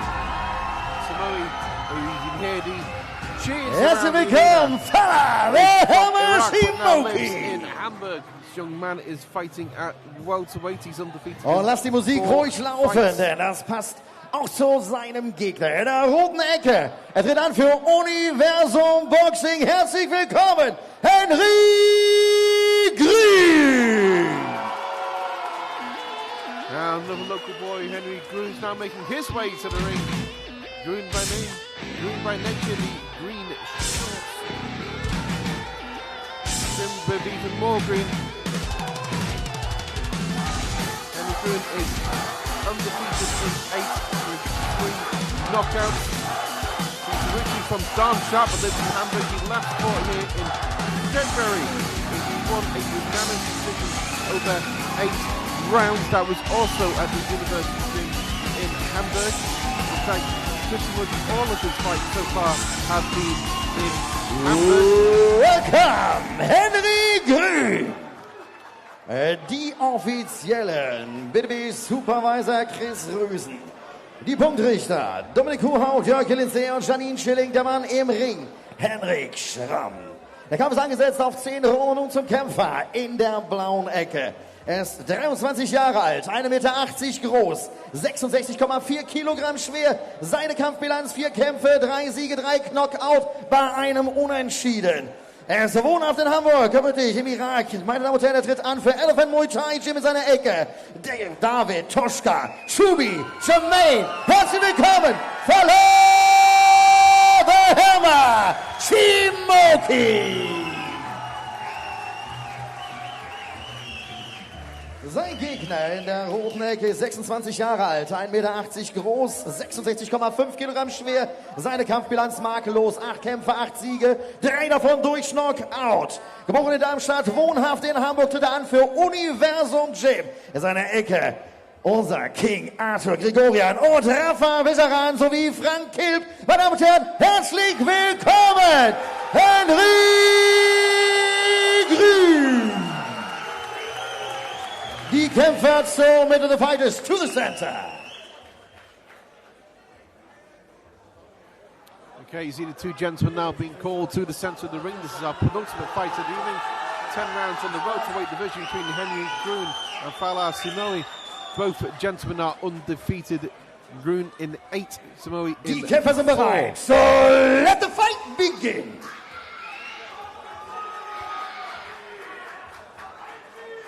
Okay, ladies and gentlemen, and Runde 1, round number 1. Off, round 1. Grün already catching Simoqy with that left hand. Simoqy not able to catch Grün. Grün much faster. Wanting to make a statement here tonight on television around the world.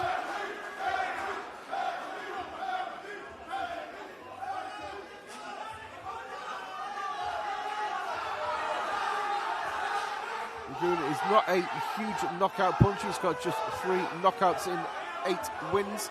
He is undefeated. Simoqy, meanwhile, is undefeated in 4. He's won 3, drawn 1.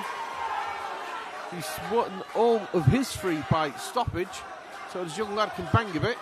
He's also from Hamburg. Originally from Iraq, now lives in Hamburg. Henry Grün is from Darmstadt, now lives in Hamburg. So they're both local lads. It's got a feeling of a derby inside here. The noise is almost deafening.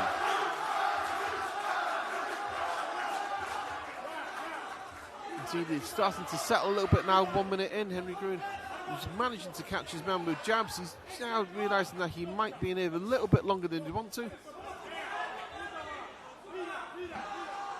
Simoqy just blinked to say, no, you didn't hurt me. Grün needs to sort of sit down a little bit more on his punches. He knows he can catch Simoqy, he's faster.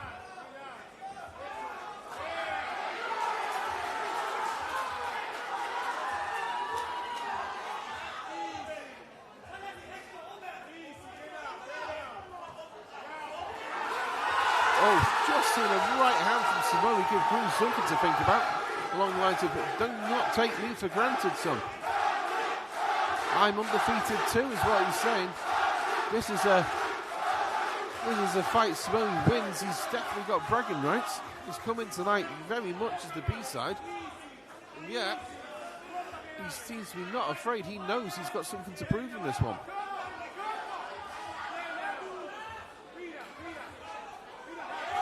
He's just caught Henry Grün with his own jab. Grün was all flash and fizz in the first minute. He seems to have settled down a little bit now. sort of made Simoqy pause a little bit with that right hand.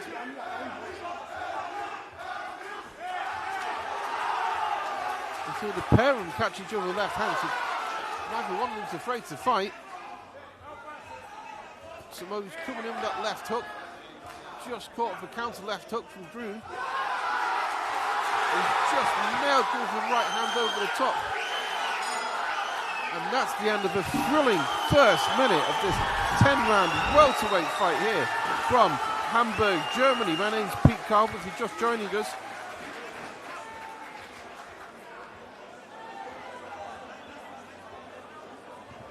joining us, we've been to the penultimate fight, fight 10 of 11 fights. Our main event's coming up next. That is a 12 rounds for the European heavyweight title. That's between Mourad, Aliev and Labinot Xhoxhaj. In the meantime, we've just come through a thrilling first round of this fight between Grün and Falah Simoqy. The two gentlemen fighting at welterweight. This is for the interim German international welterweight title. I'm not entirely sure what that means. I don't know if anyone else knows what that means. But if the remaining 9 rounds are the first round, then I think we can safely assume these guys are not fighting for the title, any sort of title, but the championship. Runde 2, round 2. Okay, round 2. Both men very tall, angular fighters and not afraid to work inside on each other. Simoqy's trying to walk his man down a little. Grün's trying to counter-punch him with his speed and angles from the outside. Grün, it seems, is looking for a right hand to nail Simoqy with.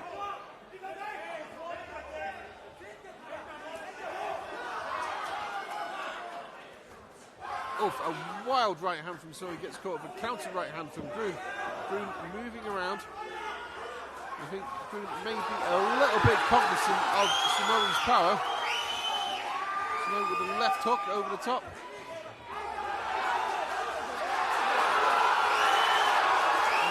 Grün has just been caught a little bit by Simoqy. I think Simoqy thinks he can hurt Grün. The wonder is if Grün thinks Simoqy can hurt him. Another left hook and a little bit of panic, I think, in the eye. Not panic, but concern in the eyes of Grün. Just been caught left hook again.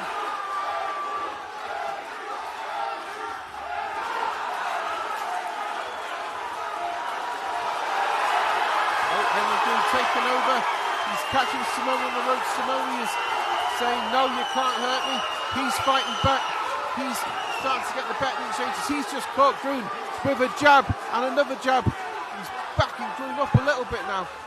Both men know they can hurt the other, and both men are not afraid to go for leather.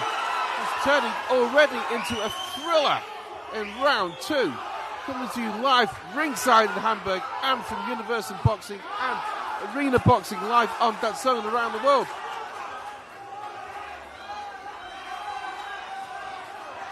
Oh, a low blow there. Referee's warned quite correctly. I think Simoqy just kind of lost control of himself a little bit.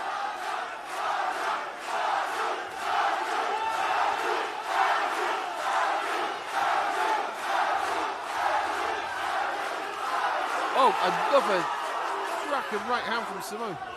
And an uppercut. Just catching Grün.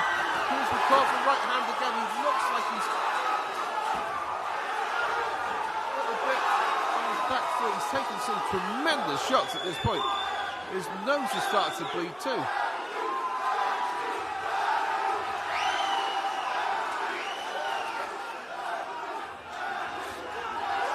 Another right uppercut from Simoqy. And Grün is bleeding quite heavily from the nose. And another right hand at the decay.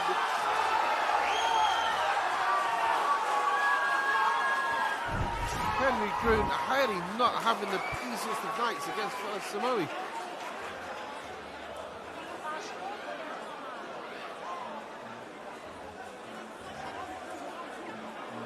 Simoqy took everything that Grün gave to him, and he gave even more back. Grün is going to have to start thinking about what he wants to do, because Simoqy is absolutely outperforming all expectations so far in this 2-round war of a fight brought to you live from Hamburg on DAZN.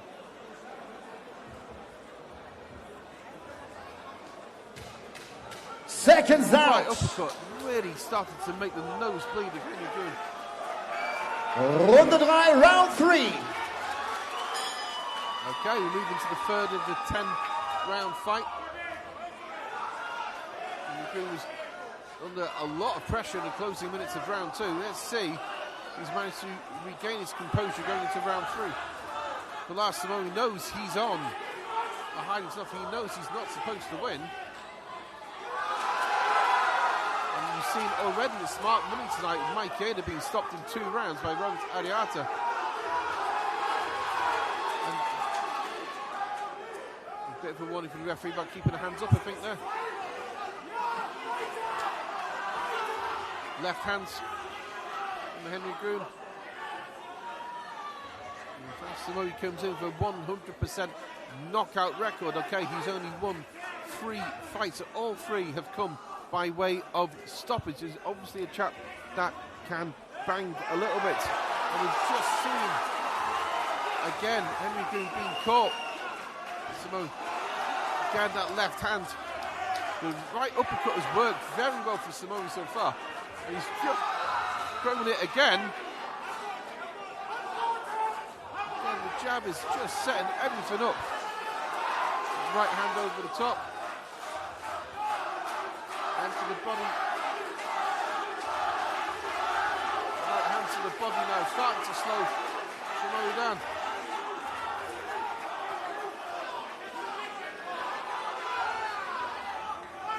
And we've seen the difference between one guy who's faster and the other guy who can bang a little bit, just seems to have natural power.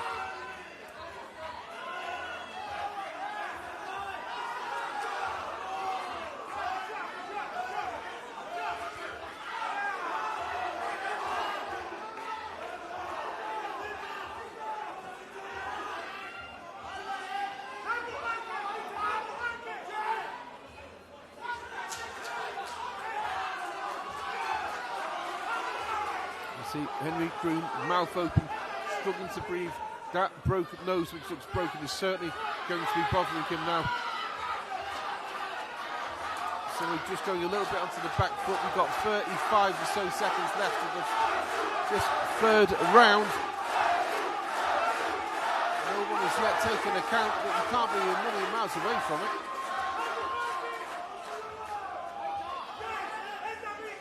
Simoqy fainting with the jab. He's just been caught for compilation from Grün.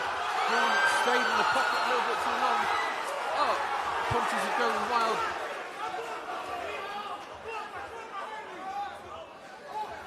The left hook again. Okay, Grün with a sneaky right hand at the end of the bell. 2 champions go back to their corner. Let's take a look at some of the action from round 3. Simoqy just has his man. A few 1 or 2 clean punches there might have put Grün on his back.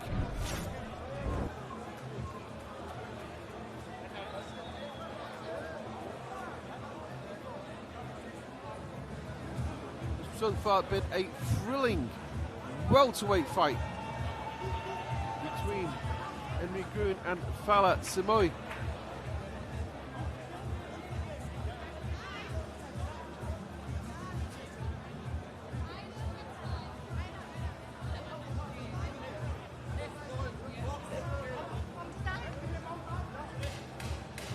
Okay, we just heard the clocks go for round 4. Seconds out.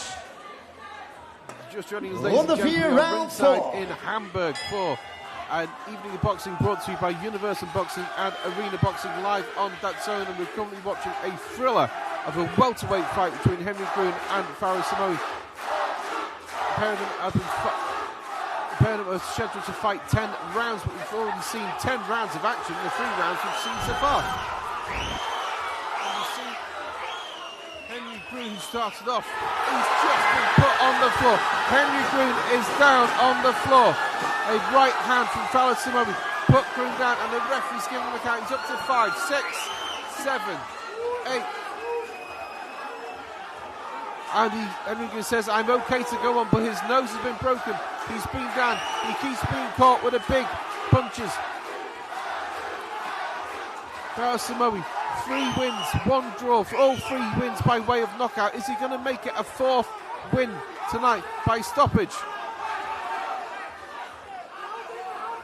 We have 2 minutes left of round 4. That's a lot of real estate for Simoqy to work in. It's a lot of real estate for Grün to manage. And he's trying to crowd in, and he's been caught with another right hand and a left hook, and another right hand and a left hook, and another left hook. The referee surely has to be looking, stepping in at some point, because he's about to go down again. His shots are landing flush, and Henry Grün comes back. He doesn't want to win. He's absolutely taking a shellacking, as far as Simoqy is saying. Give me the best of yours, I'll give you the best of myself. We have 1 minute 20 left of this. The referee's looking very closely. This is a fight that could be called off at any point, and it's over. Henry Grün loses his unbeaten record. Falah Simoqy extends his 4 wins, 0 defeats, 1 draw, all 4 wins by way of knockout, and Henry Grün is devastated. He's devastated. He knows this is not like he got stopped with 1 punch. No, this was a sustained beat down from his opponent.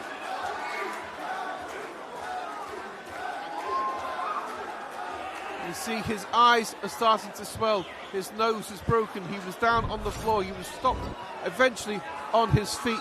But the pair of them absolutely went to war. That right hand absolutely good. The fight could have been over at that point.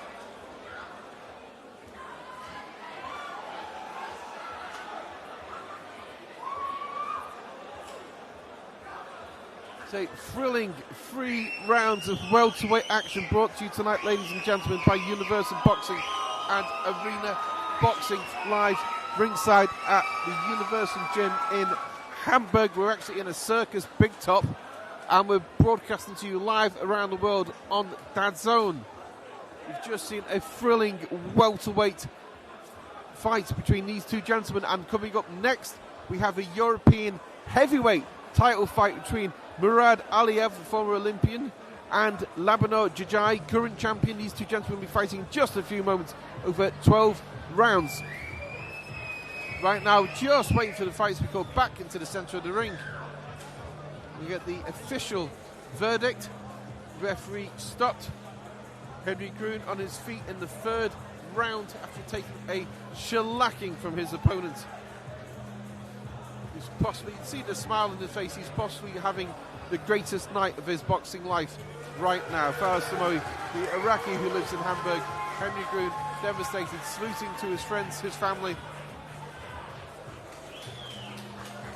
The pair of them meeting in the middle in an embrace.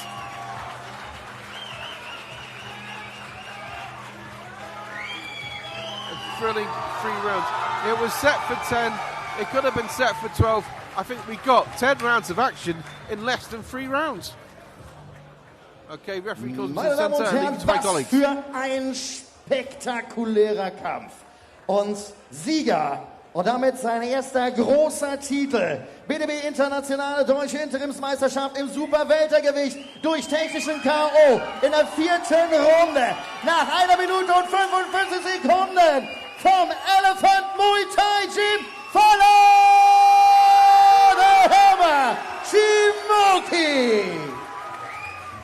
Dankeschön auch an Henry Grün, und der Gürtel wird natürlich überreicht vom BDB.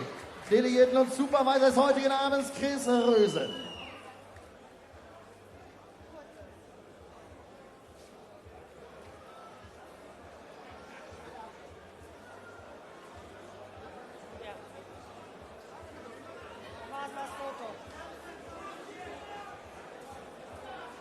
Falah, erster großer Titel, der schwere Gürtel hängt um dich. Wie fühlt sich das an? Das fühlt sich richtig super an. Vielen Dank an die ganzen Zuschauer. Ein großer Dank an meinen Trainer. Was für eine mega Stimmung. Geil. Großer Dank an meinen Trainer, der mich die ganzen Tage trainiert hat. Man kann jetzt ganz stolz sagen, der harte Training hat sich gelohnt. Das hat sich gelohnt. Und vielen Dank an meinen Sponsor Tepo, der immer an meiner Seite ist. Und an ganz alle anderen Sponsoren auch. Ich meine, ihr habt euch in dem gesamten Kampf überhaupt nichts geschenkt. Wann wusstest du, du hast ihn? In erster Runde schon.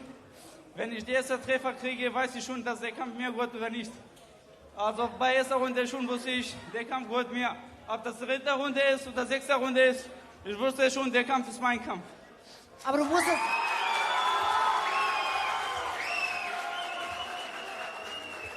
Du musst es trotzdem ordentlich einstecken. Wo holst du in dem Moment immer wieder deine Energie raus? Das kennt man schon von unserem Trainer. So haben wir die ganzen Jahre trainiert. Wir können alle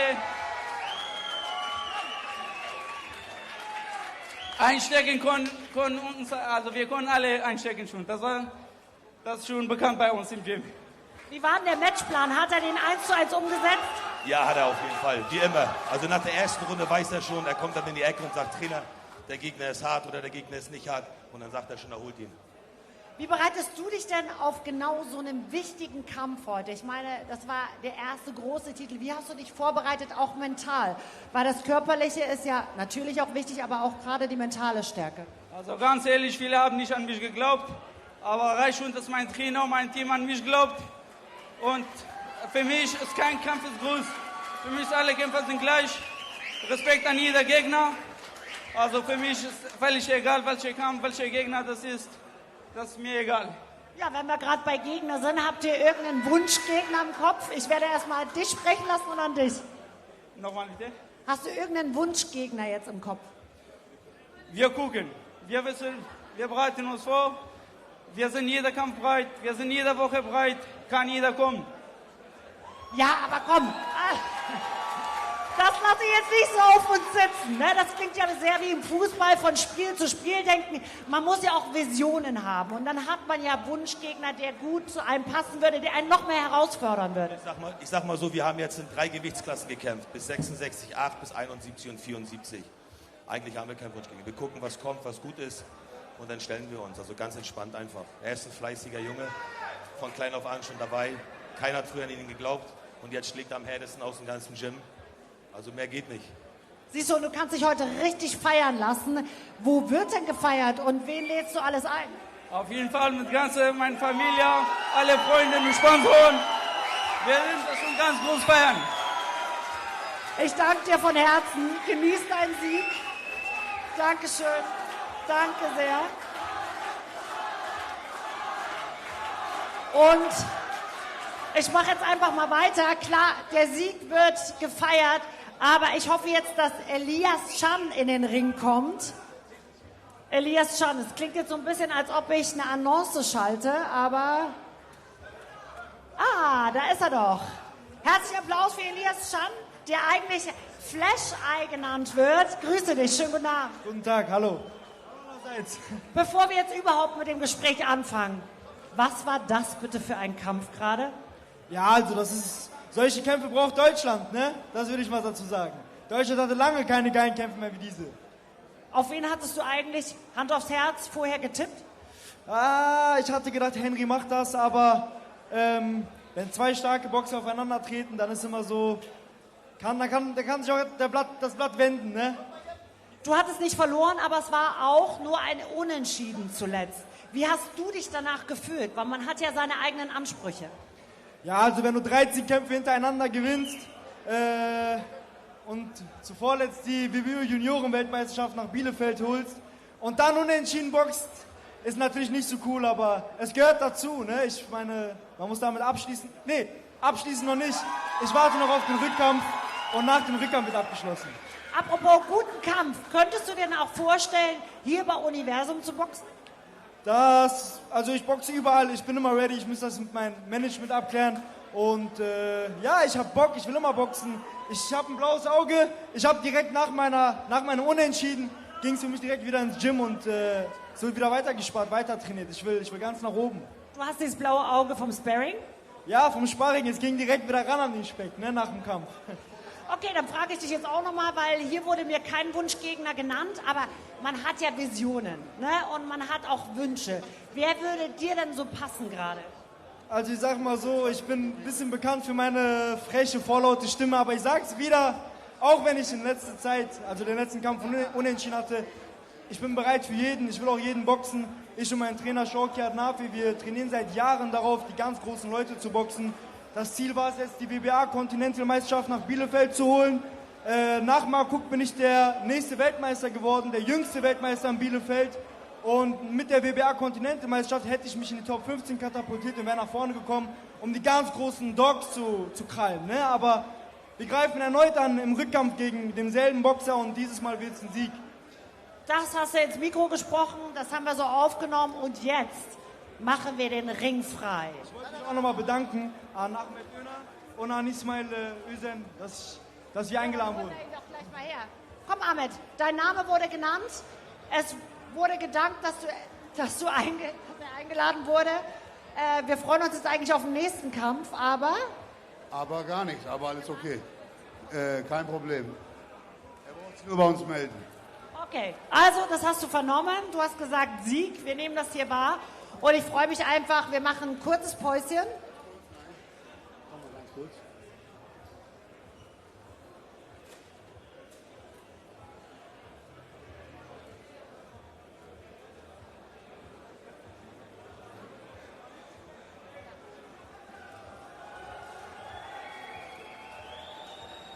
Ja, ich habe gerade gehört, Hussein Mohammed ist in der Haus, also macht einen großen Applaus, macht ein bisschen Lärm, Hamburg. Hussein, dich hatte ich auch schon vor dem Mikrofon.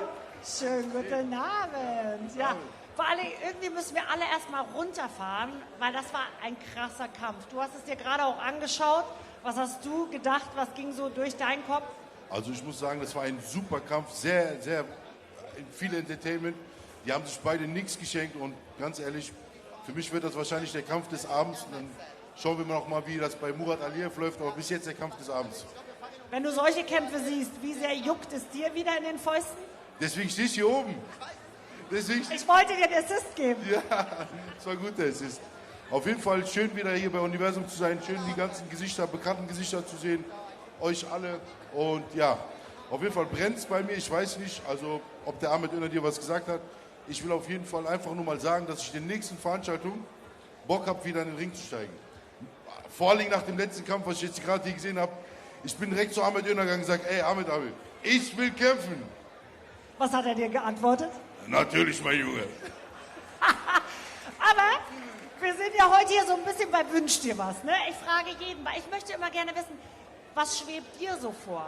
Welcher Gegner? Muss er bestimmte Attribute mitbringen, die dir liegen? Oder willst du die große Härte spüren und dich einfach herausfordern lassen gegen jemanden, wo du noch gar nicht groß weißt, auf was du dich einlässt? Also ganz ehrlich, ich lege die Entscheidung in mein Umfeld, mein sportliches Umfeld. Das heißt, Ahmed Öner, Ismail Özen, Anal Anchusade und mein Trainer, die werden zusammen, gemeinsam einen Gegner für mich auswählen. Auf jeden Fall möchte ich einen Gegner aus Deutschland haben, den man auch kennt, weil deutsches Duell ist immer interessant und dann wahrscheinlich wieder die internationale Bühne angreifen. Also mir geht's wirklich super. Ich hatte die letzten Jahre leicht gesundheitliche Probleme, Auf und Abs. Das ist vorbei. Ich fühle mich super. Ich fühle mich, als wäre ich 25 und möchte wieder angreifen. Aber wie hältst du dich jetzt tagtäglich auch fit und wer ist dein Partner, Sparringpartner? Also ich habe gerade mit Larduet gesprochen. Der José, der hat zu mir gesagt, ey, komm mal nach Hamburg, lass uns wieder zusammen trainieren. Und ja, ich bin jeden Tag am Laufen, Krafttraining, Boxen eingestiegen. Ich bin fit. Also es geht jetzt nur um die spezielle Sparringsphase und dann Feinschliff, aber ich bin fit, mir geht's gut. Weil du gerade auch José ansprichst, ne? 33. Sekunde, hast du den Kampf gesehen? Warst du da schon da? Ich habe dich leider noch nicht gesehen. Ich bin gerade reingekommen, aber ich muss sagen, ja, der haut hart und im Schwergewicht eine richtige oder eine falscher Schlag, dann ist das Ding vorbei. Und José haut hart. Ich meine, du kennst ihn, du warst immer dabei. Weißt du, was mir so ein bisschen, und ich muss es jetzt einfach mal ansprechen, Henry war ja für uns oder für viele der Favorit. Leider kam er jetzt auch nicht zum Interview. Was würdest du denn mitgeben, so einem jungen Boxer auch, gerade bei einer Niederlage? Ich meine, wie würde man sich am besten wieder mental auch aufbauen? Also ich würde einfach nur sagen, Henry, sehe die Niederlage gar nicht als Niederlage, sondern lern draus, komm stärker zurück, du bist jung, du hast ein tolles Publikum, du hast eine super Bühne, die beste Bühne in Deutschland, die wir haben, Universum. Du hast das Vertrauen von allen hier bei Universum. Ist jetzt einfach, der Gegner hat gewonnen, der hatte einfach einen besseren Tag, einen besseren Gameplan, der wollte den Sieg mehr, das ist in Ordnung, das passiert. Wollte er wirklich den Sieg mehr? Glaube es mir. Derjenige, der gewinnt, ist derjenige, der den Sieg mehr will. Das ist meine Meinung. Schöne Aussage, weil tatsächlich, du weißt, ich bin eher die Sportliche, die im Amateurbereich boxt, deswegen ich habe keine Ahnung. Ach, mittlerweile hast du schon so viele von uns kämpfen sehen, dass ich glaube, du bist jetzt selber auch Sportler machen. Ich glaube, du bist schon eine heimliche Expertin. Heimliche, aber auf jeden Fall. Jetzt möchte ich aber noch ganz kurz, ich weiß auch gar nicht, ich rede hier mal einfach so, ich kann noch was von meiner Familie erzählen, aber ich möchte noch was wissen. Es ist ein Marathon-Interview, ich finde das großartig, ich finde das vor allem schön, dass Elias Shankali hier mit Hüseyin Mohammed steht. Das ist total genial, weil zwei grundunterschiedliche Kämpfertypen, logischerweise Gewichtsklassen, finde es genial. Ich wollte noch mal ganz kurz eben sagen, nach deiner letzten Frage, werden wir, sagen wir so circa 10 Minuten, 12 Minuten brauchen, weil die Kämpfer sind noch nicht bereit. Das wollte ich ganz kurz sagen, vor unserem großen Hauptkampf. Ich verziehe mich mal kurz. Also kann ich noch ganz kurz den Favoriten vom jetzigen Kampf von dir abfordern als Namen? Reden wir vom Mourad Aliev-Kampf? Ganz klar, mein Trainingspartner, mein Bruder und mein enger Freund Mourad Aliev. Ganz klar. Was macht dich da so sicher? Ich kenne den einfach vom Ring. Also wir sind Freunde außerhalb des Ringes. Wir haben viel zusammen trainiert und der Mourad ist ein Kämpfer, wenn du mit ihm im Ring stehst, merkst du erst, wie stark der ist. Also ich weiß, dass der Gegner gut ist und der Mourad boxt ja nur noch gute Gegner, aber ich bin mir sicher, dass der Mourad das heute rocken wird. Weil du auch gerade sagst, du bist ein Freund von ihm, dann können wir ja noch kurz ein bisschen plaudern, weil das würde mich tatsächlich auch mal interessieren. Wir sehen immer Mourad und Ahmed, ne? Und irgendwie, Ahmed hat den Wolf richtig im Griff. Wie ist er denn eigentlich so privat? Weil er kommt immer mit seinem Mantel, weißt du, dieses ehrfürchtige. Was ist er für ein Typ, für ein Charakter? Also ich muss sagen, eigentlich einer der entspanntesten und wirklich umgänglichsten Menschen, die ich kenne. Wenn man den nicht anspricht, spricht er 3 Stunden nicht. Also ganz ruhiger, lockerer Mensch, der auch ein bisschen introvertiert ist. Wenn du dich mit dem unterhältst, auch ein kluger Junge. Und der weiß auf jeden Fall, was er will. Der ist wirklich, wirklich fokussiert auf seine Karriere. Wie ist er im Training, wenn ihr beiden zusammen trainiert? Ja, so der Vater ist ein Trainer und mit dem Vater scherzt man nicht. Aber nee, Fitness alleine. Was glaubst du, wer ist stärker, du oder er? In der Ausdauer zumindest. Also ich glaube aktuell er, weil er ist halt voll im Training. Ich bin im Training, aber er ist halt voll im Training. Aber Mourad ist schon wirklich, also im Training ist das ein Biest und der nimmt das wirklich ernst. Der nimmt das wirklich ernst. Er ist jung, er ist hungrig. Und er hat auch sein ganzes Privatleben so strukturiert, dass er nur auf seine Ziele hinaus arbeitet. Und ja, Ahmed Öner weiß das auch, alle aus meinem Umfeld wissen das ganz genau. Ich nehme mir auch immer die Zeit und komme und unterstütze ihn auch, selbst wenn es nicht um mich geht. Klar ist mein Zuhause, ich kenne euch alle. Ist wirklich mittlerweile Familie, ja. Und egal, wen ich von euch sehe, vor allem auch dich. Auf jeden Fall schön. Das ist für mich auch so schön, nach Hause zu kommen. Siehst du, hör dir das an. Diese Möglichkeit steht dir jetzt auch offen. Ich sage vielen, vielen Dank euch beiden. Mohammed, war mir eine Freude und ich hoffe beim nächsten Mal, wir sehen dich wieder hier und natürlich sagen wir einfach mal mit einem Sieg. Dankeschön. So, jetzt haben sie mich hier alle verlassen. Ich würde sagen, wir machen eine kurze Pause und sind gleich wieder zurück. Ich könnte euch jetzt ein bisschen was von meiner Fitnessaktivität erzählen, aber das wollt ihr nicht wissen, deswegen wir sind gleich zurück.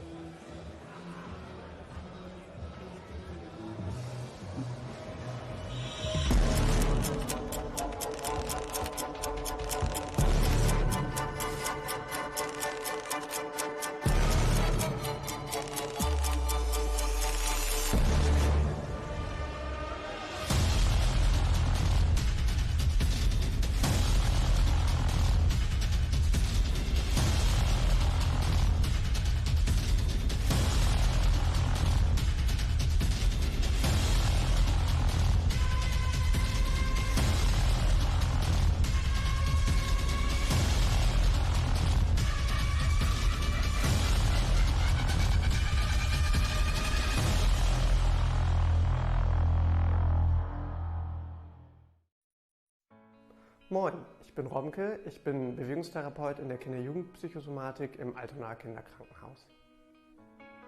In unserer Abteilung behandeln wir Kinder und Jugendliche mit unterschiedlichen psychosomatischen Erkrankungen wie Anorexie, Angststörungen oder Depressionen. In der Bewegungstherapie nutzen wir einen Effekt, den ihr alle gut kennt. Sport und Bewegung tut gut und genau das versuchen wir hier therapeutisch zu nutzen. Mit eurer Spende wollen wir hier die Bewegungstherapie, im Speziellen die Boxtherapie mit Equipment ausstatten und möchten uns dafür herzlich bedanken. Im Ring gewinnt nicht der Stärkste, sondern der, der schneller sieht, früher reagiert und präziser trifft. Kraft ist nichts ohne Kontrolle. Und Kontrolle beginnt im Gehirn. Unsere Sinne steuern jede Bewegung und damit deine Reaktion, Stabilität und Schlagkraft. Wer das ignoriert, verschenkt Leistung. Neuroathletiktraining für Boxer. Wissenschaft trifft Knockout-Power. Trainiere smarter und werde gefährlicher. Jetzt starten, jetzt dominieren.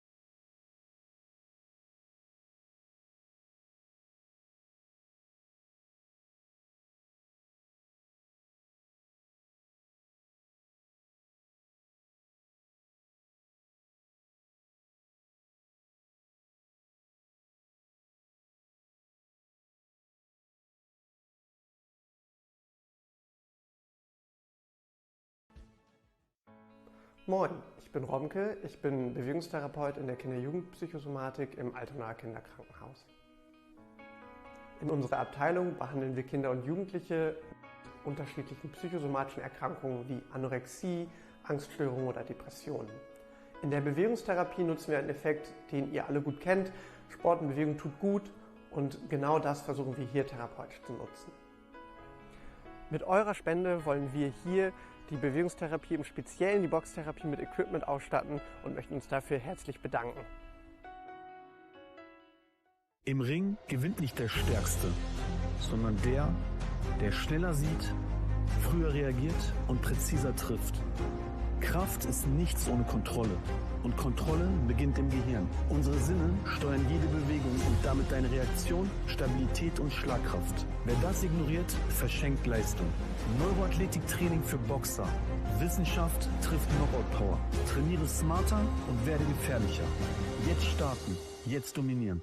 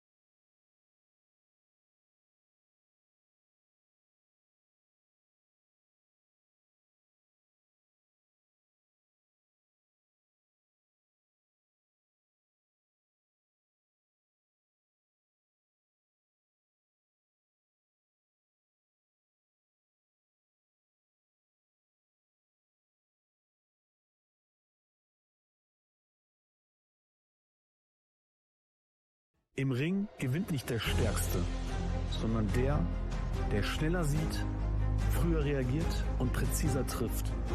Kraft ist nichts ohne Kontrolle. Und Kontrolle beginnt im Gehirn. Unsere Sinne steuern jede Bewegung und damit deine Reaktion, Stabilität und Schlagkraft. Wer das ignoriert, verschenkt Leistung. Neuroathletiktraining für Boxer. Wissenschaft trifft Knockout-Power. Trainiere smarter und werde gefährlicher. Jetzt starten, jetzt dominieren.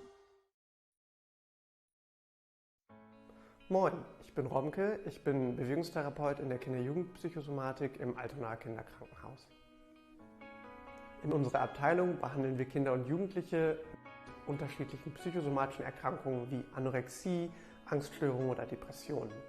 In der Bewegungstherapie nutzen wir einen Effekt, den ihr alle gut kennt. Sport und Bewegung tut gut und genau das versuchen wir hier therapeutisch zu nutzen. Mit eurer Spende wollen wir hier die Bewegungstherapie, im Speziellen die Boxtherapie mit Equipment ausstatten und möchten uns dafür herzlich bedanken.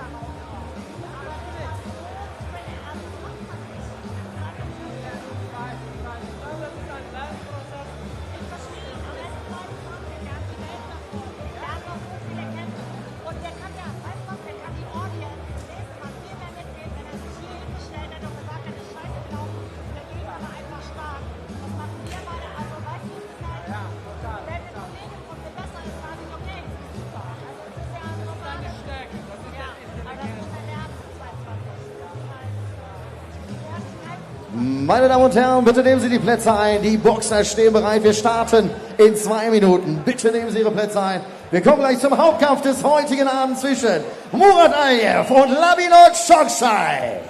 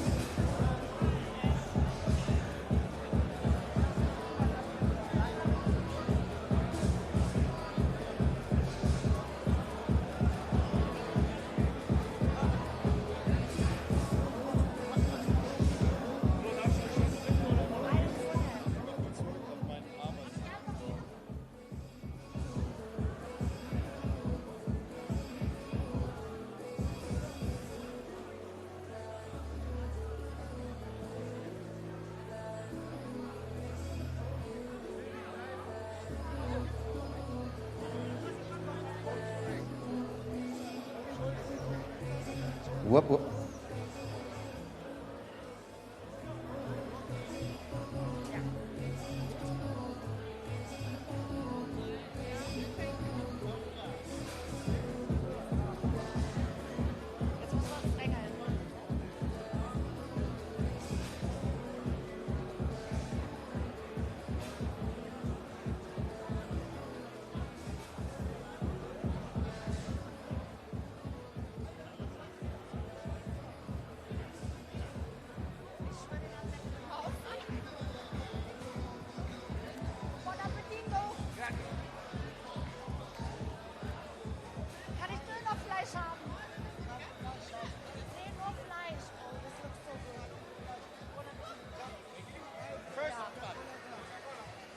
Good evening, ladies and gentlemen. If you're just joining us, we're about to go live with our main event of the evening for the European heavyweight title, Mourad Aliev versus Labinot Xhoxhaj, starting in just a few minutes here on DAZN.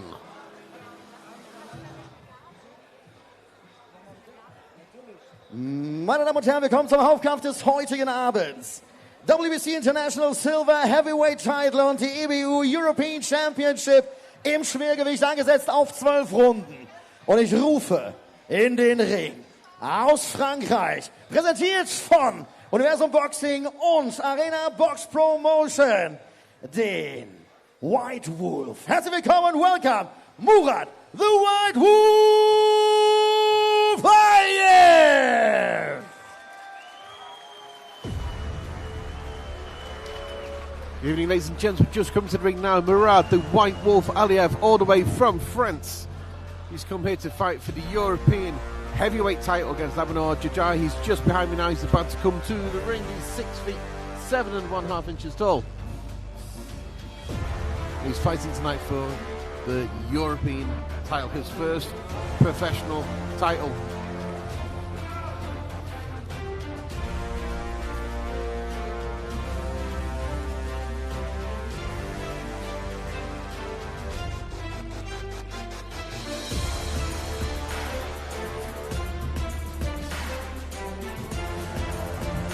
Okay, ladies and gentlemen, Mourad Aliev dressed all in black, making his way now to the ring. He's going to be fighting 12 rounds in the heavyweight division, brought to you live and exclusive ringside from the Universum gym here in the beautiful Hanseatic city of Hamburg in northern Germany. My name's Pete Carl. We'll take you through tonight's fights here to give you a little bit of insight into the fights themselves and, most importantly, the fighters. And coming into the ring now is the one, the only Mourad Aliev, 6 feet 7.5 inches tall. He's Mourad, a giant tonight. He's fighting for the European heavyweight title. Live and exclusive here on DAZN, being broadcast to you around the world. Gegner. Ich rufe in die blaue Ecke. Herzlich willkommen aus dem Kosovo. Labinot the Bull Xhoxhaj. And here he comes to the ring, Labinot Xhoxhaj. He's come all the way from Kosovo. He's coming to defend the title. He won last November against Alexander Zakotchi in Heidelberg, Germany. He wasn't supposed to win tonight. He wasn't expected to win. He won, and now he's defending his title against a former Olympian. He's 6 feet 7.5 inches tall. And it's all going to go down now in the next few moments here, live and exclusive around the world on That Zone. My name's Pete Carl from the author of the books Death of a Boxer and A Duel of Bulls, Heavyweight and Welterweight of a War. Taking you through tonight's fights, hoping to give you insight not only to the fights themselves, but most importantly, their fighters. And Labinot Xhoxhaj is just coming now into the ring. He's going to be in the blue corner tonight, traditionally the away corner. His opponent, Mourad, Aliev. Welcome to the ring, Labinot, the Bull, Xhoxhaj! Meine Damen und Herren, bitte heben Sie sich zur Ehre der Boxer. Es folgen die Nationalhymnen. Wir beginnen mit der französischen Nationalhymne. 21 fights, 20 victories, 1 draw, 16 by way of knockout, and he last fought in November when he outpointed Alexander Xhoxhaj in Heidelberg, Germany. Just they go now to the national anthems.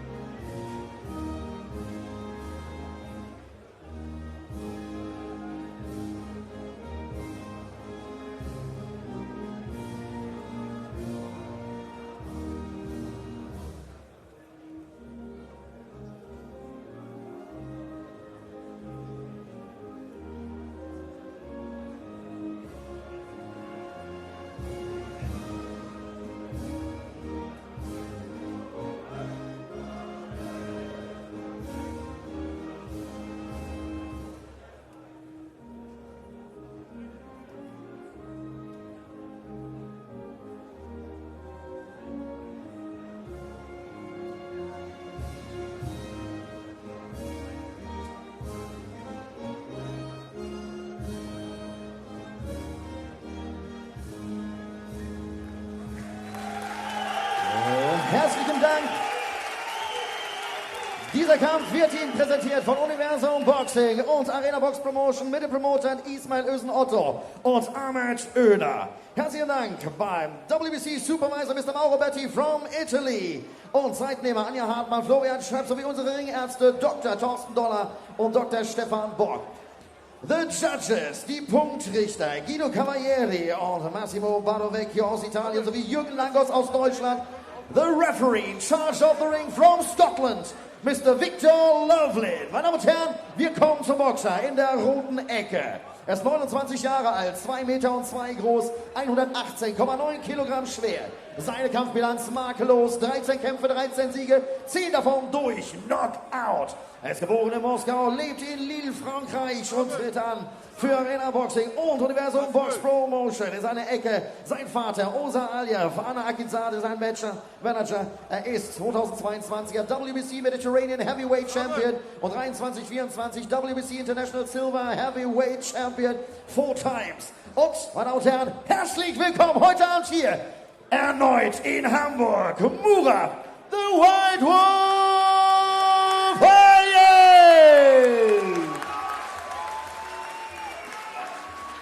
Sein Gegner in der blauen Ecke ist 32 Jahre alt, 1,83 Meter groß, 114,5 Kilogramm schwer. Seine Kampfbilanz, 21 Kämpfe, 20 Siege, 16 davon durch Knockout bei einem Unentschieden. Er lebt in Baden-Württemberg, gebürtig im Kosovo. Sein Heimgym in Ladan haben wir Xhoxhaj und Larduet. Xhoxhaj, sein Bruder in der Ecke, sowie Jack Kulkai. Universal Boxing Federation, Intercontinental Heavyweight Title Holder, Universal Boxing Organization, International Cruiserweight Champion und EBU, European Heavyweight Title Holder. Er ist der Titelträger. Meine Damen und Herren, herzlich willkommen, Labinot, the Bull, Xhoxhaj. Der Kampf ist angesetzt auf 12 Runden, 12 Rounds of boxing. Boxes to the center. Okay, ladies and gentlemen, just joining us now, the two boxers moving to the centre of the ring in a few moments. They will be fighting for the European Heavyweight Championship over 12 round count. On the left, with the beard, Mourad Aliev from France, 6'7.5" inches tall. We have on the other side, Labinot, Xhoxhaj, the reigning champion. So big man versus big man. Ladies and gentlemen, this is Hamburg, this is Germany, and this is boxing. Runde 1, round number 1. Okay, moving to round 1, you can see the obvious size difference between the two men. What's also noticeable is that Aliev is a southpaw, meaning he fights leading with his right hand and right foot. Aliev's game plan will be to keep his lead foot outside the lead foot of Xhoxhaj and then throw his left hand down the middle. Xhoxhaj is going to try and keep his left foot outside of Aliev's right foot and throw his right hand down the middle. You're also going to try and see Xhoxhaj is going to be trying to get inside as much as he can, trying to negate the difference in height between the two. The thing is, everyone always says it's a height advantage, but it's only an advantage if you know how to use it. Aliev was in the Olympics, was disqualified. He's since turned professional. He's won 13 in a row, 10 by knockout. His last fight was in December last year. He TKO'd David Brito in 6 rounds in Hamburg.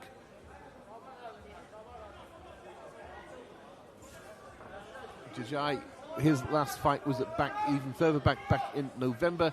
He fought Alexander Zakotchi in Heidelberg, Germany, and won that fight in a bit of an upset over 12 rounds. This marks his first defence of the European title.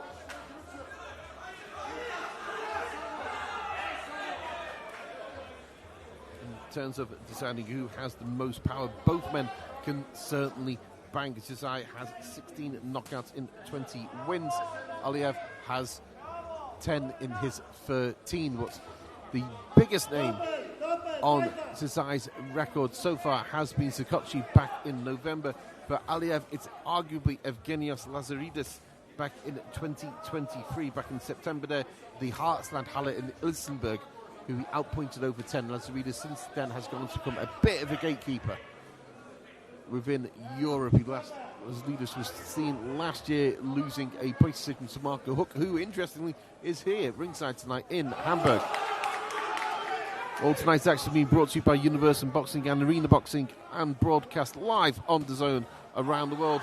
My name is Pete Carville, taking you through tonight's fights and to give you a little bit of insight into the fights themselves, and most importantly, the fighters. We've got a little bit of a complaint there, to punch you into the back of the head.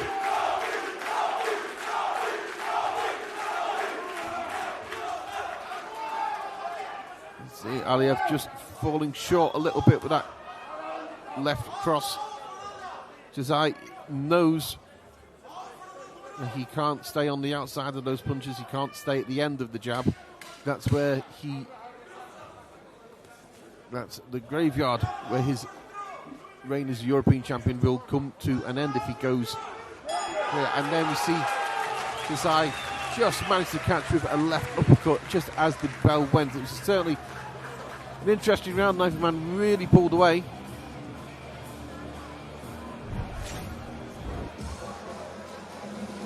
Let's go into the replay now. You see jabs from Aliev. You see Xhoxhaj keeping his hands up tight. You see that left cross from Aliev just missing. If I was Aliev's team, I'd be telling him to try and keep his feet a little bit closer together, just to try and make full advantage of that height difference between the pair of them. Looking to the corner now. Aliev, he's been towed down by his corner. There's 3 people in there. He seems focused on what he's doing, looking over at Xhoxhaj. He's got 1 person. Seconds out. 4 people in the corner, 1 person telling him what to do. And he's a little bit slow coming off his slow. Runde 2, round 2. Move into round 2 with this heavyweight fight. It's always something special by watching heavyweights. It feels like the air moves in a different frequency. So the only heavyweight action coming up soon on the DAZN. Later tonight we've got Fabio Wardley versus Justice Huni all the way from Ipswich in England. And then on the 19th of July, DAZN has a pay-per-view.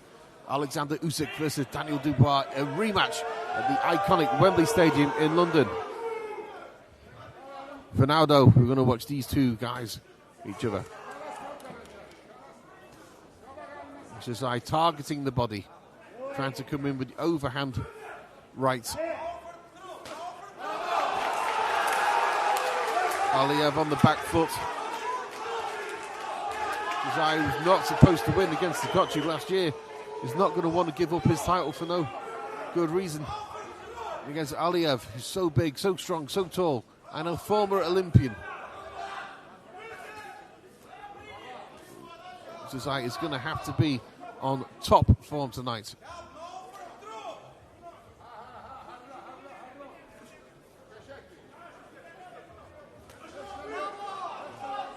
Xhoxhaj walking his man down, put them on the ropes just above our heads now. Oh, a left hook over the top. Not enough to worry Aliev, but enough to get his attention. Again, Liu with the right hand, left to the body from Xhoxhaj. Aliev looking for counters as Xhoxhaj comes in. Pushing him back. Xhoxhaj complaining that the heads went in there a little bit, which is liable to happen when you have Southpaw versus Orthodox. Maybe a slight push him down on the head. Maybe a little bit of a low blow there.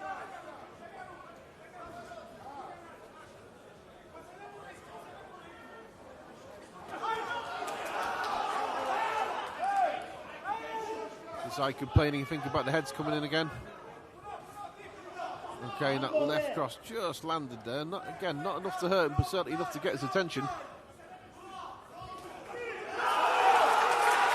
Xhoxhaj really wants to be there on the inside, putting pressure on his man, letting him know that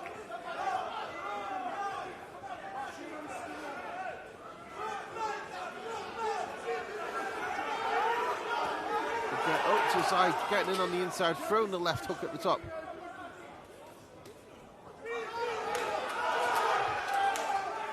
Aliev looking for the counter right hook. As Aliev throws the overhand right, we just heard the sounds go for the end of round 2. Tonight's boxing brought to you by Universum Boxing in association with Arena Boxing and broadcast live on the zone. And the 2 of them are fighting at the end of the bell.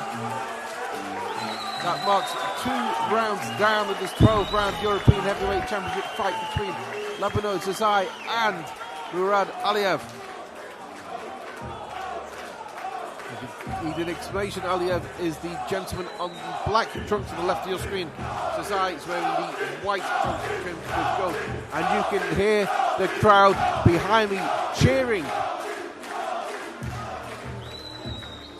Coming to you live ringside from the beautiful city of Hamburg in northern Germany. My name's Pete Carville, taking you through tonight's fights. So glad you could be here to join me, ladies and gentlemen.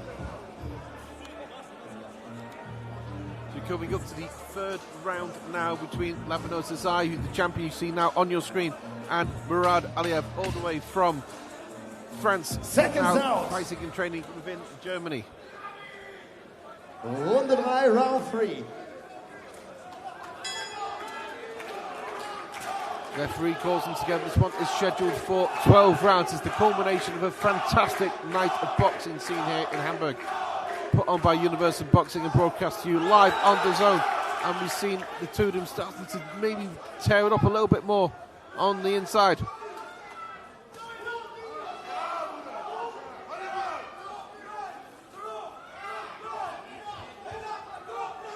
Aliev needs to keep Xhoxhaj at the end of his jab, and then he needs to punish him every time he tries to come inside with his left hand.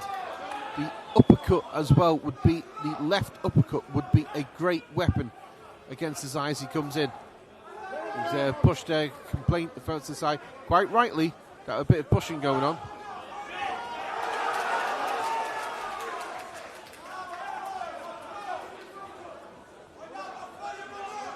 Referee call them together, warn them a little bit about the rough stuff.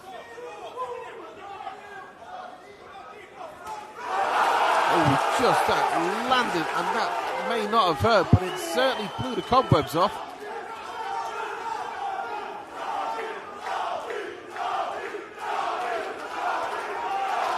Both men neglected to throw uppercuts on the inside. You just see Xhoxhaj just bundles his man into the ropes. We're going to see a lot of that with the height difference between the two. Xhoxhaj is 6 feet tall. He's as tall as I am, and his man there he's facing, Aliev, is 6'7.5". He's a giant, even by the modern standards of today's heavyweight giants. We see the left hand from Aliev and an overhand right from Xhoxhaj just got the attention of Aliev.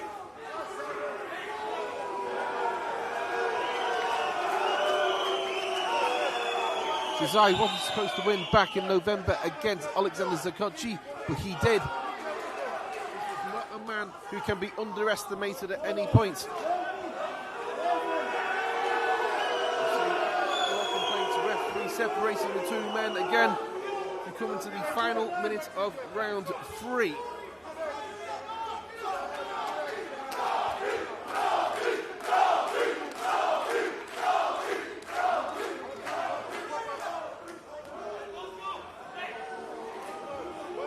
Some slight booing there, the holdings going on with the difference in height between these two. It was going to happen.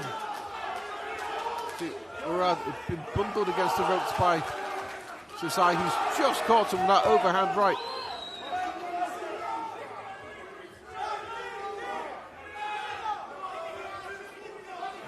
And Aliev just hesitating a little bit, being caught with his punches on the inside. Xhoxhaj can punch. He has 16 knockouts in 20 victories.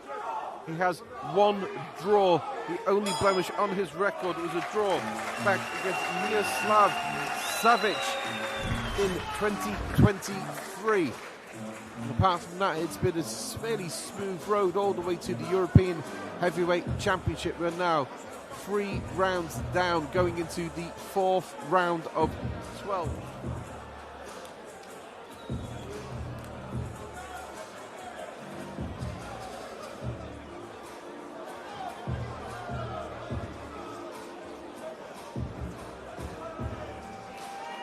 Xhoxhaj being taken care of. It's going to Mourad Aliev probably finding this fight is maybe a little bit tougher than he expected.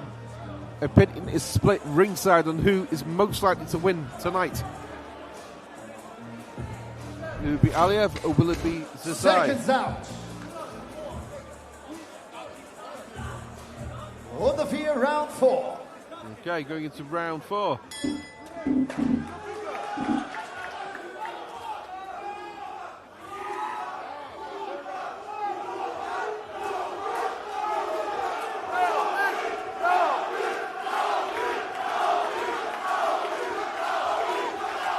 You can hear behind me, ladies and gentlemen, people cheering.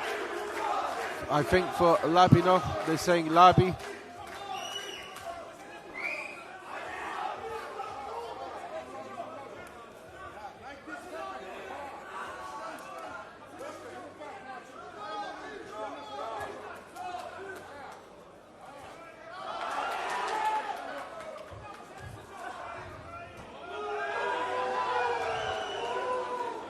He pulled them apart again. The pair of them just getting a little bit too close at times. You have such a height difference, and the fact that you've got southpaw versus orthodox. This is how those clinches happen.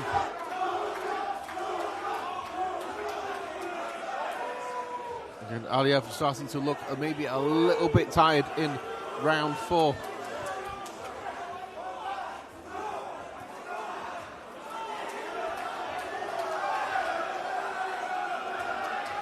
And separated once more by the referee.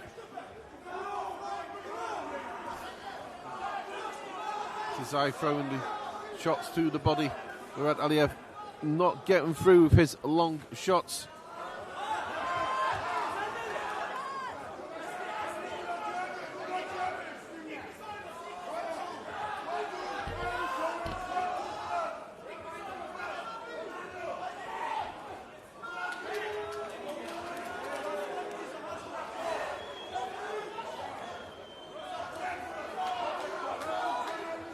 Okay, moving down to the final minute of round 4, nearly a third of the way through this fight, and it's certainly not been as easy as Mourad Aliev might have assumed it to be, and he's just been caught for left-hander.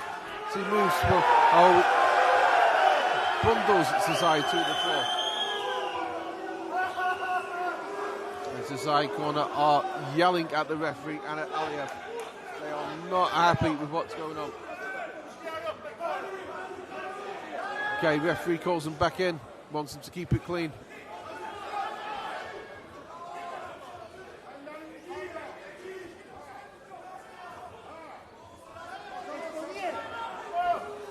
Aliev seems to be a fighter that struggles to fight when going backwards.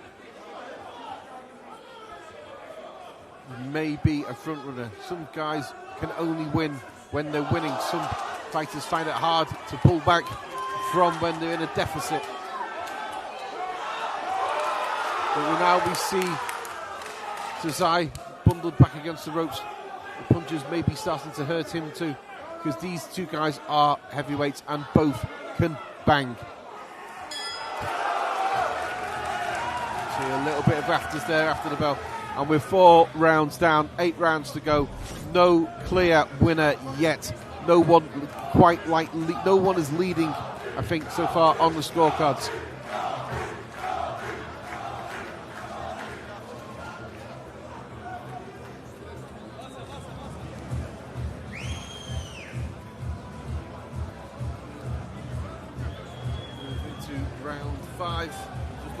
Men in the corner.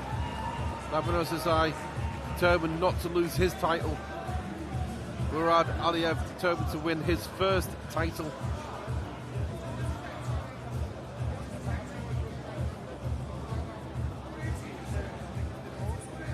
Aliev probably finding it much more difficult than he initially expected. Seconds out. Here in Hamburg, Germany. Coming to you ringside live on DAZN Sports. Being broadcast around the world tonight. My name's Pete Carlton, author of the books Death of a Boxer and A Duel of Bulls. Here to try and talk you through tonight's fights and hopefully give you a little bit of insight into the fighters themselves and what's going on in the ring.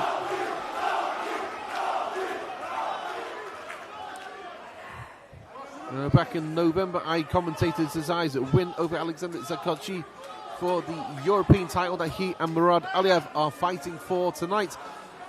It was certainly an upset back then. Maybe Xhoxhaj took Xhoxhaj a little bit lightly and paid the price, but Xhoxhaj knocked down early in the fight, came back, knocked down Xhoxhaj towards the end of the fight, deservedly won the European title that night, and he's now defending it against Mourad Aliev, the Frenchman, a former Olympian, 13-0, 10 knockouts. And he's determined.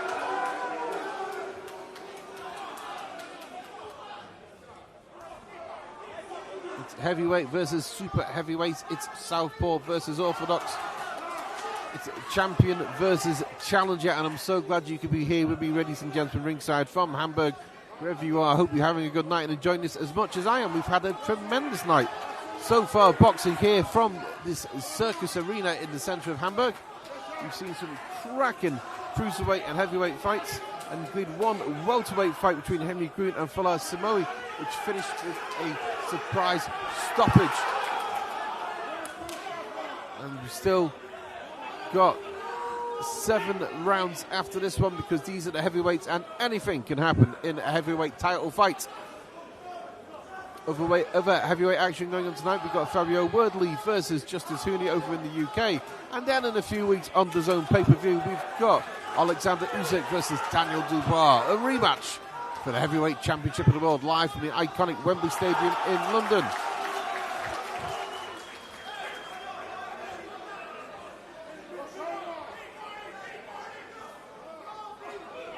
Aliev now starting to throw uppercuts. He's up against the ropes. He's been caught. Xhoxhaj is catching him. He's catching Xhoxhaj. A big right hand catches Aliev on the chin. He's holding on. And Xhoxhaj has just been caught with an uppercut on the inside.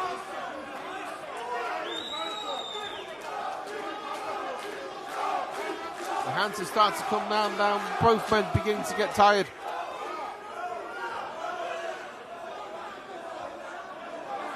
A smile from Aliev. He's enjoying the fight.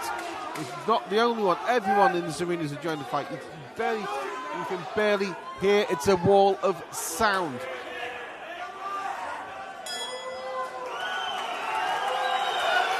As we come to the end of round 5, ladies and gentlemen, thank you for joining me here tonight, live from Hamburg, Germany. We're watching the European 12-round fight. A 12-round fight for the European Heavyweight Championship between Labinot and Mourad Aliev. 5 rounds down, 7 to go. About to go to round 6. I'm so glad you can hear me tonight, ladies and gentlemen.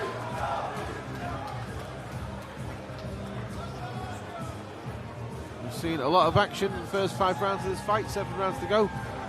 No man's quite emerging as the winner, but you have to suspect that the edge may be with Labinot, who's defending his title for the first time. Xhoxhaj won his title back in November against Alexander Simoqy in Heidelberg, Germany. Yeah. Seconds out. Runde 6, round 6.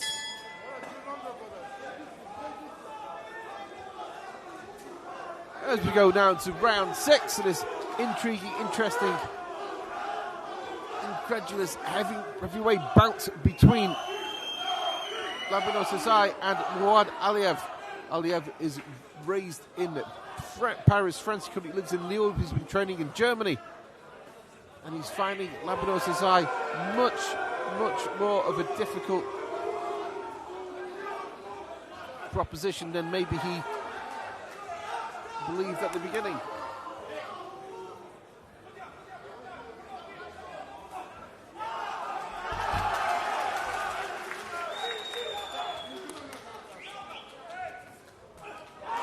Just seen a nice left uppercut from Mourad Aliev. Xhoxhaj just going to the corner. He comes back with an overhand right of his own. Mourad Aliev brushes away his face as if he's concerned he might be cut. In fact, it looks like, I don't know if that's hair or just something above his eye. And the left hook from Xhoxhaj just caught his man again.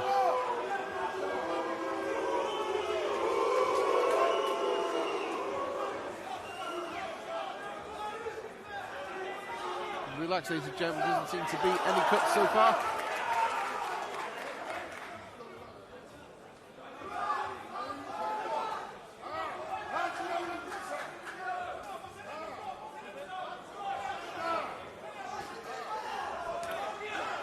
If you're tuning in from the UK, you know that you have a great heavyweight fight coming up later tonight, and Aliev is looking wobbly on his feet. His eyes caught him. Right hand after right hand over the top, and the Frenchman is looking dazed and having to hang on. His right eye, is starting to look red, as if there's a cut. And 50 seconds to go of the first half of this fight. It's only, and the pair of them nearly come out of the ring.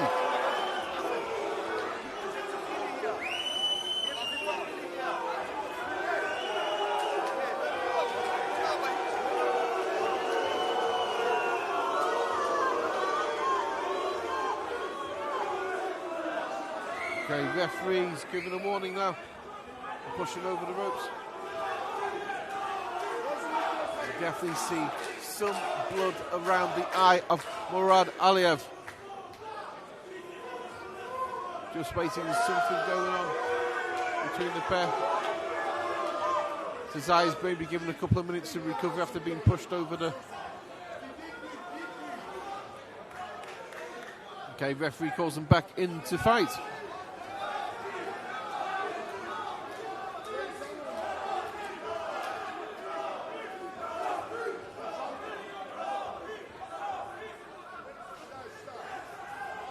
The big left hand from Mourad, just short of the sweet spot. He's just thrown that left to the body. Xhoxhaj just backing up a little bit there.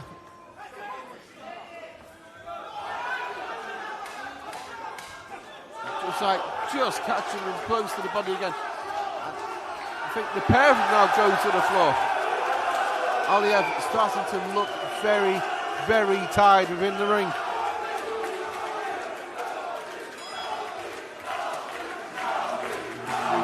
Wipes the gloves off. It's the end of the round. It's through the first half of the fight, and Mourad Aliev is looking very, very tired. He's looking very, very tired. He's cut above the right eye.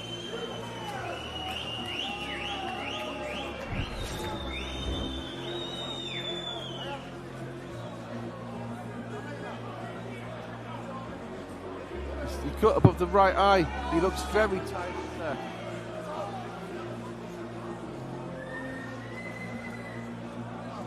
Just waiting now to go into the 7th round, move into the second half of this exciting, intriguing fight between Labinot Xhoxhaj defending his European heavyweight title against Mourad Aliev.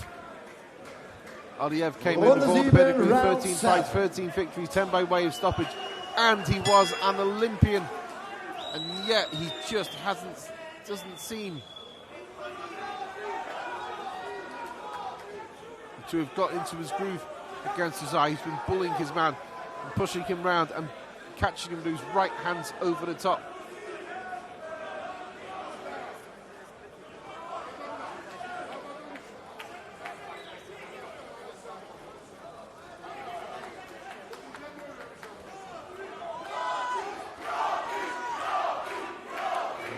Aliev trying to keep Xhoxhaj at the end of his punches where he should have tried to keep him in the first place. Jab, jab, jab is what I would have told him in the corner. He knows if he lets Xhoxhaj in on the inside, Xhoxhaj is going to catch him with big right hands over the top. Xhoxhaj knows when those long punches of Aliev come in that all he needs to do is take half a step backwards.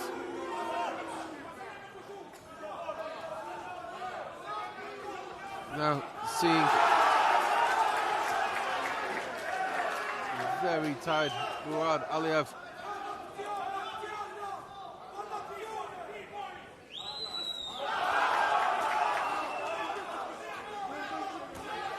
Oh, it's a very sort of looping, lunging right hook from Mourad Aliev. He's just been caught with another right hand and he goes against the ropes.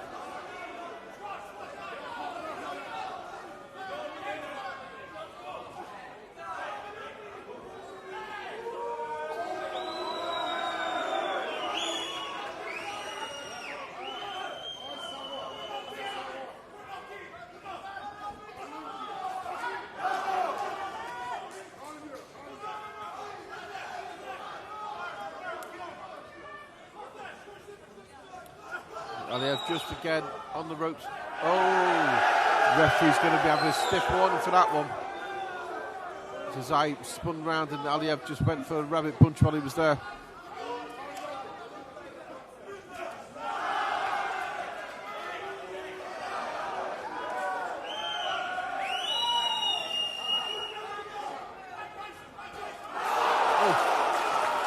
Big punches again from Xhoxhaj, who's just nailed his man 3 times in a row.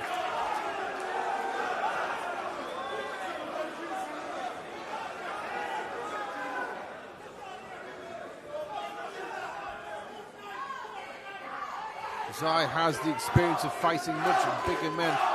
Alexander Xhoxhaj, who fought back in November, was about 6'8". Not as bulky as Mourad Aliev, but certainly as tall, and Xhoxhaj beat him over 12 rounds for the European title that he's now defending tonight here in Hamburg.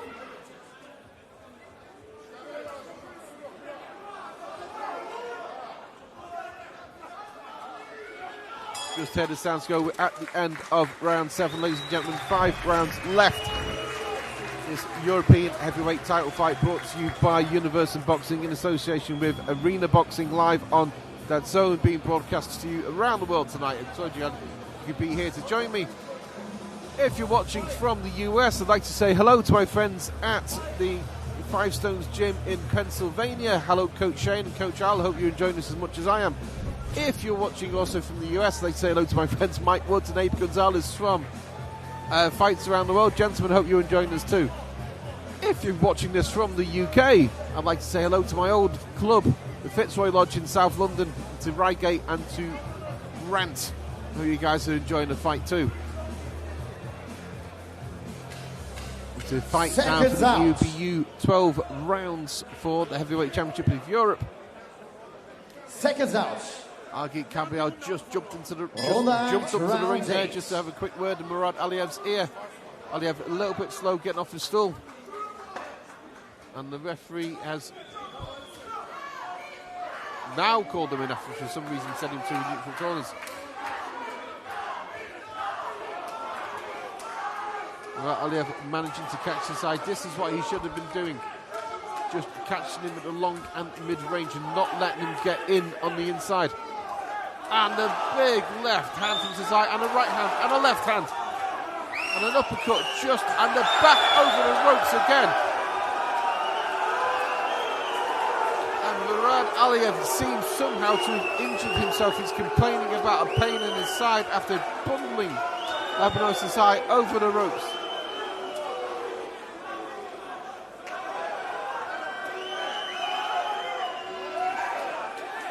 Referee is deducting 1 point from Mourad Aliev for pushing his man over the ropes.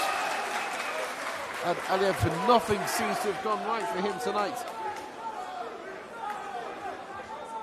Labinot Xhoxhaj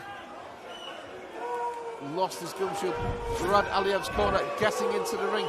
That borders on disqualification.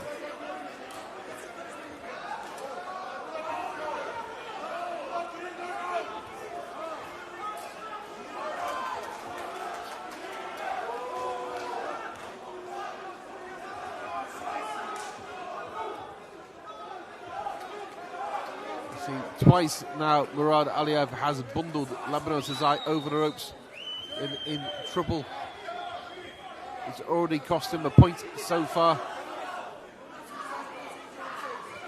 Xhoxhaj just with the left hand again over the top. The right hand again. Right hand just missed widely.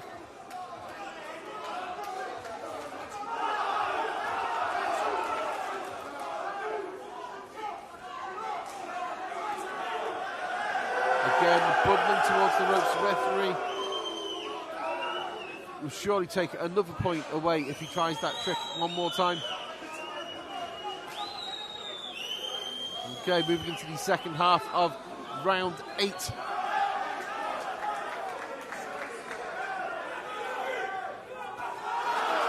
see Mourad Aliev again put on the ropes.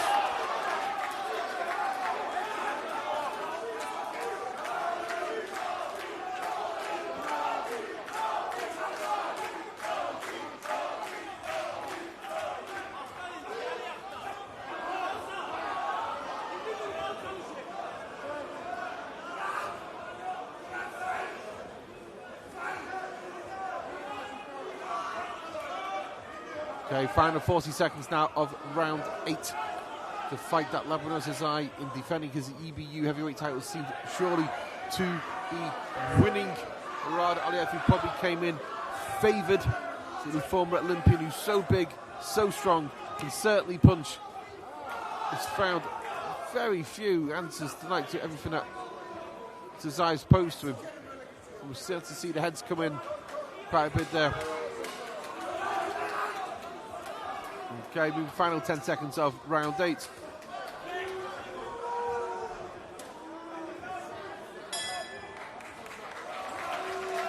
There we go, 8 rounds down, ladies and gentlemen, 4 rounds left to go.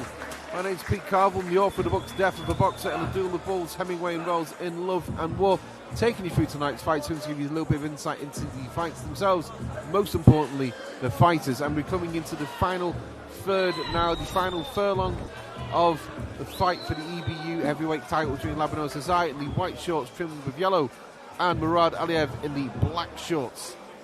And Aliev, who has probably favoured to win this, has certainly found it a much more difficult proposition than he possibly expected. It's been a great night so far, brought to you here from Hamburg, and it's been brought to you by Universum Boxing in association with Arena Boxing, broadcast live around the world on the Your Place for Sport. Runde 9, round So number there's also 9. got, in terms of heavyweights tonight, we have Fabio Wardley versus Justice Hooney from the UK, and in a few weeks we're going to see a rematch between Alexander Usyk and Daniel Dubois. But in the meantime, let's see who's going to win this fight for the European Championship.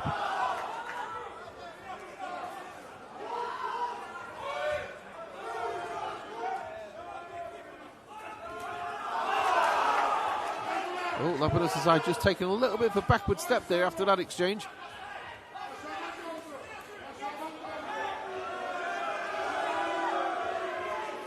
I'm seeing some boos from the crowd.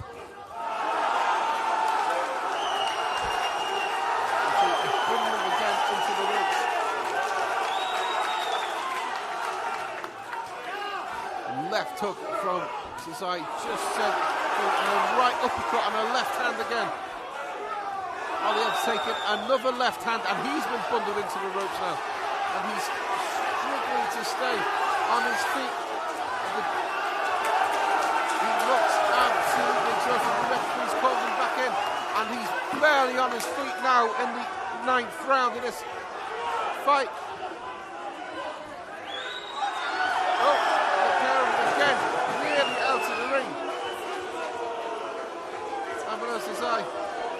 Breathing carefully, struggling a little bit to get back to his feet.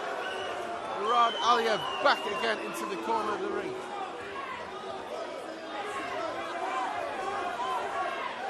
The referee calls him back and he said it was not deliberate, it was just an accident, and the crowd are on their feet in the 9th round. You see the tape is starting to come loose on the glove of Mourad Aliev. With a minute and 15 seconds to go, he's probably praying for the referee to pause it so he can get that tape redone. Yep. The referee's called his corner in now to get that tape finished. Labinot Xhoxhaj breathing heavily. Neutral corner just above me.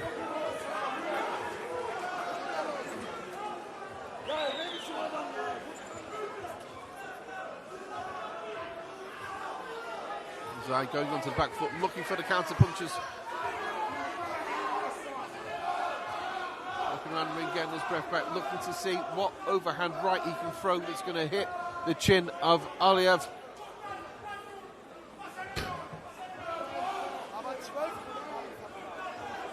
Xhoxhaj looks like he may be a little bit gassed here in the 9th round of what has been a tremendous heavyweight fight for the European Championship.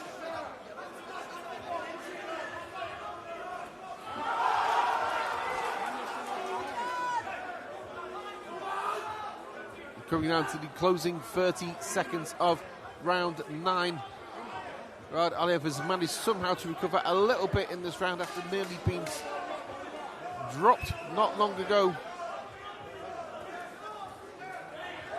And the pair of them bundling up against the ropes once more. So time, 9 rounds down, 10 rounds, 10, 11 and 12 left to go. Ladies and gentlemen, thank you for joining me here ringside at the Universum Gym here in the beautiful Hanseatic city of Hamburg in the north of Germany. You're currently watching the 12-round fight between Labinot and Mourad Aliev for the European Heavyweight Championship fight. My name's Pete Cole, taking through tonight's fights, and we've seen a very scrappy war in which Labinot has somehow managed to outlast his opponent and make him look as if he wasn't quite ready for a fight at this level just yet. Mourad Aliev has got a full corner.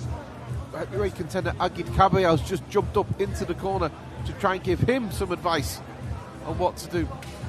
Aliev looks like a man who might be defeated already. Seconds out. Going into round 10. Runde 10, round 10. Okay, both men off the stools. It seems to be taking a while. The stools are out, referees calling them back in, and we go into the final 3 rounds of this championship fight. It's been a privilege for me to be here ringside tonight, ladies and gentlemen. I'm glad you've been here to join me. I hope you've all had fun together. Okay, Aliev is going back onto the jab. He's trying to keep Xhoxhaj a little bit out at the end of his range.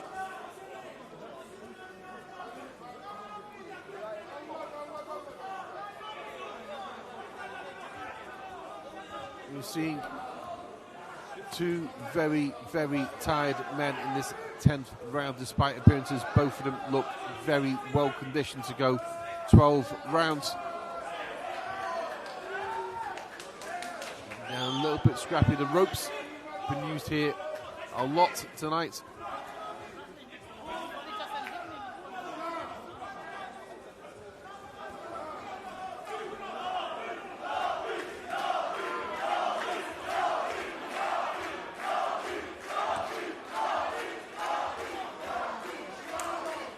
Okay, 1 minute down into round 10. Actions maybe slow, maybe not slow, but certainly less intense. There's fewer big punches landing flush. Either man, Mourad Aliev looked like he was about to be maybe on the ground in the last round, but he's recovered. He still seems to be losing though, and Xhoxhaj is complaining of a head clash between the two. It's hurt him in the eye. Aliev is bent over in the ring here, trying to get his breath back.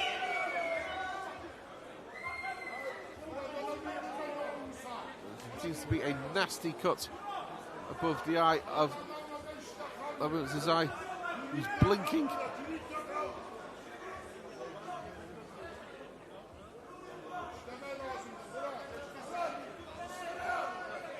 He's telling the referee.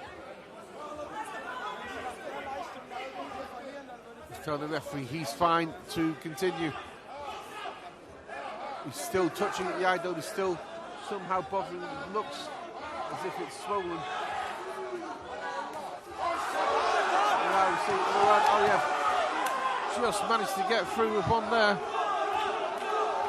And Labinot is still touching the eye. Something is bothering him about the eye.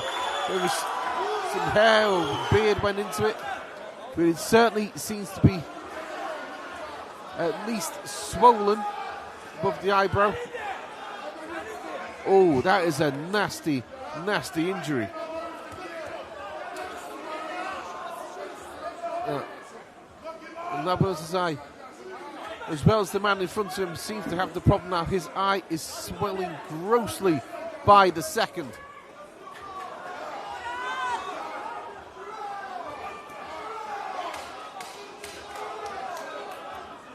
Referee pulling them apart again on the ropes. We come to the end of round 10. This fight between... It's an ugly, ugly bump above the eye of Labinot. It seems to have come from a clash of heads.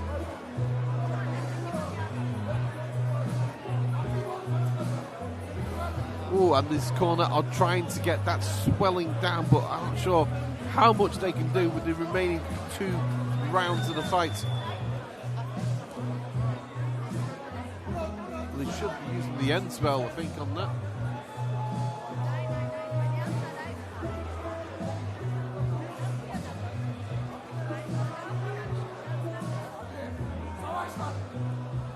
It's a corner of very closely guarding the eye for the TV cameras. They do not want people to see what's going on, but that's Seconds a out. nasty injury. Seconds out. Runde F, round number 11. Okay, round 11. 2 rounds to go into the championship rounds now, ladies and gentlemen. This is where the truth of the soul is revealed, and we're starting to see the end of this fight for the European heavyweight title between Labinot and Mourad Aliev. Aliev came in tonight as much favoured former Olympian, former amateur star. So much bigger, so much stronger, arguably carried more power in his hands, and yet he's been walked down by Labinot, who's 7.5 inches shorter. And the swelling above Sazai's eye is pretty huge at this point, and the pair of them are exchanging uppercuts on the inside.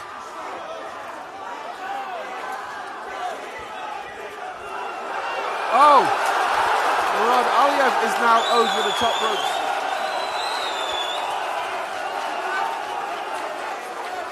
Aliev, he did that twice to Sazai earlier in the fight. Has the tables turned on him, and he's been chucked over the top ropes. I think he's moving from boxing to wrestling. Referee's given a warning now. Let's see. An uppercut, and then he turned and bundled him over the ropes. Aliev complaining about pain in his back, stumbles a little bit. Stretches the knee.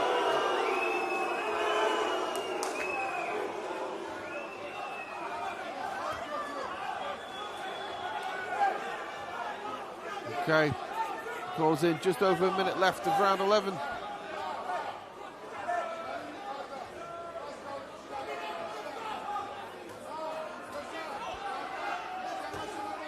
Swelling seems to have gone from the eye, but maybe it's so big it's just become part of his forehead. And now Mourad Aliev is just banging him with random punches.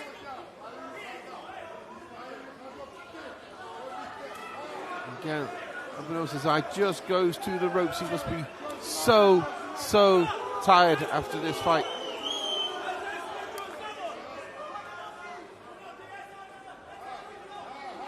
Been an intriguing, interesting, engrossing heavyweight fight for the European title between these two gentlemen. We're just coming now to the end of round 11.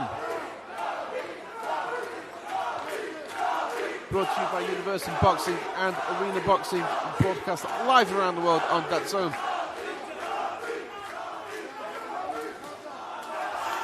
And we've just seen another right hand land from Labinot Sazai.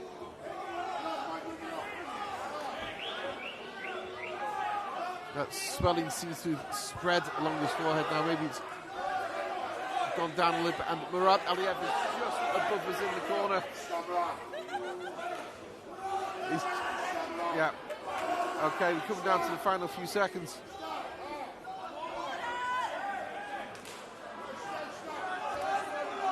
The round seems to be going long. We seem to be at least 30 seconds into the break. And we've just heard the sounds for the round go.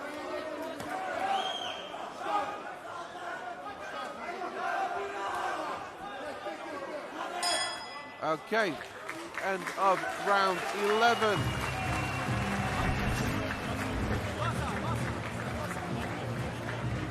Okay, 11 rounds down, 1 to go to decide the European heavyweight title.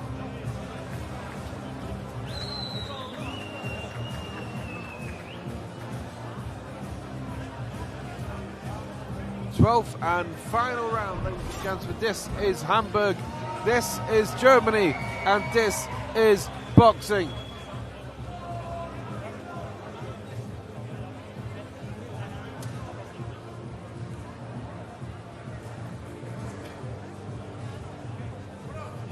Mourad Aliev sat in his corner. He looks tired. He looks like he knows he's behind Labinot Xhoxhaj in his corner working on. Knows he has 3 minutes left to go, and we are off for the final round of this engrossing 12-round heavyweight fight.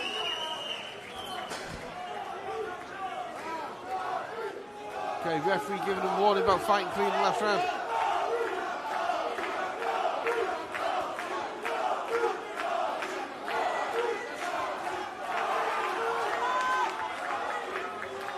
Okay, and the glove, the tape, once again has come loose.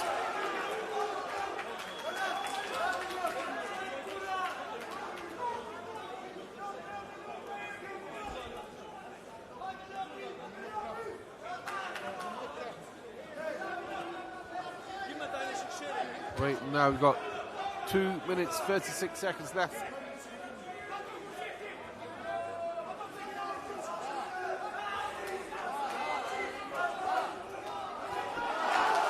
Seen an uppercut from Xhoxhaj just again on the rib, and the left hook.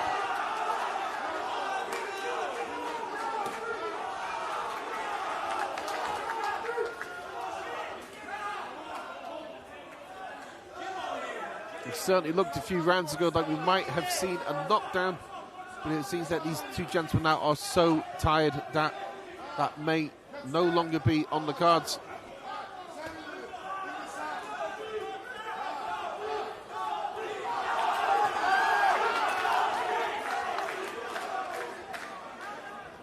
Okay, fewer than 2 minutes left now. Looking so tired.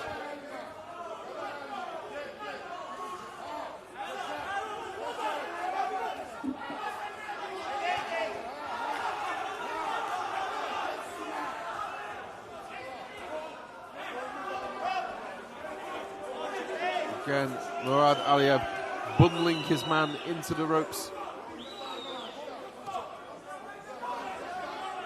The tape on the glove of Mourad Aliev has again come loose.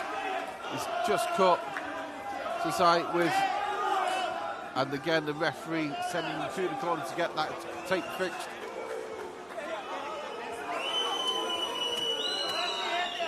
Xhoxhaj also loose tape on his right glove. Back to the neutral corner, and the referee starts them in again for what is going to be the last minute and a quarter.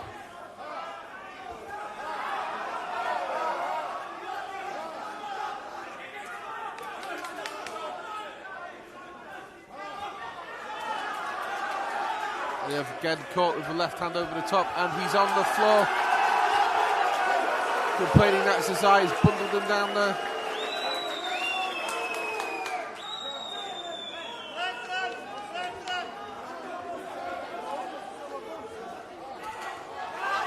Final minute of the fight. Labinot Xhoxhaj, Mourad Aliev, the European heavyweight champion. The left hook just over the top seems to just graze the whiskers of Aliev. He's bundled again back into the ropes. He's been caught a left hand, Xhoxhaj so tired. Doesn't know what to do. Caught with the right hand coming in. 10 seconds left to go. We hear the sounds. We're nearly home. It's gone to a points decision. No one thought it would end this way. It has. We now go to the judges. We'll see which way they saw it. Labinot Xhoxhaj people think he won. Mourad Aliev's people think he won.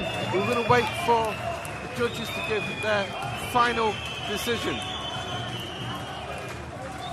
It was an engrossing, intriguing, interesting fight between two fairly evenly matched heavyweights. It lived up beyond expectations, and now we're going to move to what surely is going to be a contentious decision. Whichever way it goes, my money will be that Labinot Xhoxhaj has done enough to retain his title. Just waiting now for the judges to finish marking down the cards. We're waiting for those scores to be collated and checked.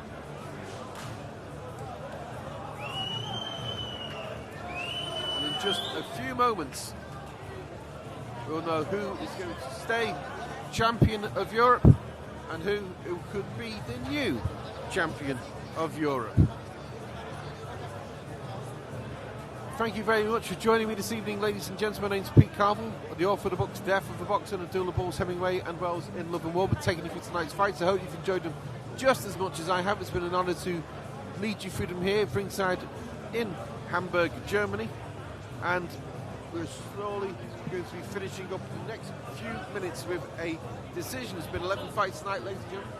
There's not been a single bad fight. It's been a remarkable night of boxing put on by Universum Boxing and Arena Boxing, brought to you live on The Zone. And in a few weeks, The Zone is going to be having the undisputed heavyweight championship of the world, Alexander Usyk versus Daniel Dubois in Wembley Stadium, in London. We're about to go to the ring now for our decision, but we're just waiting.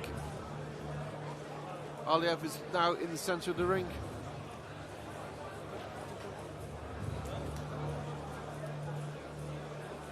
Zywood making his way over, and from what I'm hearing ringside is that there has been a unanimous but close decision. 115, 112, 115, 113 and 114, 113 is what I'm hearing ringside. We still need to wait for the official verdict though, but there's only apparently a point or so in it.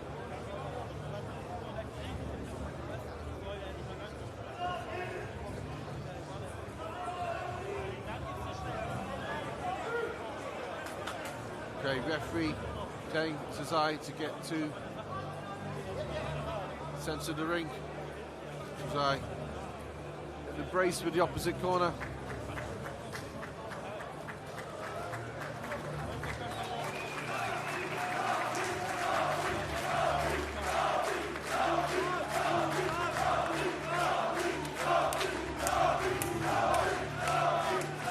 Referees called both gentlemen to the centre of the ring. Now we go to my colleagues up there for the official verdict. Meine Damen und Herren, wir kommen zur Urteilsverkündung. The scores. Guido Cavalieri scored 115-113. Massimo Barovecchio scored 114-113. And Jürgen Lango scored 115-112. So, EBU European Champion and WBC Silver Belt Champion, Labinot Xhoxhaj! There we go, ladies and gentlemen. Labinot Xhoxhaj successfully defends for the first time his European heavyweight championship. Mourad Aliev, former Olympian, former amateur star, takes the first loss of his career, a decision loss.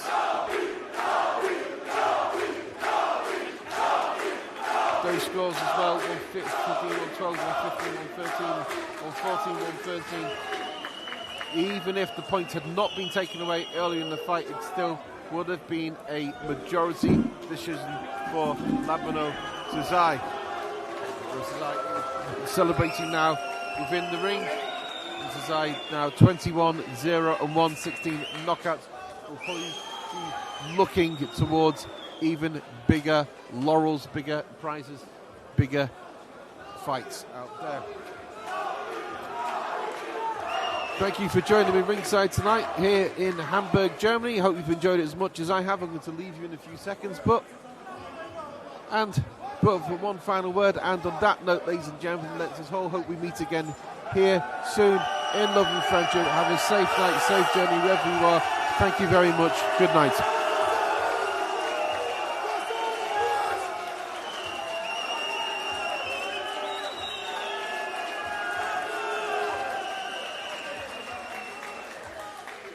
Labinot, English or German? Albanisch. I can. Yeah. Deutsch und Englisch? Ja, Deutsch. Deutsch. Wir probieren es, genau. Der Titel bleibt bei euch. Wie fühlt er sich? Unë e Bonina, shumë fort, e përshëndes kundërshtarin tem, u ka një meç shumë i fort, i përshëndes mas pari sponsorët e mi, që më kanë mundësu me pregatit këtë meç, e Përshëndes Hametin që më ka dhënë këtë mundësi me boksu për VBC. Unë jam i gatshëm për në rreth sezon me shku.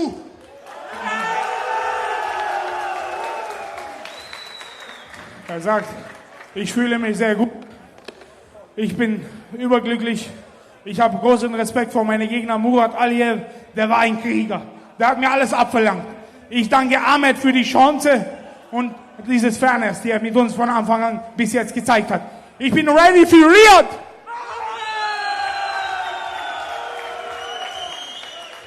War es aber auch der härteste Kampf seiner Karriere?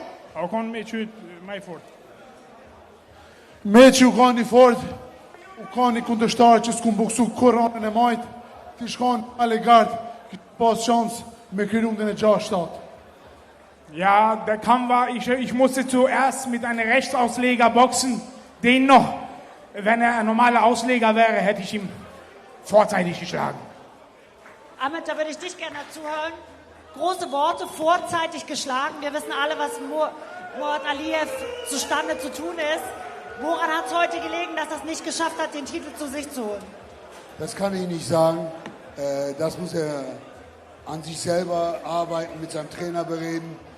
Mir hat heute Mourad nicht gefallen. Warum? Ja, er wirkte sehr körperlich schlapp und hat einfach den Kampf aus der Hand knapp verloren. Es war eine knappe Niederlage, aber so kann er nichts reißen. Es war ja auch zeitweise ein bisschen schmutzig, wenn man dann miteinander geringt hat und aufeinander lag. Wie hat er das empfunden? Ich sag mal so, es waren zwei junge Sportler. Es waren zwei junge Sportler, die siegen wollten und an großes Geld kommen wollten. Und wie immer, Labinot will immer. Und er war heute hungrig. Hungrig und damit, wir hatten einen schönen Abend. Ich glaube, das war die beste Werbung für den Boxsport, weil wir hatten einfach so gute Kämpfe heute hier Abend und ich hoffe, Sie haben es genauso genossen vor dem Bildschirm. Ich hoffe, ihr habt es genossen heute hier im Saal. Und wolltest du noch was sagen? Ich würde mich an unsere albanischen Fans wenden, weil wir werden euch live gezeigt im Kosovo-Fernseher. I përshëndes gjithë shqiptarët dhe ata që na kthyen live, që na ndjekin televizor. Ju faleminderit shumë për mbështetjen. Rruga jonë veç ka fituar. Ahmed, dass wir beide mal den Boxring heute hier schließen, das machen wir gemeinsam. Wir sagen vielen Dank nach draußen, schönen Abend noch und ich hoffe, wir haben bald wieder eine Boxnacht. Ja, schönen Abend an alle. Danke.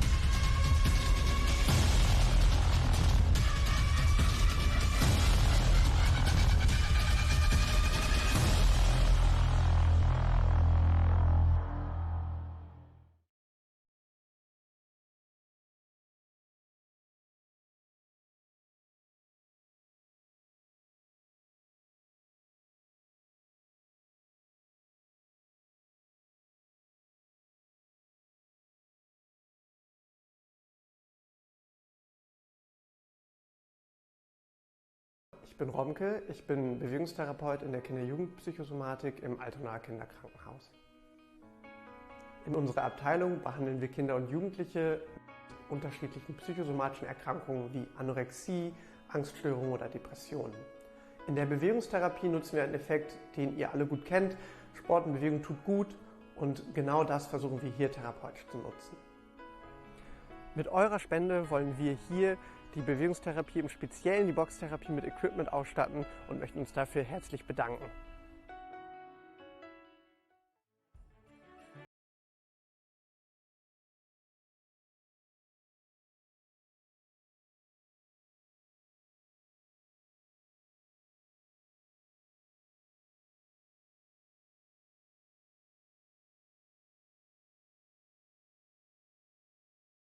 Im Ring gewinnt nicht der Stärkste, sondern der, der schneller sieht, früher reagiert und präziser trifft. Kraft ist nichts ohne Kontrolle. Und Kontrolle beginnt im Gehirn. Unsere Sinne steuern jede Bewegung und damit deine Reaktion, Stabilität und Schlagkraft. Wer das ignoriert, verschenkt Leistung. Neuroathletiktraining für Boxer. Wissenschaft trifft Knockout-Power. Trainiere smarter und werde gefährlicher.